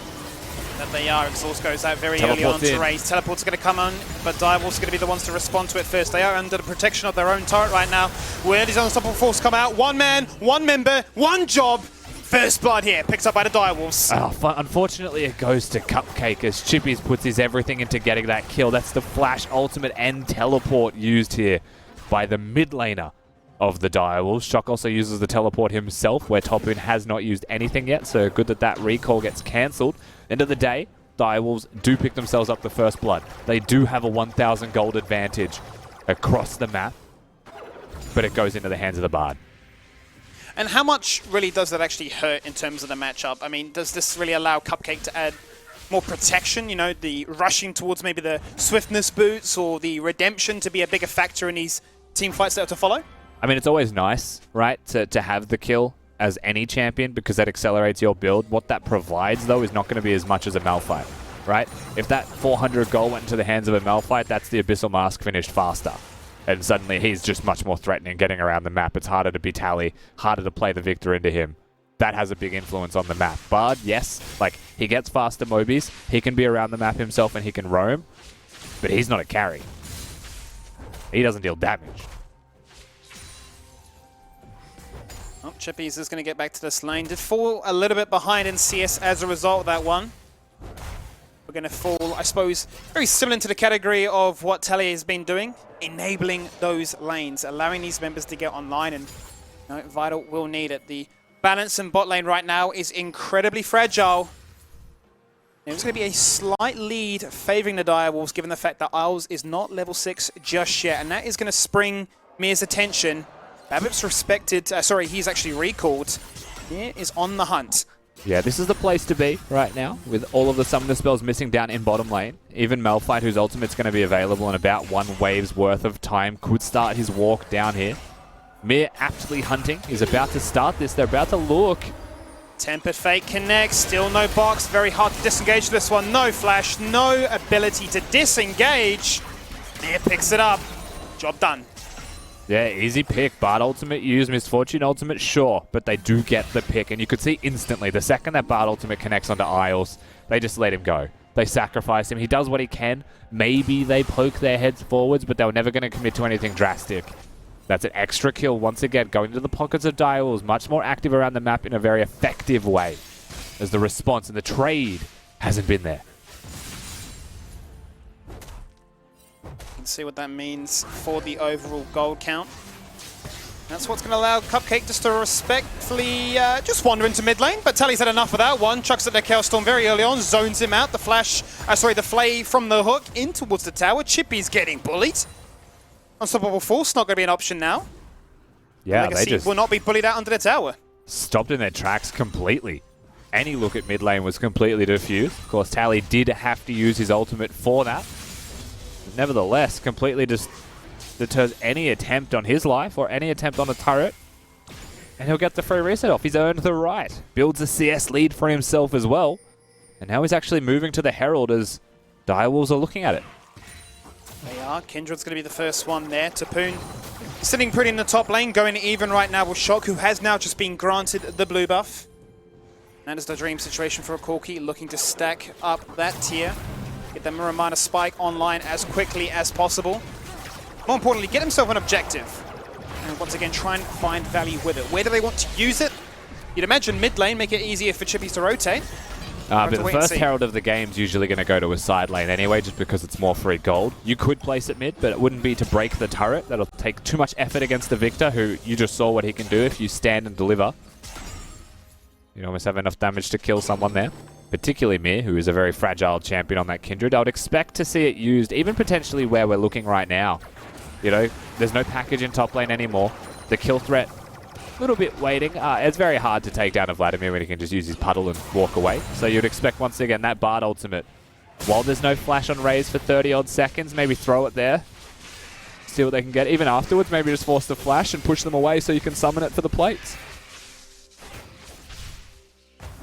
Well, the next dragon is now online. It will be an Ocean Drake, and there's a lot of unlocked power, very cheap power for this Misfortune. It has gone for the triple Dorans into double Longsword. Combine that with the BF, and you've got a lot of attack damage right now. That bullet time will hit very, very hard. And that's why Mir can now start this one off with a lot of confidence. Not to mention that he does have those lanes working in his favor. Now we're going to see what soul we get, which is going to be a Cloud one. And boy, oh boy, if I saw Chippy's eyes light up right now, I'm sure he is seeing gold. It's also very nice to be a Victor or a Vladimir with a Cloud Soul. That extra movement speed as a Vladimir is just going to be terrifying to deal with, let alone Victor being able to close the distance and keep on top of you. One of the most annoying things as a Victor, of course, is when the enemy just walks away and you've been countered by it. So Sol, while obviously it's not going to be the best one in League of Legends, is still going to have value here as Babip's going to cop some damage, use his ultimate and limp away. Yeah, especially when there's a 3-level difference between the two of them. Subjugate has to be burnt to even the odds, and survive falling down at this stage of the game would be a bit of a disaster. Tally is rather cautious right now because he knows that the direwolves are hunting in that side of the jungle. A little bit hesitant underneath this tower is he. And you can see 3 members invading towards that red buff. Shock not giving anything away at this stage. The thing with this game is there's still no clear advantage. You know, there is still no clear place where a team is ahead. Even though it's 2-0 in kills, it's only 500 gold. We're starting to still get item spikes on both teams respectively. You know, top lane is just a farm lane. The Manamune being the choice here from Shock. Totally fair. Corki's often have a choice. He's gone for the scaling option against the Vladimir. So they're going to both come into team fights and be huge. A lot of this game realistically comes down to if the Malphite hits the ultimate and kills someone. If yes, you win. Well, Tapoon has been jumped upon, chucks out the Hemoplague very early on, disengages, has the self-sustain to back things up, but Mir had one objective in mind, and that was to break open this turret, take as many plates before it expires in 30 seconds time, and that will be achieved and given quite handily over to the Corki. Yeah. We'll find a lot of value with it. Was a 10 CS lead, now a bit of extra gold into the pockets of Shock. Level 10 on this Corki, starting to become very dangerous, especially once that next package spawns. Bot lane, you're looking at the potential trade, but they have pretty good vision control. Babip has snuck around. Shock's tanked a lot of damage. My eyes are still on the bottom lane on the minimap, though. Deep ward out there from Tally on towards the Raptor camp. Maybe looking to see if there's going to be a defensive rotation here from Chippies, but he's just going to walk in broad daylight. Babip went down, but it did spot him out with that ward from moments before, so no dive attempt can take place. And direwolves will look to try and find themselves an advantage. And that is firmly fixated in the top lane now. And Chippies, of course, is going for the tanky Malphite build. Pretty standard, of course, expected in a competitive game. If he was AP, maybe there was kill threat on a Tally. At the end of the day, Tally, you can see the CS difference starting to grow through just the mid lane 1v1. You know, it's up to 30. Could continue to stretch if the game stays in this very stagnated state. I wouldn't say that's ideal for direwolves. They still want to try and be active. I mean, it's Abyssal Mask now done. The next objective spawn is probably the thing that they look at. I wonder, because the gold is equal now between these AD carries, but as a result of Vital going for those for those Doran's Blades, Raze is actually going to be able to complete the Infinity Edge. It doesn't actually hurt him, in all honesty. As you can see now, comes back from that recall, sitting on a fair chunk of gold, has the Essence Reaver. Minute 30 on this next Dragon. Interesting to see how these teams decide to play around it, given now they all have one major item complete. If a team fight were to happen right now, I think it's almost guaranteed that a Misfortune and a Kindred would die. Unless Cupcake pulls out a big ultimate. There is a lot that could be done in this game. Vladimir could get almost completely nullified for his ultimate damage by a Bard ultimate. He could use it defensively. He could use it offensively and keep Tally out of the fight, and that could just be enough damage reduction as a result of that to keep his team alive. But if a Victor and a Vladimir hit the perfect team fight and they couple their damage together, there's no magic resistance on 2 people on this team, 3 people at the moment with Cupcake included. They could just get one-tapped. Who do you think actually has the easier time in these team fights? Because I look at it right and you talk about Tempered Fate, Unstoppable Forces, Bullet Times, Lamb's Respite. You know, there's a lot of clump up AoE-centric ultimates that I suppose if you combine in the wrong sort of order, things may flip around in a rather undesirable situation. I mean, I would say that execution advantage belongs to Dials almost strictly because they have a Malphite. You know, it's like it's so easy to be Malphite and to team fight. And then to have the team stand behind you, you know, the Misfortune ultimate as well would be very easy to do. But at the same time, like, that's all this game, to me, is still coming around to, is like, can Chippies execute a target when he throws that ultimate in? Or if they flash it, then I fear that the execution advantage actually just belongs outright to Legacy as they turn and burn their opponents. What a trade will happen there. Direwolves go for the Rift Herald because they want to try and break open mid-turret, remove a lot of that protection that Victor has been hugging. Dragon is taken as a result. Will spawn, and it will get its headbutt off. Now we're going to see the ARAM take place. I mean, this is what we want. We want more grouping up from Direwolves, more proactivity from them as well. It's what their comp wants to do. They've changed again. They've reassessed what happened in those last 2 games, and they've decided this is one of the better ways for us to play this out. Sacrifices were made. You know, a 30 to 40 CS deficit now growing for Chippies in mid lane, but they chose that lane. You know, they chose him to be the closest in proximity to the rest of the team, to be active on his Malphite. And Direwolves have very clearly put the foot down and they've said this is not going to be a 3-0. We are going to try and put absolutely everything into this one. And it seems like mid lane is just going to be the conduit with which that happens.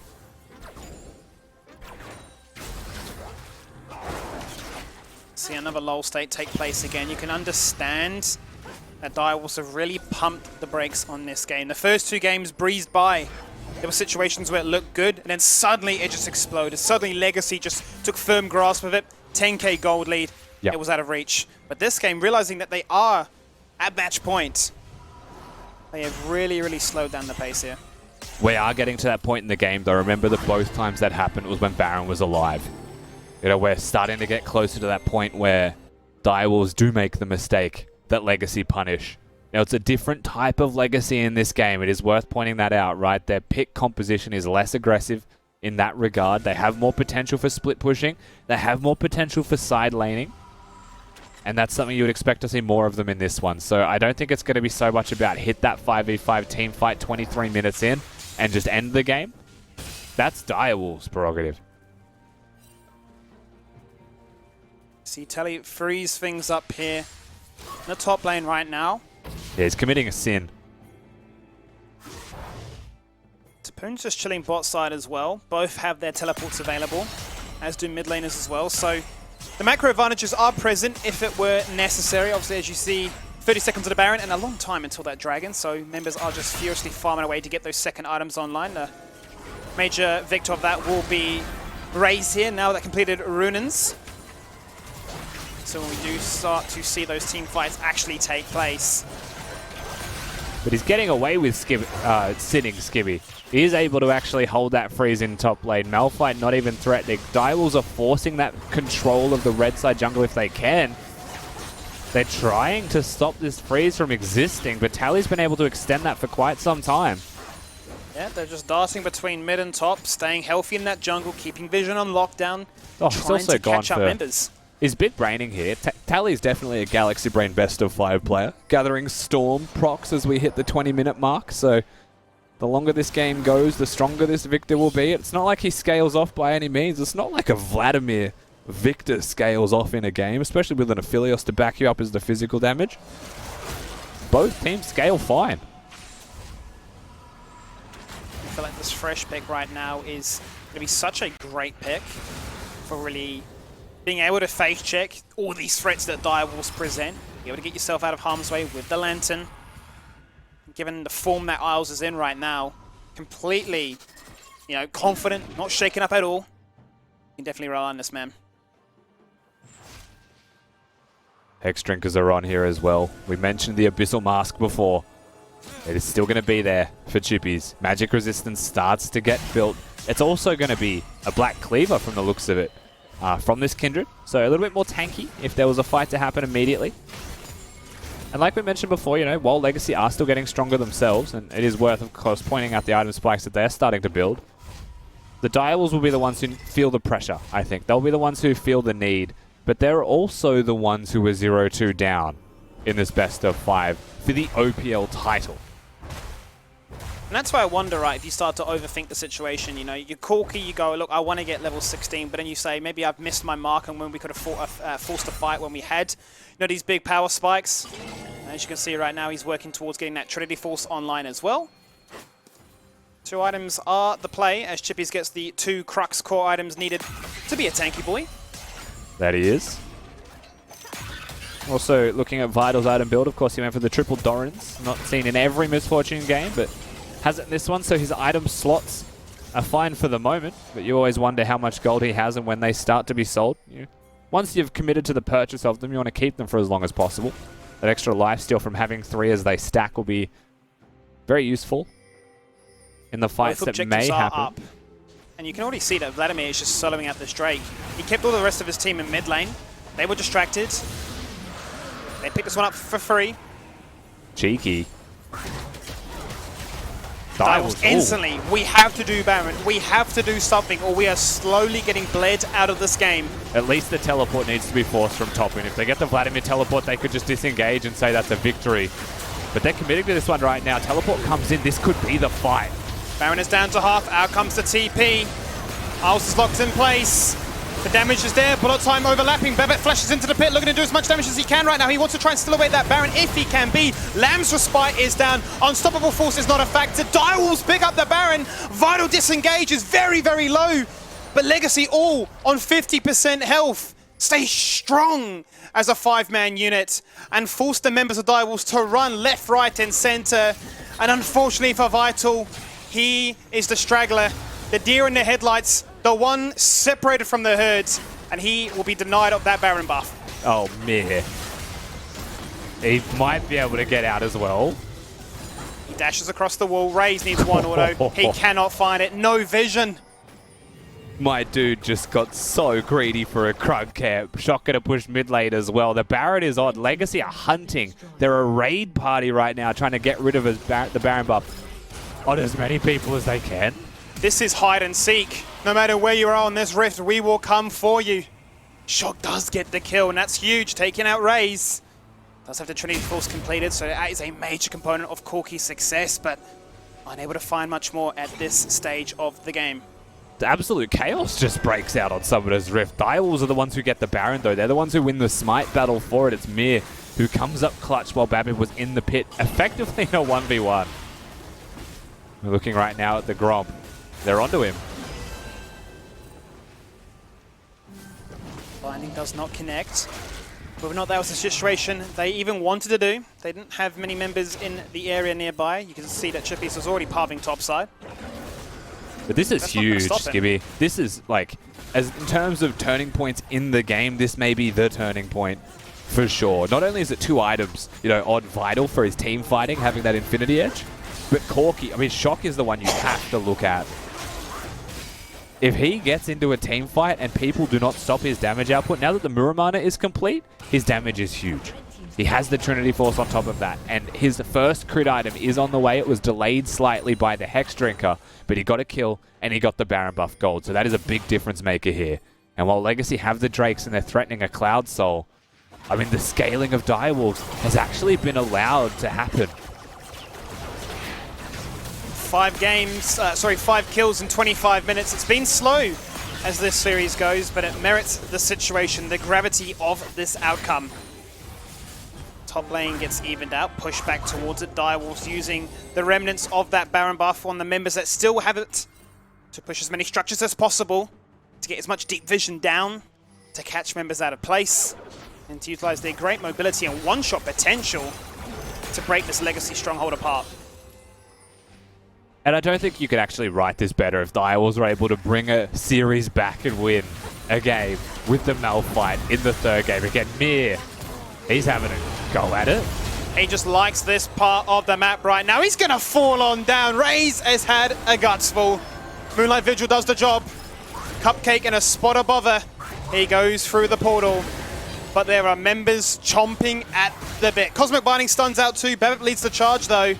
And now Isles in a situation where members of Direwolves are rotating from the river. Teleport's going to come out here from Tally and needs to have an impact right now. Unstoppable falls into the backline. Raze is surviving for as long as possible with that dagger. It will fall on down. Chaos Storm zones. Double kill onto Shock. Chippies will fall on down.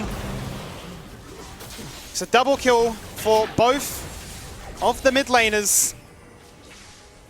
Tally comes up huge as well, though. He teleports into the flank. He actually cancels the Misfortune ultimate there with the ult of his own. They're still hunting for Babib if they can find him, but they're not going to be able to.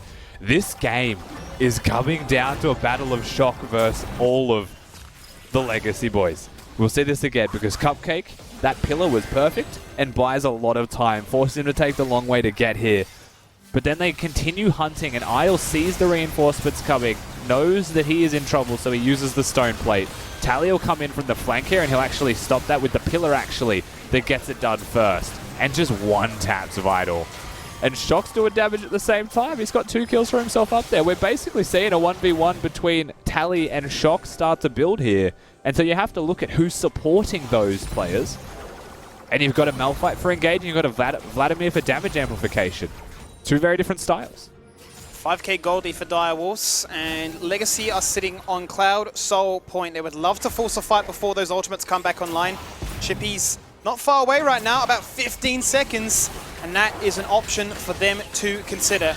But they are the ones in the driving seat. They are the ones in the best position to claim this one. Taboon just flashes across the wall. He wants to delete Vital, but the stopwatch denies all of that. Flash again from Isles to land a death sentence. Tempered Fate protects himself for just a little bit of time. And the Unstoppable falls, deleting Raze. The perfect player cannot make the perfect comeback here.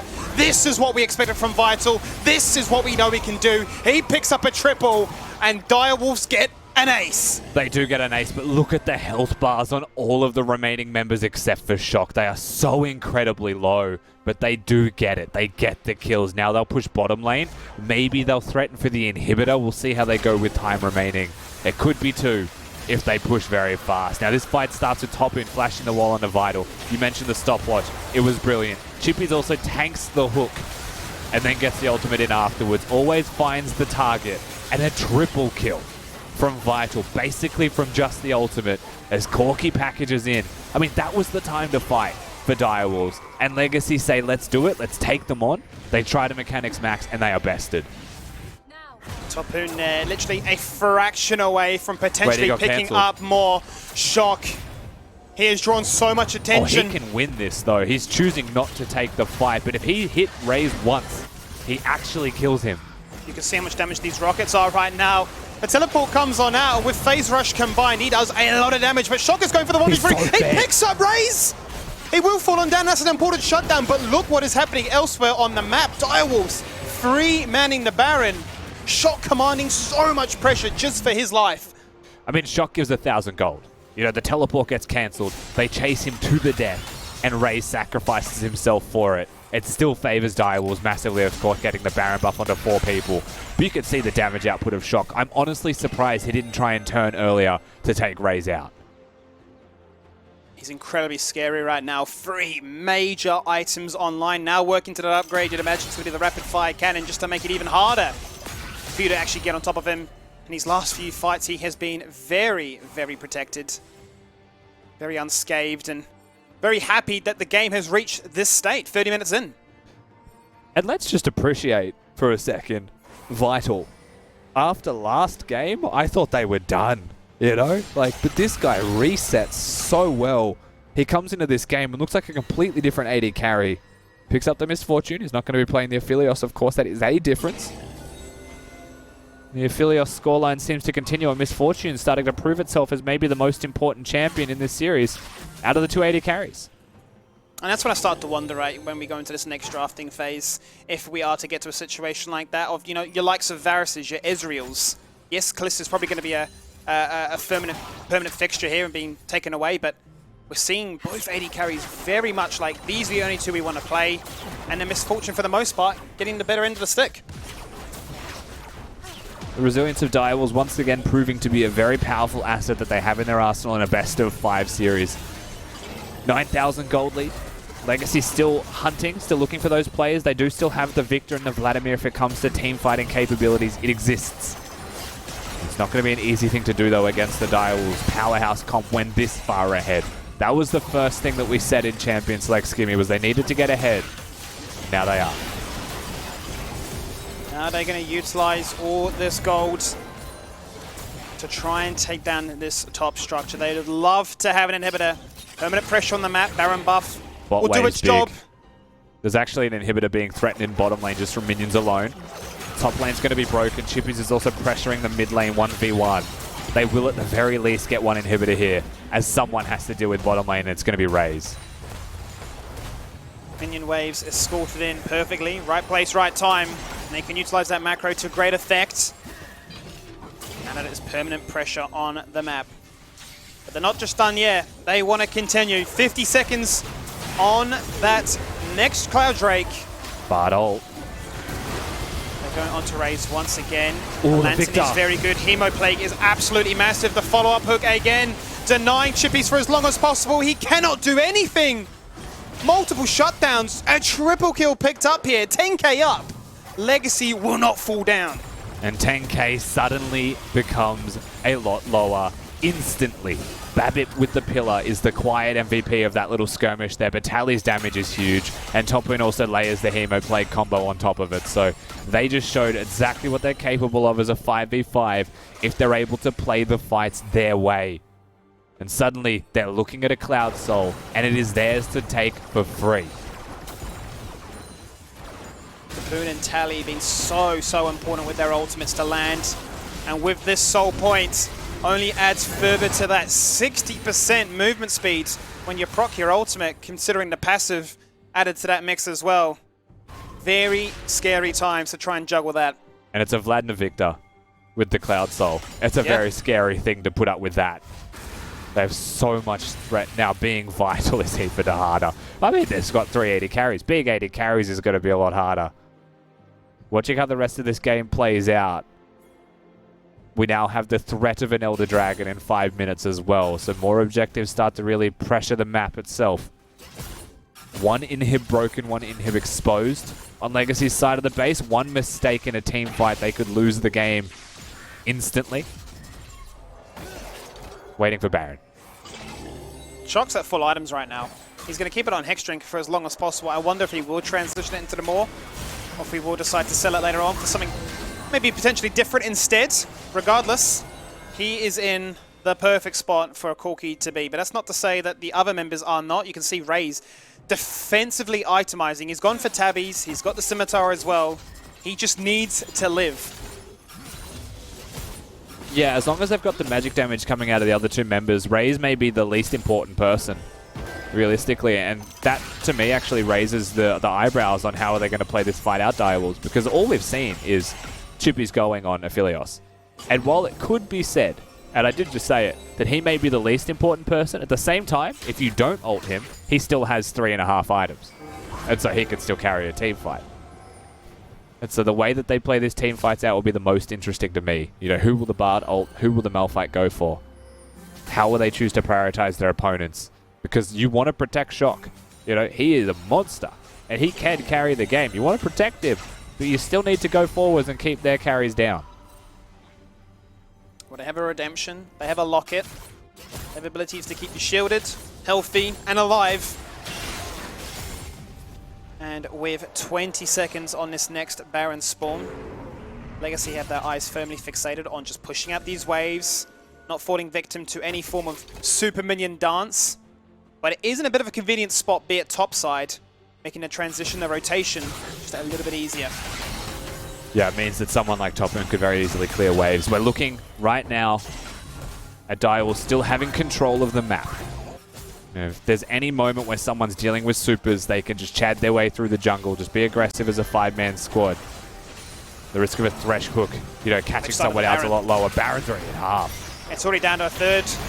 The hook lands. Are they going to go for this one right now? No, they are not. Direwolves pick this one up for free. Raze leads the line. Babip is there looking for a pillar, looking for something. Chippy's burning the flash defensively. Now they turn it around. That's not the target they wanted. Bullet time from across the wall. It's not going to hit anybody. Babip low. He flashes forward. Lamb's respite keeps 3 members topped up and healthy. They will not fall down just yet. Chippies gets one. He gets a double. But Topun responds in quick fashion. How much value can this be found? They've got the ace. And they're going to teleport into this base. Yeah, they've ended the game right here, Skimmies. They're going to take us to game 4 in this best of. Direwolves proven that they have the resilience to stay with Legacy, that they can keep up with the best, and that they can give us the series that we expected. Direwolves are used to situations like this. They've done full best of 5s before. They've done 2 of them to reach the spot here, and they are not going down in a 3-0 sweep. No, they are not. They tie the series up. They make it now 2-1. The Shock finishes that one 7-1-7. The Corki was huge. He was a very significant deal in those fights, and you know, even beyond just the pick of the Corki and how Shock played it, Direwolves drafted a much more chaotic, but much more ARAM-centric comp with a Malphite in it. Above all else, they hit the 0-2 deficit. They said, now is Malphite time, as they do every single time they play. And what a difference it makes. Every single time they pick the tank in top lane, what a difference it makes for Direwolves' play. It'll be interesting now to see, as a result, what happens if the drafting is shaken up a fair bit as a result. Regardless, Direwolves going to be happy with that one. They aren't going to fall victim just yet. They're going to stick their nose and hang around. They are going to hang around for a fair bit of time. And who else is going to be hanging around is the boys on Hangout. Nick. It's happening! I was right. It's so good to be right. I mean, it's my natural state, and you would think I would be used to it, but it just feels so good to be right about the fact that we are going for a full 5-game reverse sweep. And it is in large part thanks to Chippies and Shock picking up this wolf pack and carrying them on their backs, dragging them across the finish line, Juves. Yeah, I think I want to be clear, and I will say I think this game was predominantly on Shock's back. When Mans can 1v3 in the bot lane and still kill the ADC, sure, he shouldn't have been there in the first place, but he definitely made the best of a bad situation. Let me rephrase. It's on Shock's back. Chippies has decided to not actively take the knees out from the team. Yeah. So I think Chippies did a very team-related deed by locking in the Malphite. I question the press the attack pick when he's got double range solo lanes. I don't know how much use. I'd love to see the statistics behind the press the attack procs. But the main thing is that Direwolves created this chaotic comp that we were talking about, right? They've got the Bard ult to permanently force fights. They had the Malphite mid that could TP to bot lane and force ult. Not every play they made net gained them something. They did lose some fights, but like we said, eventually Legacy are going to have to make a decision, like going to the Baron, and do they fight it? Do they not fight it versus 7-item Corki? And you could see this was the first game we saw from Legacy where they were actually hesitating. I think they were hesitating in a lot of engages. Like the last team fight that we saw there, Babip didn't even ult. He was just in no man's land in the team fight, didn't ult. And it was definitely I think this is a composition that suits Direwolves a good amount. Yeah, absolutely. And I think the even better news for Direwolves is you just won a genuine 4v5. I've not seen a team carry a jungler that heavily since Sin Gaming 2017. Hang on. And I think that, if Miru just does what Chippies did, and I'm a firm believer in this, sometimes it's just not your day. Sometimes you wake up in the morning, you get up, you stub your toe, you go to shave in the shower and you put toothpaste on your face or something, and then you walk outside and there's just no milk for your morning coffee. And you know what you do at that point? You just think, it's not my day. I'm just gonna take it easy this one. I'm not gonna cross any busy highways because something's gonna go wrong. Is the milk is the milk you keep for your coffee outside? Yeah, are you living in the 50s? Is that what's happening? You're getting milk delivered? Why is the toothpaste near the shaving cream? Just stay with me for a second. Staying with you. Yeah, stay with me for a second. Chippies has obviously realised that today isn't his day. That he's doing the team thing. Corki into Victor is going to be tougher matchup. So Corki goes top lane, gets a free matchup against Vladimir. He cops a raw one for the team. Malphite into Victor, that still sucks. He goes down 100 CS. But you know what? He copped it on a utility champion. The person who needs to cop it next is Miru. I'm calling it. He needs to play Sedge. If Miru plays Sedge, man, or if he gets his hands on Jarvan, which I don't think he will because it keeps getting banned, but if he gets a pure tank, if he gets some CC, do you know what kind of comps win the OPL? CC, damage. That's all you need. You need some chance with CC and some chance with damage, and you got a good composition for you. And if you have champions that have R buttons, I know all champs have R buttons, but some have some significant R buttons. Some have R buttons so that you don't actually pick the champion if the R button's down. And that's what Direwolves had. And so Chippy's looking more comfortable on this Malphite pick, like we were talking about, Juice. Yeah, I mean, it's not that he looked more comfortable. Because I think, sure, Chippies look fine on Aatrox and Jace, but, you need to play Aatrox and Jace, or Jace specifically, to a level of where there's a reason why only Korean top laners pick Jace, and their names are Keen, Naguri, and Kana. They are the best top laners in the world, the most mechanics max top laners who sometimes go 0-9 because there are other games that they play, they'll go 9-0, right? And this isn't a time where you can afford to go 0-9 on Jace. Playing Jace, for my liking, too safely, not pushing the lead, not punishing as hard as you can. Whereas something like Malphite, something like Ornn, something like Maokai, something like Poppy, it's low risk, but you know what you're going to get. Even if you stumble, even if you fall, even if you have to crawl to the finish line, it's going to do something with the button that we call R. Well, yeah, I explain it right. And Malphite is like the perfect example of this champion. What does Malphite do? He knocks up the AD carry and significantly reduces their attack speed. What does Malphite do at one item? He knocks up the AD carry and he significantly reduces his attack speed. Like all the way up to 6 items, right? What does Jace do? Jace has to do significant damage, and the more items you get on Jace, the more damage he does, which is why you have to play him really aggressively to get ahead of that curve and be able to one-shot people. Sometimes you just have to pick like static champions, and it's not pretty. It's like not, you know, it's not glamorous League of Legends. We're not calling like, and I can understand why players don't necessarily love to play this way because it's not really engaging League of Legends either. But it is very, very successful all over the world. You know, and I mean, Shock showed that perfectly that game. You're not going to win an MVP award, right, in a grand final playing Malphite all 3 games. Yeah? But there's a reason that Doinby has a world skin of Malphite. But is this the game that gives Direwolves that energy, that hope, that spark of life that gets them into it? Is this the thing that we saw against Order? Is this the way that they begin to adapt to a playstyle that comes up, as we spoke about last week, adaptation, the key to winning these kinds of series, particularly the best of 5 against a team like Legacy? Adapt or die. Is that what Direwolves are doing now, Juves? I think so, and I think I actually think, funnily enough, Legacy tried to change up what's been working for them. Like they put Tally on, you know, a control mage, needs a good amount of CS, a good amount of items. So I think we saw both teams change up their playstyle, and both teams, you know, one team were rewarded and the other team got significantly punished. I think Direwolves definitely adapted. I'm just curious as to why it takes Direwolves to always lose a few games before they do this. I don't know why. Like we've had a sample size of the whole playoffs, right, to see what works for them. It's been very evident that Chippy's on these tanks, on these engaged champions, and Shock on these like control mages that genuinely 1v9 team fights really works for them. But it always takes to go down a few for them to just flip the switch and go into that way of playing. I mean, I can give you the exact answer. And like I'll give you some insight into like O's scrims, and Jules, you've been a part of this, so you'll agree. In O's scrims, you pick something like Nocturne, and you hit level 6, and you like FK around the lanes, and everyone's on 30% health with no flashes available, and your Nocturne like ults someone, gets his proc, like ults the next person flying around the map. You got like a 6-0 Nocturne. You're like, Nocturne is OP.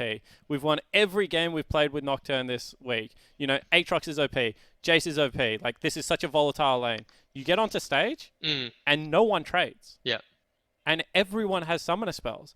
And then you're a Jace that, sure, you're farming at 10 CS, and you're against like an Ornn that's farming at 8 CS a minute, but their AD carry is 100% health with more CS than you, and he's flashing his heal available, and you don't do anything. Because the game is different on stage than it is in scrims, because there's this thing called pressure.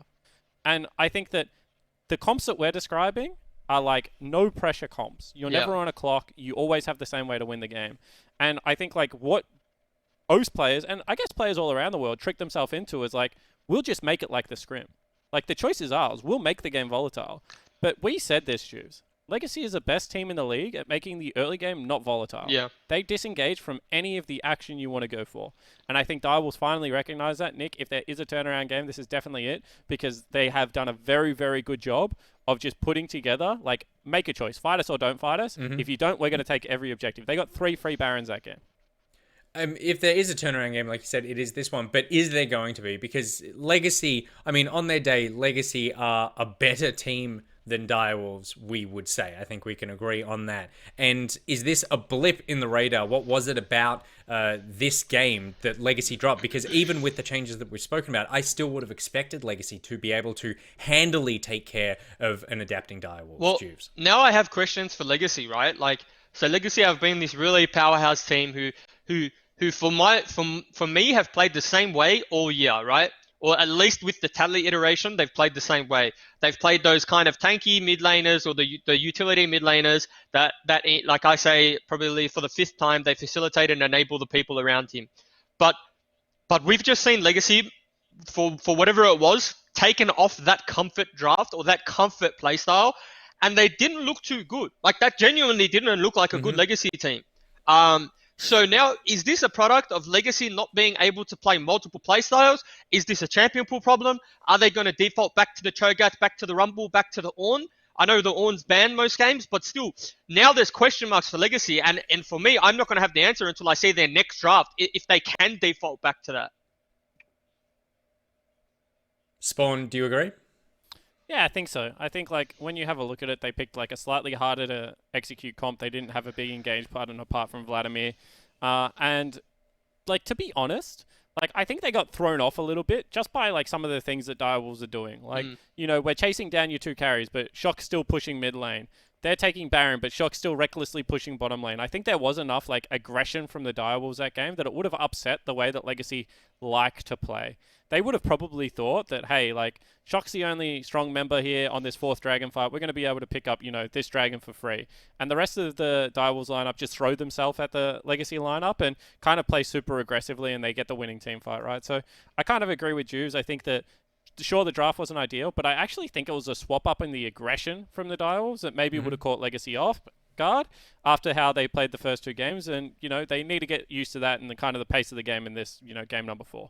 My favorite part of that game was just before we got into it, Juice saying the way to beat a team that make good choices is throw too many choices at them. That's what Direwolves did. You see an example like the Dragon fight, and then it works. Juves, you are some sort of analyst. It's almost like this hangout is the most intellectual, and we know what we're talking about 99.9% of the time. It's a very exciting time to be alive. It's also exciting because Neosurf are here and they want to give you skins. They want to give you masterwork chests and keys. All you need to do is head to the @OPL Twitter page, predict the total game time for Game 4, and you could be in the running for a lot of very cool prizes. @OPL on Twitter. It's time for Game 4, Legacy versus Direwolves. The sweep continues!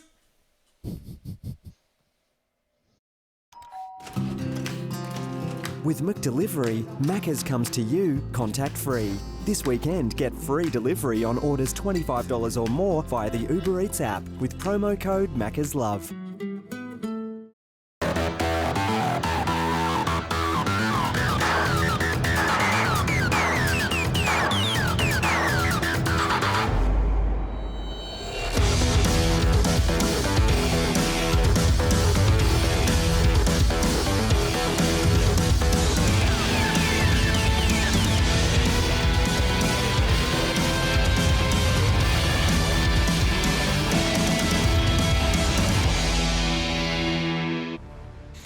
Well, Rusty, they always just seem to do it, don't they? They go down in the series and they just get some miraculous buff where, like, with 0-2, it is time for us to turn things around. We will not give up without a damn good fight. Surely it's scripted at this point. Sure. It's pre-recorded. That's what you have to say, right? There is. So I was thinking about this before, and of course we're getting through Champion Select, so I'll make this as quick as I can, but there's a certain point where I feel like, you know, the momentum and the pace that Direwolves hit when 0-2 down is just so different. And it really catches teams by surprise. And then in Game 5, teams tend to slow down, Direwolves included. But because they've already got the back-to-back wins, they built up momentum, but it keeps their opponents not used to the pace, perhaps. But I think Legacy are the type of team that are designed to deal with it incredibly well. You know, they slow the game down. They play on their terms. And Direwolves threw chaos into the mix in that last game. And that's exactly what they need to do. Just look at this right off the bat. I mean, we're talking about adaptations in the drafting phase. You take it with the Corki because that was so frustrating to deal with. But what have you given up? The Orianna as a result. Yes, you've gone for the Bard here, and we've seen that going to be, I think, just a go-to. I wonder if we will actually ever see it banned, but between Isles and Cupcake, always wanting to get priority on it. But as a result, you found yourself giving a situation where they've had now Java Nautilus at an Orianna, and you start to wince just a little bit. Yeah, I mean, they've picked themselves the Wombo. It's pretty true to Direwolves' style. Nothing should really be surprising so far with the draft from them. Looking at the other side, though, once again, it's actually a first rotation of the Bard, so the priority's actually gone up on it, while we aren't seeing a ban because there's no space in the ban list. But Ezreal's now going to be the pick with it. So they've said, we cannot continue to play these low mobility AD carries with the Bard, so we're going to pick the Ezreal. We're going to go for mobility and safety in that bottom lane. It's now weak side, and we go back to what works for us. And what worked? Cho'Gath. I was like a little bit caught off guard there. I always get baited by people cycling through these champions, which they're not going to lock in. But I saw the Cog one, I was just like, what? complete disbelief. But it will be the Cho'Gath. Going to be, once again, another tanky boy for them to flex around with, not get so bullied out here by the likes of the Orianna. But you can see now a heavy priority goes towards banning out AD carries. And I wonder, right, do we just add to the mix? Hang on. That's bot lane. There was a world It in has which to, has to be bot lane. So that's a Nautilus Yasuo bot lane? That was going to be my question. Was it going to be Varus, or was it going to be something to Wombo with the knock-up? That's unexpected. I mean, most teams that Shocker Chippies have played on, the Yasuo always goes to the AD carry. He's also currently having exhaust, which is why I'm saying all of this. And they've gone for the Poppy with it. So no Malphite this time around. The Poppy wasn't the most successful the last time that we saw it. And there's not a lot of things that the W is useful for here. In fact, it's pretty hard to be Poppy in this game without Flash to be able to make plays effectively. But there is a Trundle. And so you can kind of counter yourself if you're Babip. And there is a Jarvan on the other side. So with your own team, like if you're able to combo, it could be very good. But you're so kiteable against the enemy team. They can kite you so well. And you would imagine that's going to be a blue Ezreal as well, right? You've got the mobility, obviously, to get yourself out of that Wombo combo. Then you got the Flash. And if you can slow people down as well, well, I wonder in which world the Yasuo truly finds the value. Well, the Yasuo is always going to have value for Orianna's shockwave hits. You know, the Nautilus knockup, it's funny because it's always guaranteed, is one of the most annoying things to deal with, and Yasuo could almost choose his target along the way, but the last person chosen will always get knocked up. The build that the Cho'Gath was going for, being the Glacial Cho'Gath, was very squishy, so early on can be taken down very easily, but the risk starts to mount as the game starts to progress as well, and being that Yasuo, I mean, that's a spanner thrown into the works. That's chaos, and they didn't have the Malphite with it this time around. They didn't pick the Malphite. They just lost the combo. And they're just going to rock with it regardless. This is going to be an exciting one. The buff, the playoffs buff, the reverse sweep buff is what Direwolves are playing around with as we enter into game number 4 of the Grand Finals here for the OPL Split 1 2020 season. We have a Yasuo bot lane. We most certainly do. Of course, it's against the Ezreal Bard. If we want to speak towards what that Yasuo can do, you have a very important win wall against that bottom lane 2v2. Now, we already spoke about what can work with an Orianna Shockwave coupling the Yasuo in team fights, and it is a Jarvan Orianna combo. So we still see the Wombo. Yeah, we still see what is available when it comes to the 5v5 team fighting. It wouldn't be a Direwolves comp without it, right? But looking at the other side, and I mentioned this briefly, how do they hit that? First of all, you've got a Bard to deny some of it, Vladimir with the pull, Trundle who can pillar people away from the potential follow-up on combos. Cho'Gath's silence has value potentially, and it's an Ezreal with dashes. So it's to me this game is objective-based, and it's about the river objectives to me more than anything else. And it has appeared to be that objectives are very much of high value, either for sacrificing or even just trading, as to what is a priority in this one. Very curious to see how that changes up in this situation here. What should we be really looking forward to seeing coming out this Yasuo? I mean, early game aggression, we're expecting him just to try and get and raise his face? Well, he's gone for fleet footwork, so probably not. There's a couple of ways that you could build the Yasuo. Hail of Blades is one of the options that we've seen. Perks was actually one of the people who liked to take this when he was an AD carry player. It means that at level 2 you can just like instantly all in, and you've got a Nautilus, so like that's possible.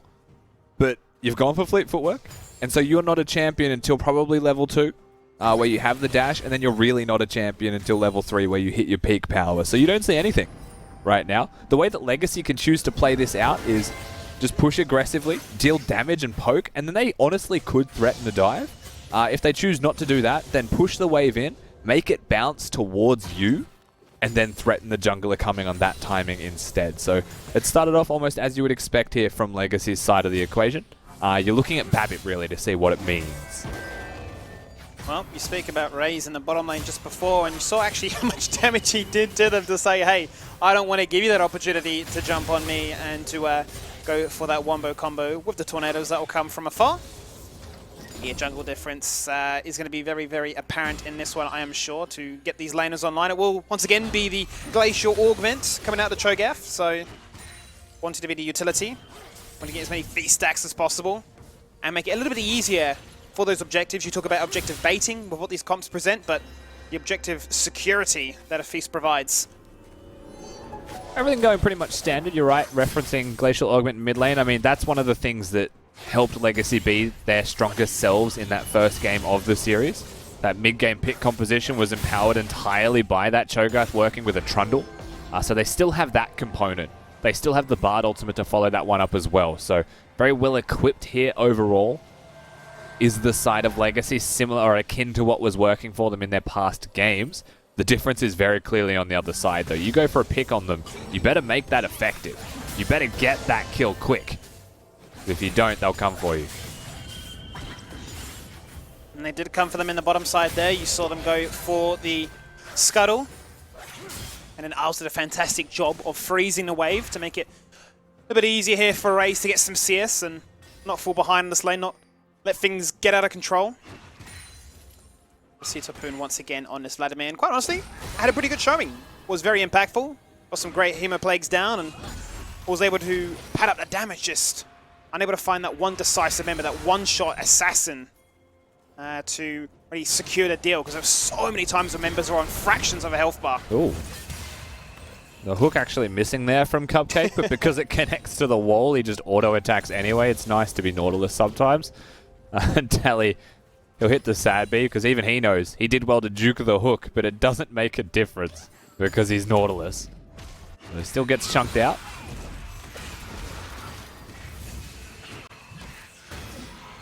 Getting zoned away from this minion wave at the moment.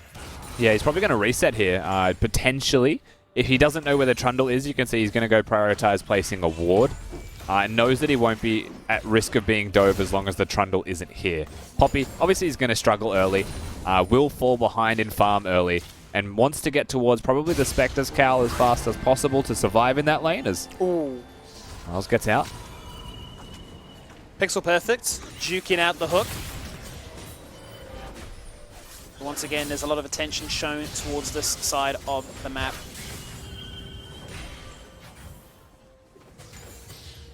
CS deficit's pretty much everywhere for Direwolves, except for mid lane. Shock, that last Bastion, he was huge last game. He keeps them in the series, he keeps them in the finals with a massive Corki performance. Now he's got the Orianna. It's his most played champion of the playoff, Skibby. It's his 6th time on the pick this time. See what he's able to get done if he can combo with the rest of his team, because he has done very successfully in the past. That he has. But LB Legacy picking up the very first dragon of the game. That was a little bit too late to the party, as they now look to try and control the vision in this side of the river. They've got control wards already down in the pit, in the Tribe Rush. Very defensively acquainted. But now they are turning their attention towards mid lane. Flash is fantastic. Shockwave will not hit. And Shock will not be able to get himself a kill. Very easy flash to force, though. So they'll take that one. You know, Orianna's going to be able to go back to base, get that lost chapter, presumably. Min needs to be careful for a hot second here, though. He's not going to be able to get that Scuttle Crab as Tally is stuck around. Oh, the knockup does actually connect. The silence as well. He flashes at the last stretch. Game over. That is fit for the purpose there. Burnt a lot. Falls down for first blood. Yeah, they actually tried to give the kill to Tally, and the feast animation got cancelled by the flash over the wall. So, in a funny way, they are lucky to secure that kill without having to use summoner spells themselves to chase him.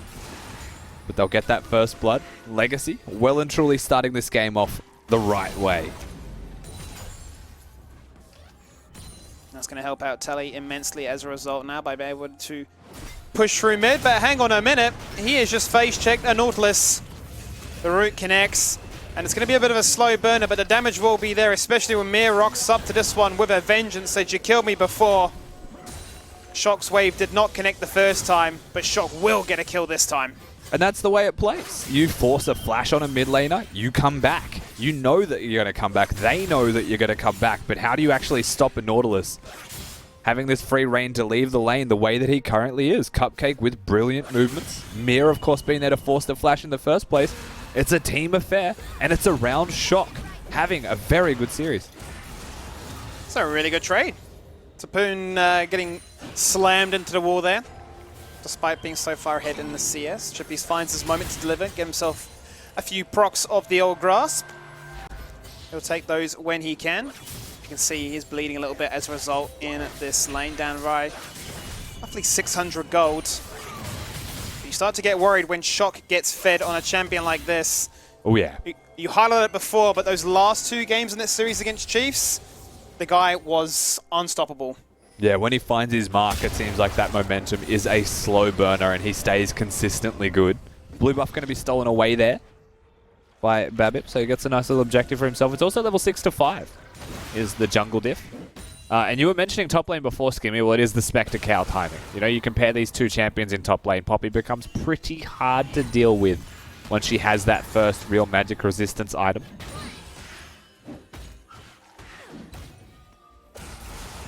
Yeah, got to keep himself topped up, healthy in this lane.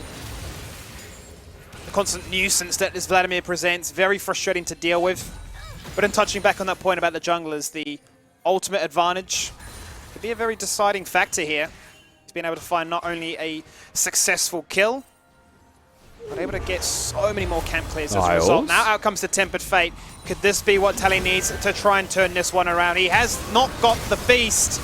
That will force out a flash. Babbitt will try to get into this one, but Shockwave arrives! Cupcake was there to do the damage, to be the janitor, the protector. Act as a cleanup crew, the portal goes out. Babbitt wants to run. Left, right, center. Vital can't find it. Wind wall goes up. It looks good. It's burning a hole in this river. But now they are juking and jiving, and Vital runs for a 1v4. And he finally gets it. How do you get this, man? He is styling on them right now. He's going to get himself a double kill. And he picks it up on Raze, given a blue buff. Thank you very much for that one. And now he is toying with his food. He's still alive and the fight's still going, Skimmy. The Vladimir in a lot of trouble. He sees 2 members so damn low. Vital as well. If he comes across this wall. Very close margins. Oh my God.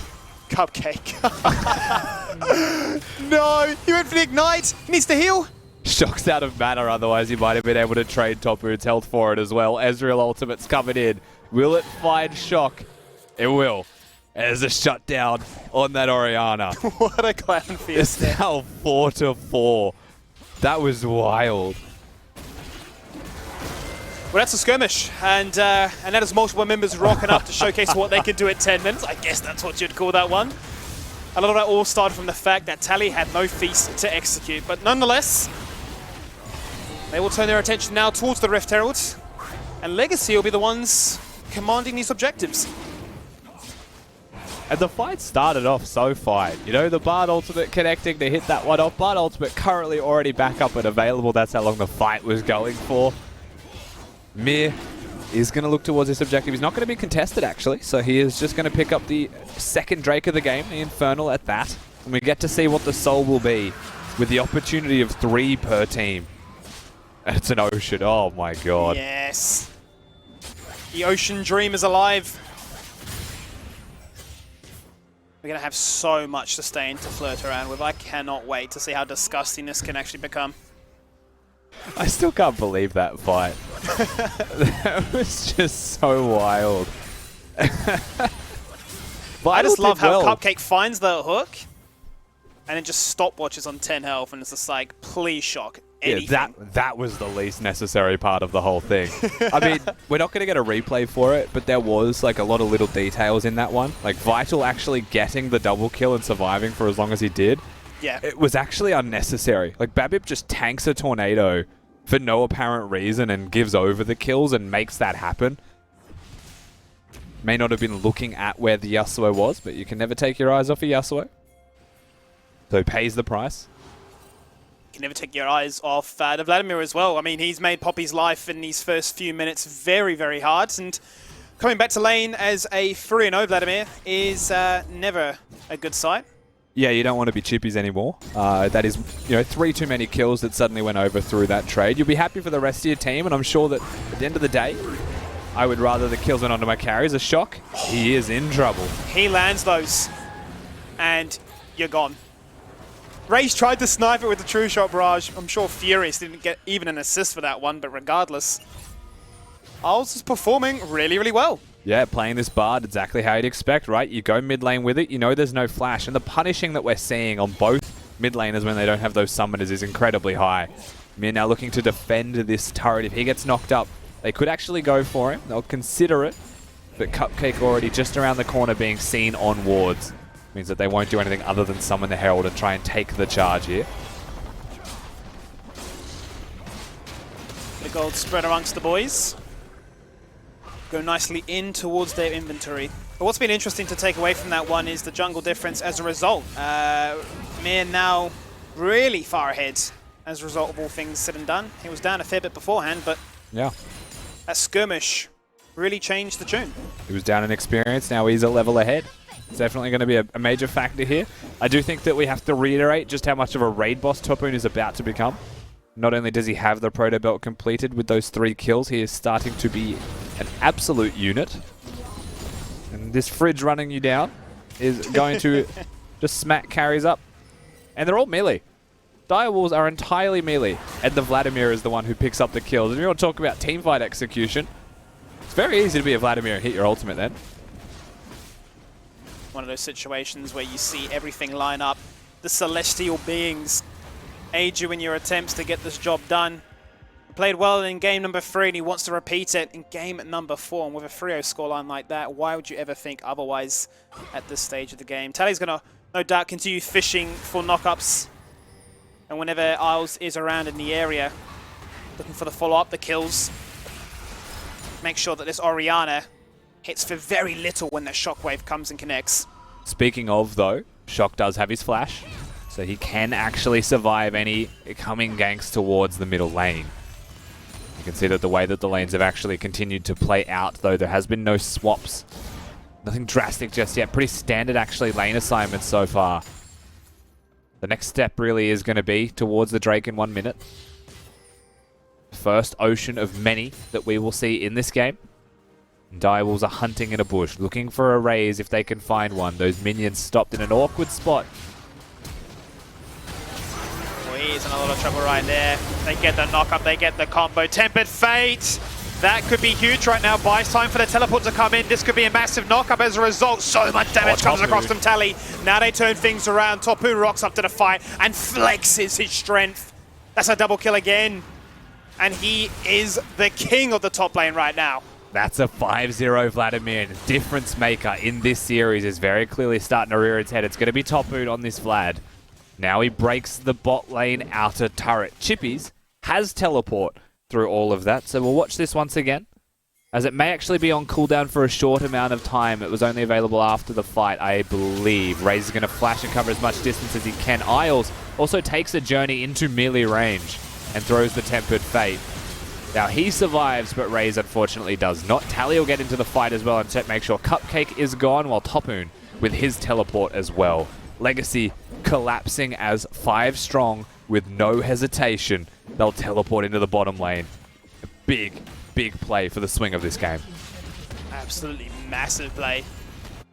And the fact that Raze was able to get out as far as possible, the Tempered Fate coming in clutch to buy time, and then turn it around just like that. You start to get worried when objectives like this come online. Vladimir's still hanging around here. Chippies is only now going to come in for the teleport. Cataclysm is not online, but Shockwave is there. Yasuo also has the last breath, so if they do hit that wombo, it still exists. Chippy's also having the ultimate of his own, could kick away some members. He flashes in, spots free. Hemoplague onto 2 right now. He's going to do so much damage to execute. Mir going to fall on down. No smite and no contest for this one. Isles flashes away. Last breath onto 1 right now. Topoon is going to get shot down, and by Chippy's none other. It's a 1-for-1 so far. Ooh. He stuns and charges into the wall. Meanwhile, the dragon is doing so much damage. It's actually slowing down Vita, who once again is caught separated from the team. Babip on the hunt, subjugating. Picks that one up. Spots out Mir and says, why are you here? You've got no health. This dragon, it is ours. And for just a moment, it looked like maybe Direwolves had been able to win around the execute at the Ocean Drake. But unfortunately not going to be the case. Topoon does drop, so the 5-kill shutdown does go over to the Direwolves, but they lose the fight just after. You can see Toppin on the flank right now. He's going to be able to find the mark decently well, but the ultimate was actually super late from him. So he lost a lot of damage on that, and Shock lives. That could have been potentially the difference. Mir survives for a significant amount of time, and Vital able to hit that knock-up. And this is okay. And then Chippy's flashes forwards onto Raze and doesn't actually hit the stun into the wall. He dies anyway, even if that stun connected. And then the Ocean Drake, of course, going to slow down Vital and buy the time that the rest of Legacy needed. Well, that gold is going to be used to get himself an adaptive helm. Couple that with the Merc Treads, going to have a fair bit of magic resist right now to make sure it does not fall victim to jumping in and just getting devoured by the likes of a Cho'Gath or even a Vladimir. This is actually a... go on cooldown. Easy it is to land those stuns and maybe not fall victim to what you just saw there. This is a big moment, though. Take a second now to look at the items and the completions here from Legacy's point of view. That is a death cap for Topoon. He's huge. He's unstoppably large. So he's now going to 1v9 team fights if he is left unattended. You've also got the 2 items here from Tally on the Cho'Gath. We mentioned this a few times now, but it's an incredibly cheap item build. So now that he's got those done as well, the pick potential from Legacy increases a lot. It is the Iceborne Gauntlet for Ezreal. When we're speaking about pick, very hard to catch him and very easy for him to chase people down, and the Trundle Pill is always going to be there. Yeah. Knight's Vow really the last thing that they're looking at. Otherwise, they are hot to trot. Well, Ezreal going to give him so much protection with the armor, the slow. But also just the fact that now Tally has 9 stacks on that Dark Seal. Very cost efficient. Just buff up his damage even more as he just continues to fish for stuns and pick opportunities. Gold lead is only 2,000. The majority of that, of course, going into individual parties on the Legacy side. Gold still going into the carries of Direwolves, just suffering elsewhere, above all else. They still need the items to be completed themselves. Once Direwolves have those, they may consider contesting, but right now, Shock finds himself in trouble once again. He's got no flash. He has heal if he needs it for the movement speed. He's not going to use it just yet. He's going to get the speed up from his own kit right now. Vital goes gold and Redemption comes online, but what do you do against a Rab Caps Vladimir? He literally 1v3s. You can't help but laugh at this stage. That one chaotic fight, when it went on for such a long time, has really blown this game out of control. Yeah, majority of the gold going to one member proves to be far too significant. Topoon's doing some ridiculous DPS right now. They'll get the Baron buff here. You're looking at what the contest is. Chippies has moved into the area, but it's going down so quickly. We'll see if they can do anything here, Dials. It's unlikely.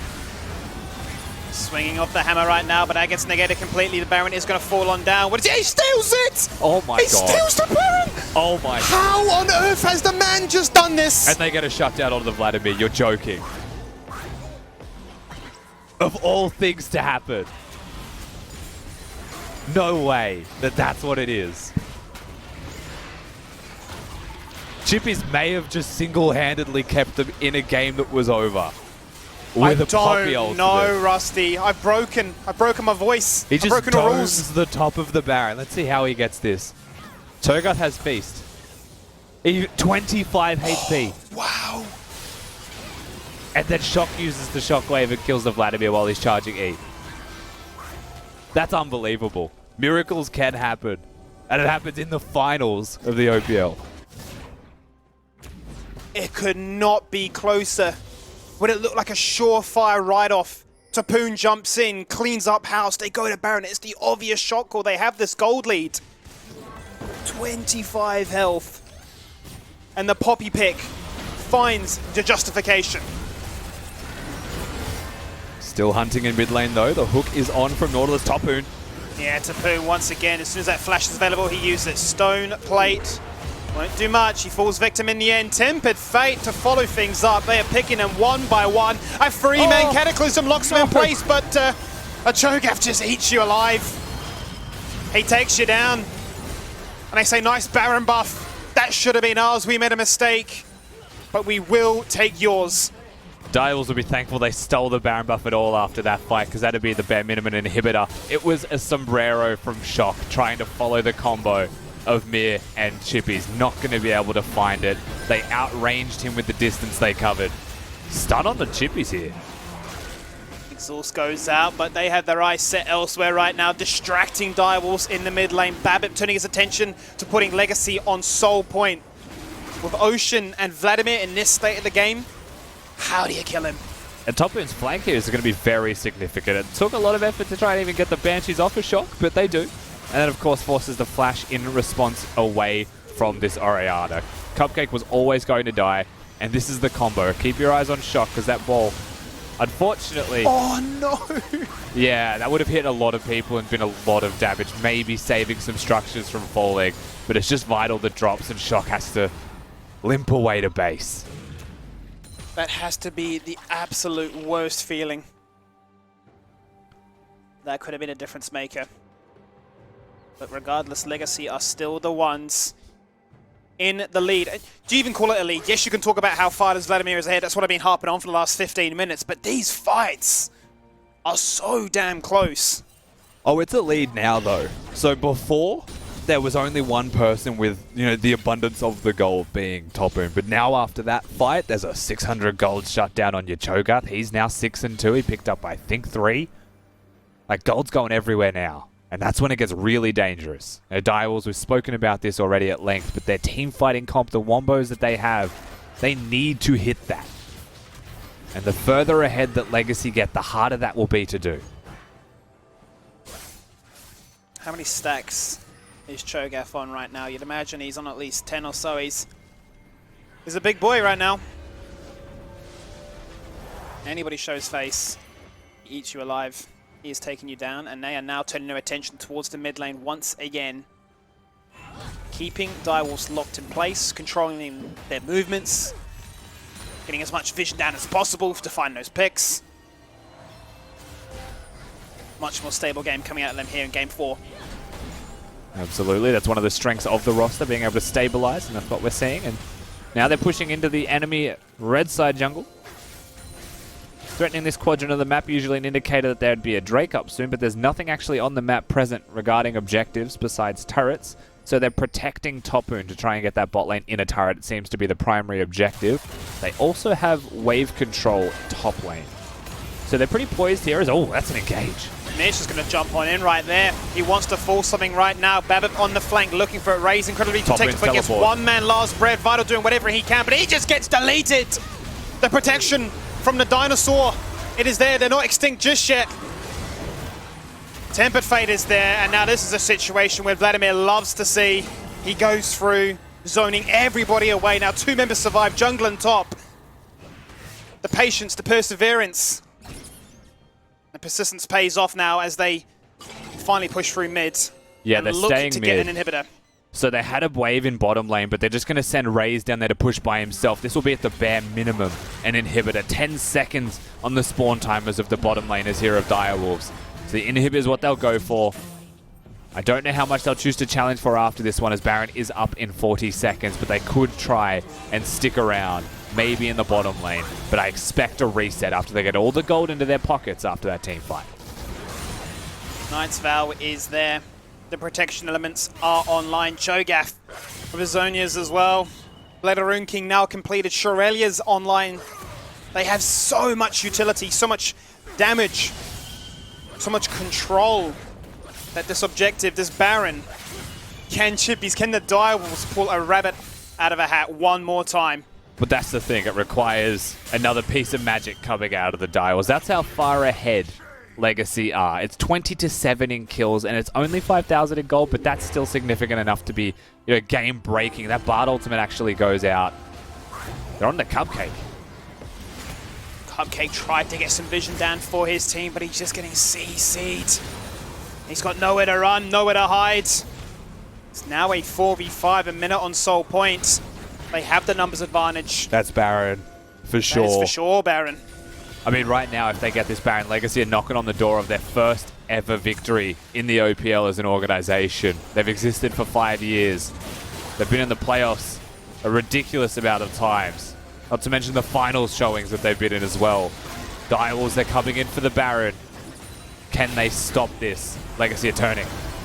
That they are. Vital combining with Chippies to try and take out Isles right now. He's Not got that tempered fade up just yet. He does have that flash. He's holding on for as long as possible right now. Magical Journey used, and he just goes into the damage that a Cho'Gath presents on the table for you. Direwolf's holding on for as long as possible. Chippy's regenning. He's on the flank. He's sitting on walls. He's squaring up for that magical moment once again. He was considering maybe ulting them away, looking for an opportunity. If he pushes them out of the pit, yes, it's possible. Direwolves are going to concede the Baron. They know full well that their opponents are on Ocean Soul Point. And so they're going to take that objective away for themselves instead. It'll buy more time on the map. It's going to be just the Baron to empower Legacy. But that's more than enough. One teamfight victory, and Legacy can win the entire game. A win harder condition has been removed, but their win condition in mid lane is already open and ready for the taking. Baron buff is there. And with bot lane pushing as well, they are presented a great opportunity now to play the macro. No teleports available, but regardless, 22-7, the gold lead that they have, surely they have what it takes for one team fight here. Medjai's Soul Stealer going to be the itemization of choice for Tally. Of course, building towards the death cap. He could sell that at any time, but he's got 10 stacks on it. So for now, you keep it. Very cost-efficient item to sell, actually. I believe it's like 1050 to purchase and 980 to sell. So it's actually a fantastic item to just build for those of you at home. It is not a troll choice anymore. Legacy with this Baron buff are going to threaten the top lane turret here. This one should be uncontested. It's the next one that you're looking at Direwolves to stand and protect. Yeah, they tried to set up a trap there from the rotation through mid to bot. Legacy have plans of their own though. They went topsides. They don't lose much as a result of this one. They can still get to this turret in time for the defense. They need to execute flawlessly here. It's so hard not having a pure AD carry to be farming this one. Yasuo obviously does get a lot of value from farming himself, but no range champion. All of this is on shock. Just remember that if he does hit the shockwave, if Legacy overexert themselves or pressure too hard forwards, then the possibility is there that the Wombo connects, but they're not going to do that. Why would they do that when they can send a Vladimir to bot lane and he can just win the game by himself? And who can respond to Vladimir right now? It doesn't look like anybody can. Direwolves want to force this fight. They one-man shockwave, one-man ulti, one-man go all in on Tally, but he just pops the Zhonya's and negates everything. The fight continues regardless. Vital has done his job by removing Raze. That is a shutdown. That could be important, but Tapoon is spreading blood. They've done it. And they have wiped these members. Chippies is the last sole survivor, but they're going to teleport into this base. Starter meets success. Consistency is rewarded. 4 finals! 4 times the runner-up. They've never won this trophy. They've tried so many times, but this is their occasion. And they will be your Split 1 2020 OPL champions.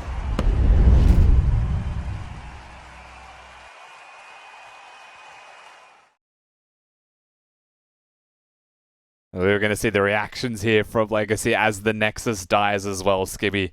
Big moment for the boys. Isles in his rookie split as well. Fantastic showing for the players, but amazingly, the reactions are calm and collected. Oh, except for that. Oh, there goes the confetti. That's a different tune. It's Carbon. Big Carbon.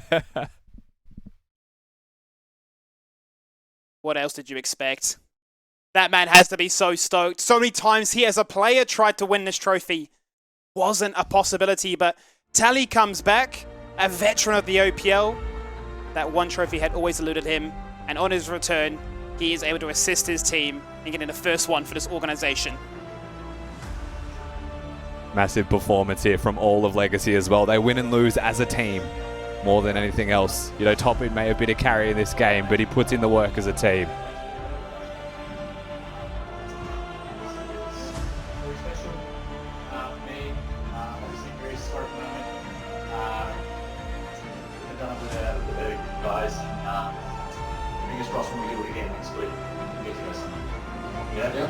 Let's go. Legacy on 3. 1, 2, 3!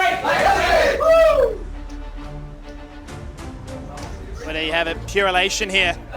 They were the strongest team. They proved to everyone they were the strongest team. They were taking down teams left, right, and center. Strong, consistent. And overall, that consistency is rewarded. No dip in form, no problems for them. And they are able to dismantle the hype train, the reverse sweep, power buff, playoff performance that Direwolves had really put on and provided to us to get to this grand final situation. Yeah, takes a team with class to be able to stop the Direwolves' momentum. They've already proven that they could deal with the best, and they brought back the series in that third game, but Legacy stands strong, and they say that we are the best team, and a very deserving victory for them in the finals today. Well, that is a fantastic opportunity for them, and I'm sure the boys on the analyst couch are just as elated. Let's welcome back Nick and the crew, and let's bring them into the fold of things to sort of break down and celebrate that victory. I mean, I feel like we are 100% more elated and excited than the Legacy players were, but no one is more excited than Carbon was. I mean, that entire celebration was a one-man show there, Juves. Yeah, I mean, he didn't do it as a player, so he put the team together to do it instead. So he must be happy. I'm happy for him. He's one of my good mates in the Oceanic circuit. So, you know, it was well deserved. It's been a long time coming for him, and it definitely means a lot to him. You know, it's not always been easy, and I know what's gone into getting to this point for him. So I'm just happy for him, happy for the organization, and yeah. Spawn, we will talk about Legacy as a team in a minute. I mean this with love. Do you feel like Carbon can die now? Like that he has fulfilled his purpose? I just feel like he wanted this for so long. It eluded him for so long. And this has been so much work that now finally he can let go and take his eternal rest. Yeah, absolutely. I mean, shout out to like everything Carbon has honestly done, because you know, we'll get to the victory in a second, but if you just look at the people that have been here since day one that have actually put Oceanic League of Legends like somewhere. He had one of the first best interviews overseas. He was one of the people that gave us like the cheeky bands reputation. He housed Egypt for a long time. You know, he's helped me out in the past, and he runs a really great organization connected to the Adelaide Football Club. And we haven't mentioned that yet, but you know, the Adelaide Football Club acquisition of Legacy Esports was the biggest news story in Oceanic League of like Oceanic Esports bar none. Like that acquisition was huge, and it set the stage for so much of what was going to come. And I think that this would be ultimate vindication for him, because Legacy in the past has been like a farmhouse. They are really good at identifying talent, but they've had a tough time like securing them for the years that they're actually going to be championship contenders. Yep. You know, Cupcake was there. They had people like Loss. They had people like Tally. Mimic was there. He went on to win a title with the Bombers, right? King was there. All these, yeah, King was there. Claire was there. All these players that have gone on to become really, really great players actually started a lot of their careers at Legacy. And I think this time around, he's been able to put in the good work to attract that star talent back. He still had a mixture of rookies in there. And they were, honestly, like the best team in the OPL. Top to bottom, their teamwork looked the best. Behind the scene, I think they were probably the best coached as well. And that's coming from someone that obviously was a coach of a team. Looking at what Denian did with the guys around health and wellness, and what Denian has done himself across the journey at Legacy, honestly, like you can have nothing but respect for a team like that, and nothing but respect for someone like Carbon, because he's the guy that puts it all together. Now just a quick one on the players. There's one person who I don't think we spoke enough of, and I just know after watching that game the last game, I want to give a special mention to Isles. Yeah. Isles on the Bard in the last game there specifically was just a real monster. He landed countless ultimates on the Orianna, and like sure, Bard on targets without mobility should land ultimates, right?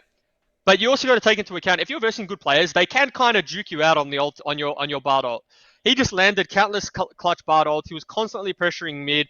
He had a really good lane, and I think it was a very good series from him, and arguably the best series I've seen from him all year.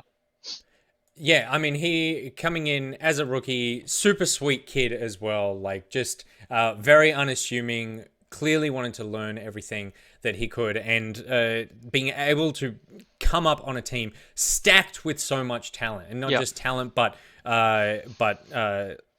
I was going to say legacy talent, but old school talent. These are veterans of the OPL, and being able to hold his own on that team, absolutely incredible. We spoke about it before as well. Bringing back Tally mid-split as well is something that has really turned that team around. But sorry, Spawn, you were going to say something on Isles? I was just going to say he's also from the southeast suburbs of Melbourne, so honestly, kid can do no wrong. There you go. Yeah, I mean, Western suburbs historically has better players, but we'll leave it at that. Okay, no one gives a shit about Melbourne. Let's talk about what this means. I mean, you mentioned for people like Carbon, but what does this mean for the players? What does it mean to be on this kind of winning team to start off 2020 Juves with this kind of win? Well, you like to look at it as a very big momentum boost, confidence, whatever you want to call it, for Split 2, right? Like Split 2, I think every player's dream is to play at Worlds. I think that's fair to say. You've now got, Topoon and Babip who have done back-to-back titles. So this is for them. Like they were on Mammoth last year, they've been to Worlds already, and now they've got the MSI title. They've got this title under their belt. And I think it's just for the whole roster, it's a very good stamp of approval and to know that they can do it again next split. I mean, it's like the process works, right? We always talk about trust the process, but people don't blindly trust. You trust the process when it starts to have good results. And I think that this would have been a tough split because, as I said, they're not playing glamorous League of Legends. They're not playing like that MVP style League of Legends. That's probably why Raze didn't win MVP, because Chiefs do play an MVP style League of Legends, if we're being like completely honest, right? And I think that this is like ultimate vindication, that individual accolades don't mean anything. I've said it before, but like people don't just look at talent within O's and then get picked up for overseas. They talk to people like Juves because he's got, good ins with people in North America. They talk to people like me. They talk to people like Papa Smithy. And being a good teammate and being that team player and what Chippies did in Game 3, for example, stood out to me more than anything. This is the first time in a best of 5 I've seen Chippies say, you know what, my team doesn't need me to carry. My team needs me to play utility. I'm going to pick utility. And to me, like that shows someone that is like, quote unquote, more import ready than what he was at the start of this best of 5. And I think that Legacy have got 5 of those players. When Quinn's on something like an Aphelios, he'll carry, but he played Ezreal this game, and he's willing to play like Ashe and Varus. He even played a Syndra game. Tal is the exact same, played the Victor in the middle, would have been able to play like Aatrox, Gangplank mid lane, but he also plays Galio Cho'Gath. Jihoon we've already talked about. He's played everything from Soraka to Gangplank to Mages up there in the top lane as well. Like they just play everything everywhere, and they're willing to fit any role, and I think that is like proof that kind of League of Legends is winning League of Legends. Topoon's another player that I'm especially, He's excited. the best player in the league. Yeah, especially I'm happy, I'm excited. I genuinely really like the guy. He had a bit of a rough go last year. He didn't play too much. Fudge was obviously the priority top laner. Now Fudge is playing for Cloud9, so, well done to him. But for me, this was Topoon's split or year where it was not necessarily redemption, but where he could prove himself to be one of the best players in the league, not just best top laners. And I think without a doubt, Topoon was by far the best top laner in the league, right? There's no question about, because he could play tanks, he could play carries, his champion pool was deep, and he played a role for his team. And so that's why he's the best player. Yeah. Because of all the things you just, like, there are better carries than Topoon. There are better support players than Topoon. But is there a player that can do everything that he does? Like, he is meta resilient. He plays everything. He can play strong side. He can play weak side. He does it with jungle assistance. He does it without jungle assistance. He team fights. He split pushes. Like, as far as the complete package goes, like, he is like the 8 or 9 across the whole board. He does not have a weakness. He is so, like, let me just tell you, as an opposing coach, he is impossible to prepare for. He's actually one of the biggest headaches that Legacy had. There is no point banning a top laner against the Legacy lineup. The only time you started banning Ornn versus Legacy was when Tally showed he can play at mid. Otherwise, it wasn't even worth banning Ornn against the team, to be perfectly honest. And so we've spoken a lot about Legacy. Let's not forget their opponents, Direwolves, who did such a good job getting here. Obviously, they couldn't take out the grand final, but Spawn, there's a lot there for them to be proud of, a lot there for them to build on. Yeah, absolutely. And I mean, when Direwolves announced their lineup super early in the offseason, everyone was really excited about it. And I think that at points in this split, they have been the best team in the OPL. And that gauntlet is really hard to run. So, like, hats off to them. Nothing but respect. I think the new format is maybe even more challenging than the old format because you fall from, like, upper to lower bracket, have to battle your way back in. And that's really, really tough. So, nothing but nice things to say about the team. I think that there was some stuff going on, which obviously I don't want to dive into too much, but they would have thought that on a different day, they could have, like, got some things rolling in this grand final and made a fair crack of it. But I think, second place in the OPL is very, very difficult to do. And I think that this will only make them hungrier for Split 2, especially guys like Chippies, guys like Shock. They would have tasted it today. I also think that there's a lot to be proud of for this Direwolves team. I think that the individual performances, and not only individual performances, but as Spawn touched on, the team performances from specific players that we seen. We saw them, it's not often you see a team grow in the space of a playoff because it's such a small period of time. It's a small window.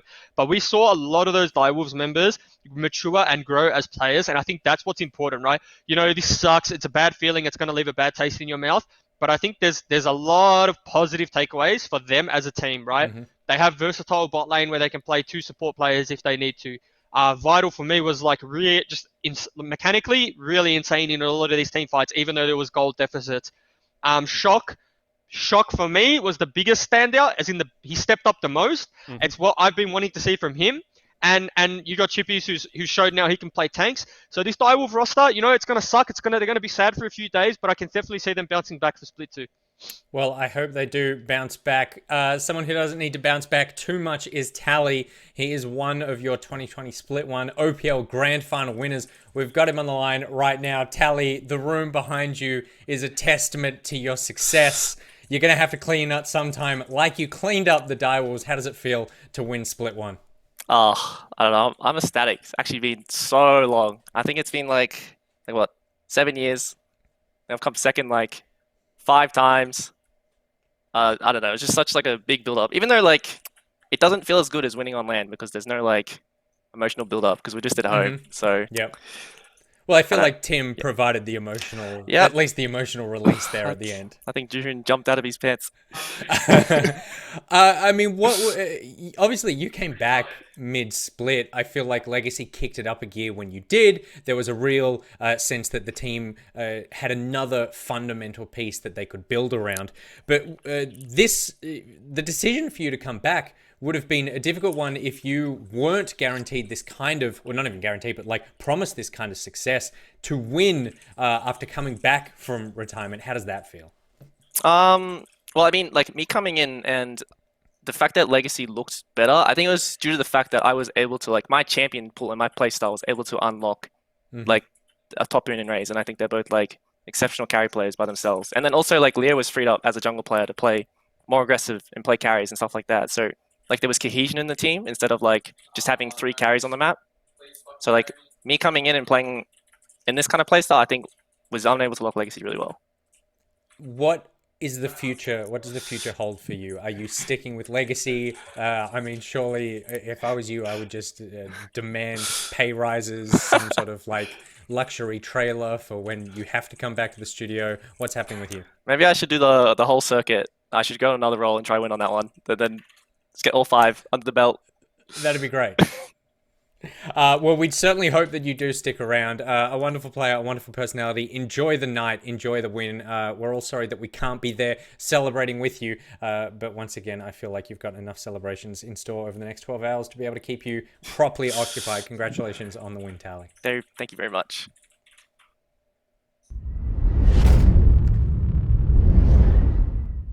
And what a great story for him, Spawn. Obviously, you have a lot of affection for Jimmy, but he to come back to win in this way, and like he said, to not only be a successful player in a team, but to feel like you have contributed to the unlocking of success in other players must be a really joyous thing. It shows the growth of James as a person. In previous years, when Legacy had played gauntlets or finals, he played Graves top lane, Master Yi top lane, carry Echo top lane. He was not, Jules will back me up, he was not known for being this flexible player when he was a kid. He had one style and he used to run over teams with that style. But he's a different dude now. I obviously promised him a championship in 2018. I might get a little bit emotional during this, but we had a really rough year 2018, and James was really integral to keeping that team together at all. And then going in 2019, was a superstar in my opinion, and I'm so happy for him to get his title. I could not I couldn't be happier for Tally to actually be able to pick that one up. I know how attached you are to the boys from Order, whatever the iteration of that team, but I hope you're not too choked up because you have Raze on the line. Yeah, absolutely. So going to be joined by the perfect player in Quinny K. Raze, congratulations on joining an elite few that have won titles with multiple teams. How do you feel? Obviously, I'm pretty happy after not having won for ages. It's a bummer about MSI, but a win's a win, you know? Yeah, absolutely. And talk to me about your team, because Tally was just really complimentary of like you and Topoon especially. Yep. How you guys are these great carry players. What did adding Tally to the team do, and how was playing on Legacy this season for you? As soon as we added Tally to the team, it was a slow, because Jensen's coaching style is very systematic. As soon as we added Tally, it was much easier to like just put that into the team, and it was way easier to improve as soon as we added him. And I think like the split honestly came down to coach cap. Our knowledge of macro past 10 minutes was just like infinitely better than every other team, and I think that's mainly what it came down to in the end. Yeah, absolutely. I mean, I'm sure you'll be shocked to hear, but I actually called the exact same thing. I said Jensen, coach cap, pretty much the whole split. Coming from a coach, I think he was really insane. So what was it like under Jensen? Because he's a strict dude, but he seems like a real pleasure to work with. Yeah, he just basically gives us like a systematic play style, so it's really easy to make macro calls as long as we like everyone recalls together. You make a plan. It's really easy to follow and simple, and it always catches teams off guard. Like we can easily tell the mistakes they make because he points it out to us very easily in review. So just makes the game so much easier to play compared to other years I've played. And now I want to focus on your journey, because I called you the Chiefs franchise player when you were picked up from the Direwolves. You joined the legendary lineup, right? You actually took the role of Radier for, the guy that the MVP award is named after. But this really feels like, your team. You feel like one of the leaders of it. I know you're super vocal. How have you enjoyed that growth, and what is it like to now be a leader on a championship team, not just like the new 80 carry, like joining a legacy legendary lineup? To be honest, last year I was along with DOS. Like we were both two leaders on that team, so I've already been in the role of a leader. But this year, like I definitely took more of a leadership role. I'd say it's still the same. Like Leo took a leadership role out of game. I did too. I was mainly more of a leader in game. So I've already like experienced that once, so it's not any different compared to last year, in my opinion. And this is the second time you've brought a rookie support in and absolutely carried bottom lane with him. Isles in that last game, in game 4, maybe played the most legendary Bard performance like Osa's seen. What did you think about playing with Isles, and how was that game 4 for you? Obviously Isles is really good Bard. Like, I don't know why the champ seems so OP, but his pick potential is just insane. I don't know, hopefully maybe people will realize it's actually a good champ, but like obviously it became super high priority in that series, so yeah, Jonah played really well in his first finals ever. Well, thank you very much for the chat, Quinn. Thank you. Congratulations again. Hope you have a really good night celebrating. We'll throw it back over to Nick Boy. See ya.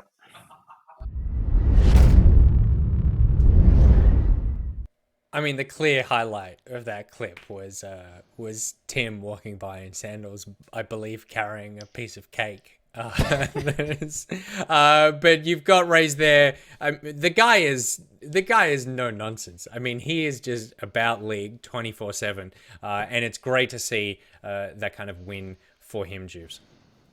Yeah, I mean, he's a veteran in the scene. Like you said, it's been a long time since he's won, and so to do it in a roster where he's playing a leadership role, it's great to see. I've played against him, I competed against him. And he's cold-blooded when you play against him, so it's good to see him win. Gives you hope for the OPL as well, because I can't stress this enough, but he was like kind of that first rookie player that joined like a legendary team, and now is like that captain. He's bringing up guys like Isles, right? So I just think it's so insane that like his journey is like my favorite story in Oceanic League of Legends, to be honest. I'm a huge fan of Quinn. We're a huge fan of Quinn here as well. We're also a huge fan of Babip. Juves, I believe you've got him. Yes. G'day, Babip. How are ya? I'm good. How are you? Yeah, good. So this is your second title in a row now. Congratulations.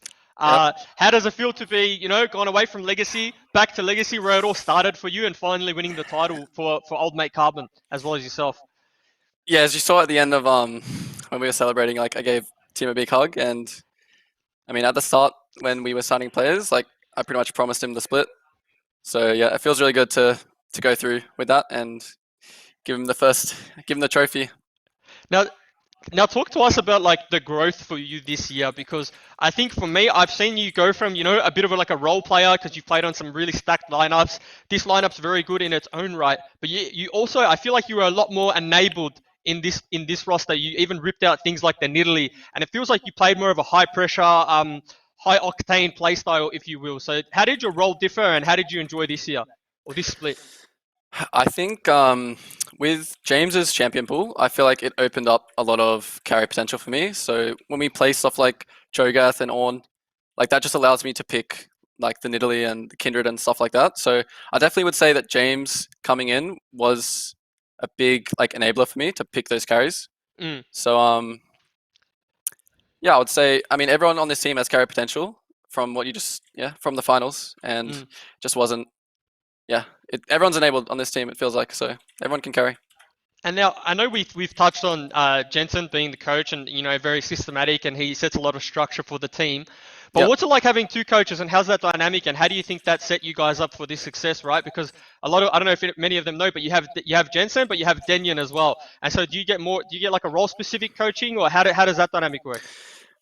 Splitting up having two coaches means that basically the time is. So you basically have two people that can do double the amount of work, right? So when we're going through our day-to-day like things with Jensen, like Danyon's working on our briefs, which is why we had a lot of like, especially in the best of ones, we had a lot of like cheeses, we had a lot of like information, and I don't know, their time being split up just means that we just have like a lot more planning, I guess.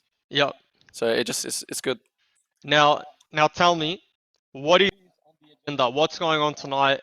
Is it ARAMs? Is it TFT with the boys? What's the party looking like in the Legacy household? Well, the pizzas have just come in, so that it'll be the pizzas. Probably just be TFT with the boys. I mean, I'm a big TFT player now. I got pretty addicted during this split, so I can finally indulge in my addictions.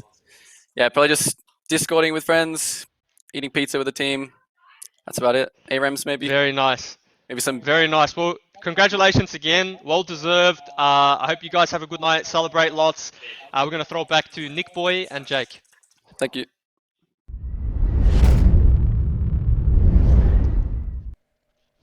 Pizza and TFT, they're living it up over there at the Legacy House. That's an absolute party. Well, we got to remember it is quarantine time, so it's not like you could have expected them to say, yeah, we're going to get out on the town, we're going to go out and do this. So, quarantine. I mean that genuinely. I'm 34 years old. I don't want to go out anywhere. Like, I want to stay home and just play video games. Yeah. That's a confidence pizza, though. Sorry? Like, a pizza doesn't get there in 10 minutes. That's true. Like, they ordered that, like, at some point in Game 4. Yeah. As soon as Isles landed that Bard ulti on midwave, they're just like, Tim whips out his phone. Yeah, mate, we'll have 5 of those large capsicums and pineapples on the pizzas, mate. Yeah, yes, I'm in my sandals, so we'll be right. I don't know why he'll be riding his sandals, but it's true. That's exactly what he would have said. I mean, this Babip and Raze to me are two people where I just feel like I see them winning more and more in the future. It's surprising that Raze has not won nearly as much as he has. Babip obviously more used to these high pressure scenarios, high win scenarios. Someone who isn't, but it is their first grand final win in their first real split. We've got Isles. Congratulations, mate. How are you feeling right now? I'm pretty happy. I think that, I don't know, I'm just really proud of my teammates. That's pretty much all I have to say, I suppose. What did you, obviously coming in as a rookie to a team just absolutely stacked with talent, what have you learnt from these guys? What have you learnt from Legacy as an organization? I think this was a pretty massive experience for me. I think this is pretty much, I got everything all at once because I was fortunate enough to, as you said, get on a roster that's really stacked, that has a lot of veterans, a lot of talent. But as well as that, we've also received 2 coaches, which is a really insane experience. And it's my first time living away from home, and I'm just being bombarded with information on information. And I think that my teammates did a really good job of allowing me to get through this whole experience. And I just think the staff, just everyone involved, have been really helpful in allowing me to take in like all this information. And I think from the start of the split to now, I think I've learned a ton, and I think it shows. I think it absolutely shows. Something else that shows the proficiency, the blistering performance on Bard. Obviously, Rusty, a huge fan of the Bard pick. Ejim, huge fan of the Bard pick. We've got OPL legends who are associated with Bard. You now have tied yourself to that champion in a grand final performance. This could be a defining champ for you moving forward. You looked comfortable on the pick. How did it play for you? I don't know. I think some of my teammates have already touched on it, but for the most part, I just think the champ's really underrated. And if you asked me at the start of the split whether I could play the champ, I would have said no. Remember there was times in scrims where I was asked if Bard was good, and I would say no, or like I wouldn't be comfortable on it. And I think, yeah, I think it is really sleeper, and I think I've gotten a lot better at it. And yeah, I think it really enabled our team today. Do you think you'll follow the Rusty path and get yourself a Bard tattoo? Not sure. I think you could usurp him as a Bard superfan. Well, congratulations, Isles. Congratulations on winning your rookie split. It's not something that you see very often, but it's something that's very well deserved for you. Enjoy the rest of the night and enjoy your time off between splits, mate. Thanks so much.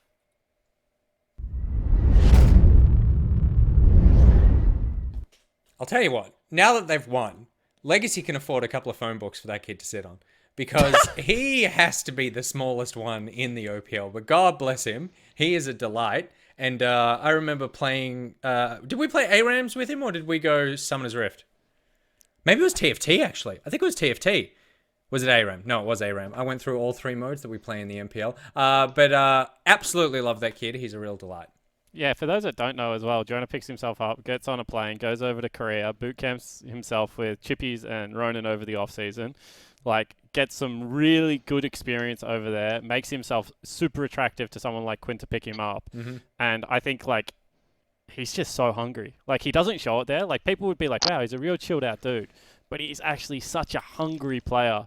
And Totally. I think he's, like, going to be an out-and-out superstar. And it's really hard to be that good from the support role.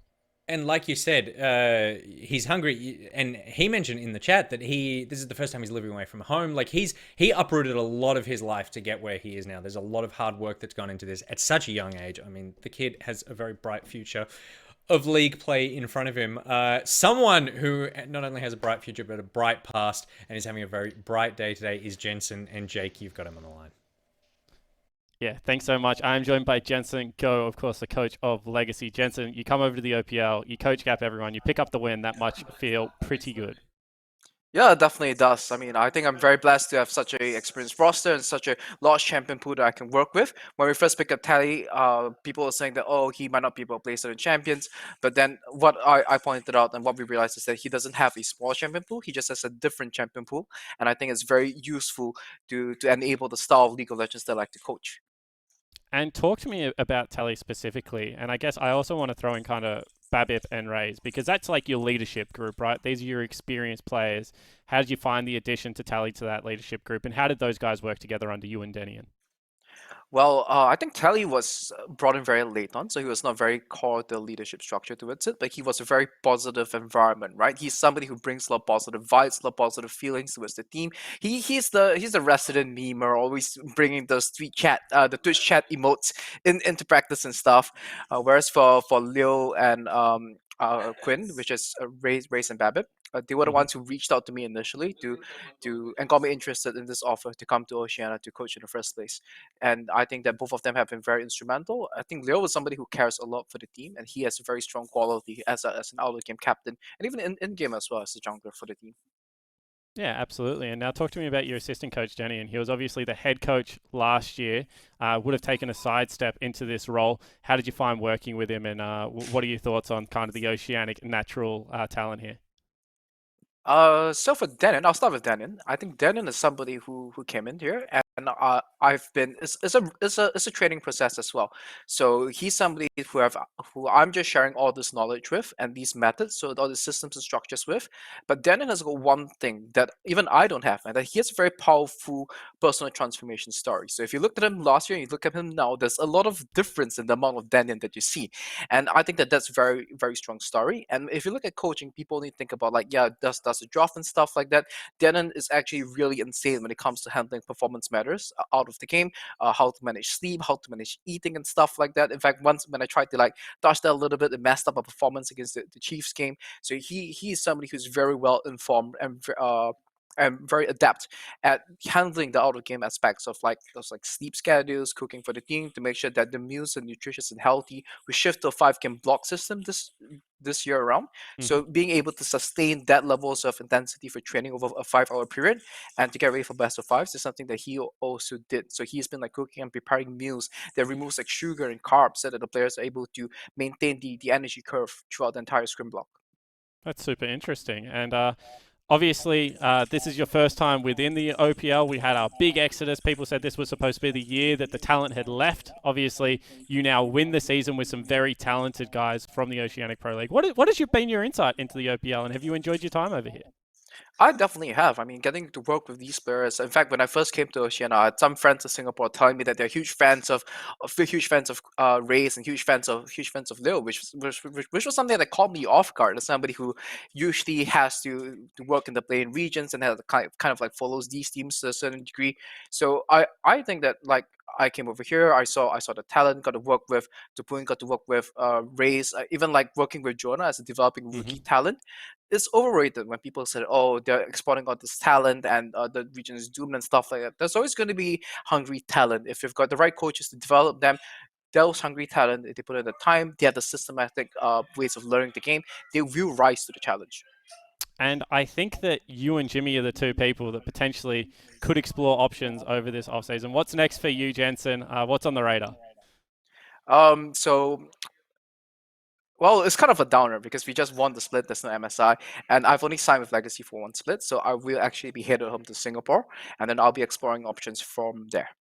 Well, I hope you do come back, mate. Honestly, it's taught me a lot being able to coach against you, and I just want to congratulate you again on the victory because it was certainly really well deserved. And if we're going to head back over to Nick and Juves, obviously, Jensen Go, successful import coach. It's very rare that people import coaches into the region, and I think that he has done like a huge service in being able to level up his players and I guess the overall talent here in Oceania. Absolutely, and he's so eloquent talking about he's a shoutcaster, mate. And stuff. Yeah, I mean, look, we're all eloquent, aren't we, Juves? I am the most eloquent when it comes to it. Yeah, absolutely. So we have, obviously, I hope that his legacy lives on not only in this team, but in the other teams that have played against, as Jake mentioned, playing against teams like Legacy elevates everyone's game. So congratulations, Jensen. Congratulations to all of Legacy on an absolutely phenomenal performance and a really fun evening. It looked like Direwolves could have been taking it back, but they were not strong enough. Legacy taking out Split 1 Grand Final, 3 games to 1, and very well deserved. A massive thank you as well to this broadcast team. The rookie that we don't talk about enough, Skimmy, who is not with us right now, because of course he has been fed into the play-by-play. Probably never see him again, to be honest.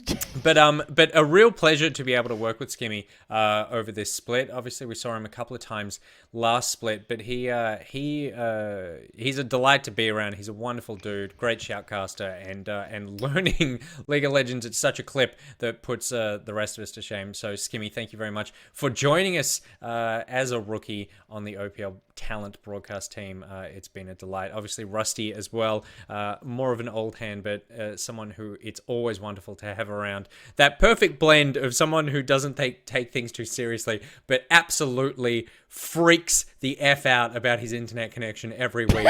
The smoke alarms going off, the weird builders who wander into his room at 2 a.m. in the morning. I mean, he puts up with a lot. The man is nothing but a professional. So thank you very much, Rusty, for everything that you have done over the course of this split. Juves, thank you for your time here over the last couple of weeks. It's been a delight. I hope you've had fun. Yeah, I've had fun. I've had a lot of fun. It certainly doesn't sound like listen.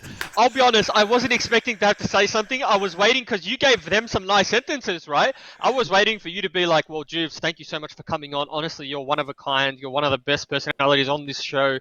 Like, I don't know what we're gonna do once you're not here. But and then you kind of threw to me, and I wasn't ready. Yeah, I was expecting nicer words from you, but sure, it is what it is. Whatever. So, I mean, I was giving you, since the other guys couldn't respond, I was like, well, Juice can introduce himself. Because this is the moment where he can really sell himself as becoming a permanent fixture on the OPL broadcast. And what happens? I throw to you, and you absolutely shit the bed when it comes to talking, which is literally the only role an OPL broadcast host needs to fulfill. So well done, Juice. It was fun having you on the broadcast. We are obviously never going to see you again after that. Spawn, I don't know who you are without the beard, but I certainly did enjoy the 8 weeks when you did have it. How are you feeling? What's your takeaway from this split? This split has been super fun. I mean, I think myself, Juice, and Carbon went out really heavy-handed when all these guys got picked up to go overseas. And we said, Oceania will survive. We will put on an entertaining show. And there is enough depth and talent here to be able to get us through a really great split one. And honestly, I think 4 teams could have won it in the end. I think Legacy all the way down to Order, who obviously finished 4th, were good enough to be able to take out this split. Now, obviously, Legacy proved that they were a clip above. That is 20 players, however, that are really, really good at League of Legends. And I think that the talent we have here, the broadcast we put on, the fact that we have Unique Boy and such a great production team, like, I mean, we're one of the first regions that was able to get this thing online with a lot of technical hassle, but, like, shout out to those guys as well. Like, I mean, there's a reason I'm still here. I love Oceanic Esports, right? And I think this has been such a fun split to be a part of. And, you know, I think I said it this morning, like, this is my 12th OPL final. Everyone gets better than the last. And I'm so happy for Legacy as an organization. I'm still happy for a good friend in Tally picking up a title. And I just want to say a big congratulations to Legacy for being able to close that one out. Absolutely. And you mentioned it. It bears repeating. The production team who put this on, you see a lot in Twitch chat whenever there's a microphone muted, and sometimes it's my fault that someone says OS production. You cannot comprehend the logistical nightmare that was taking this show and putting it online. And it's not interesting to talk about this stuff, but I'm going to do it anyway. And so well done to all the producers, to the editors, to the audio crew, to just all the hard workers who have come on board and taken 16 to 25 people, depending on the day, scattered around the country, and to be able to pull us all together and give us a show every weekend over the last few weeks has just been an absolute delight. It's such a fun broadcast to be a part of, and none of it would be possible without you guys. So thank you very much to the production team and to Riot.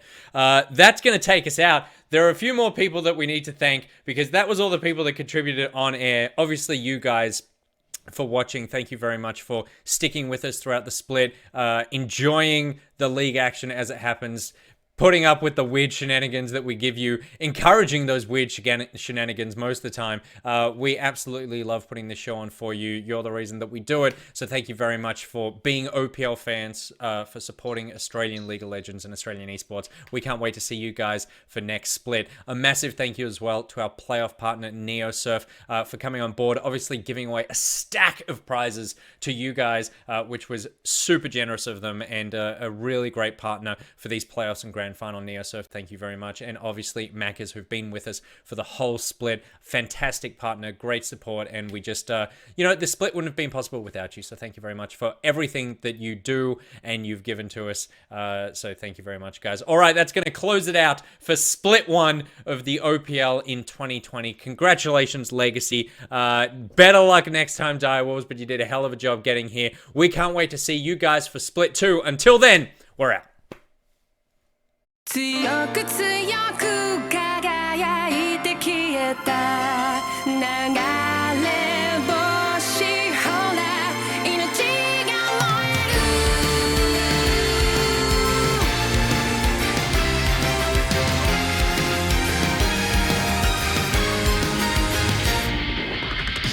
何かに怯え走り続けたその虚しさの何を見て何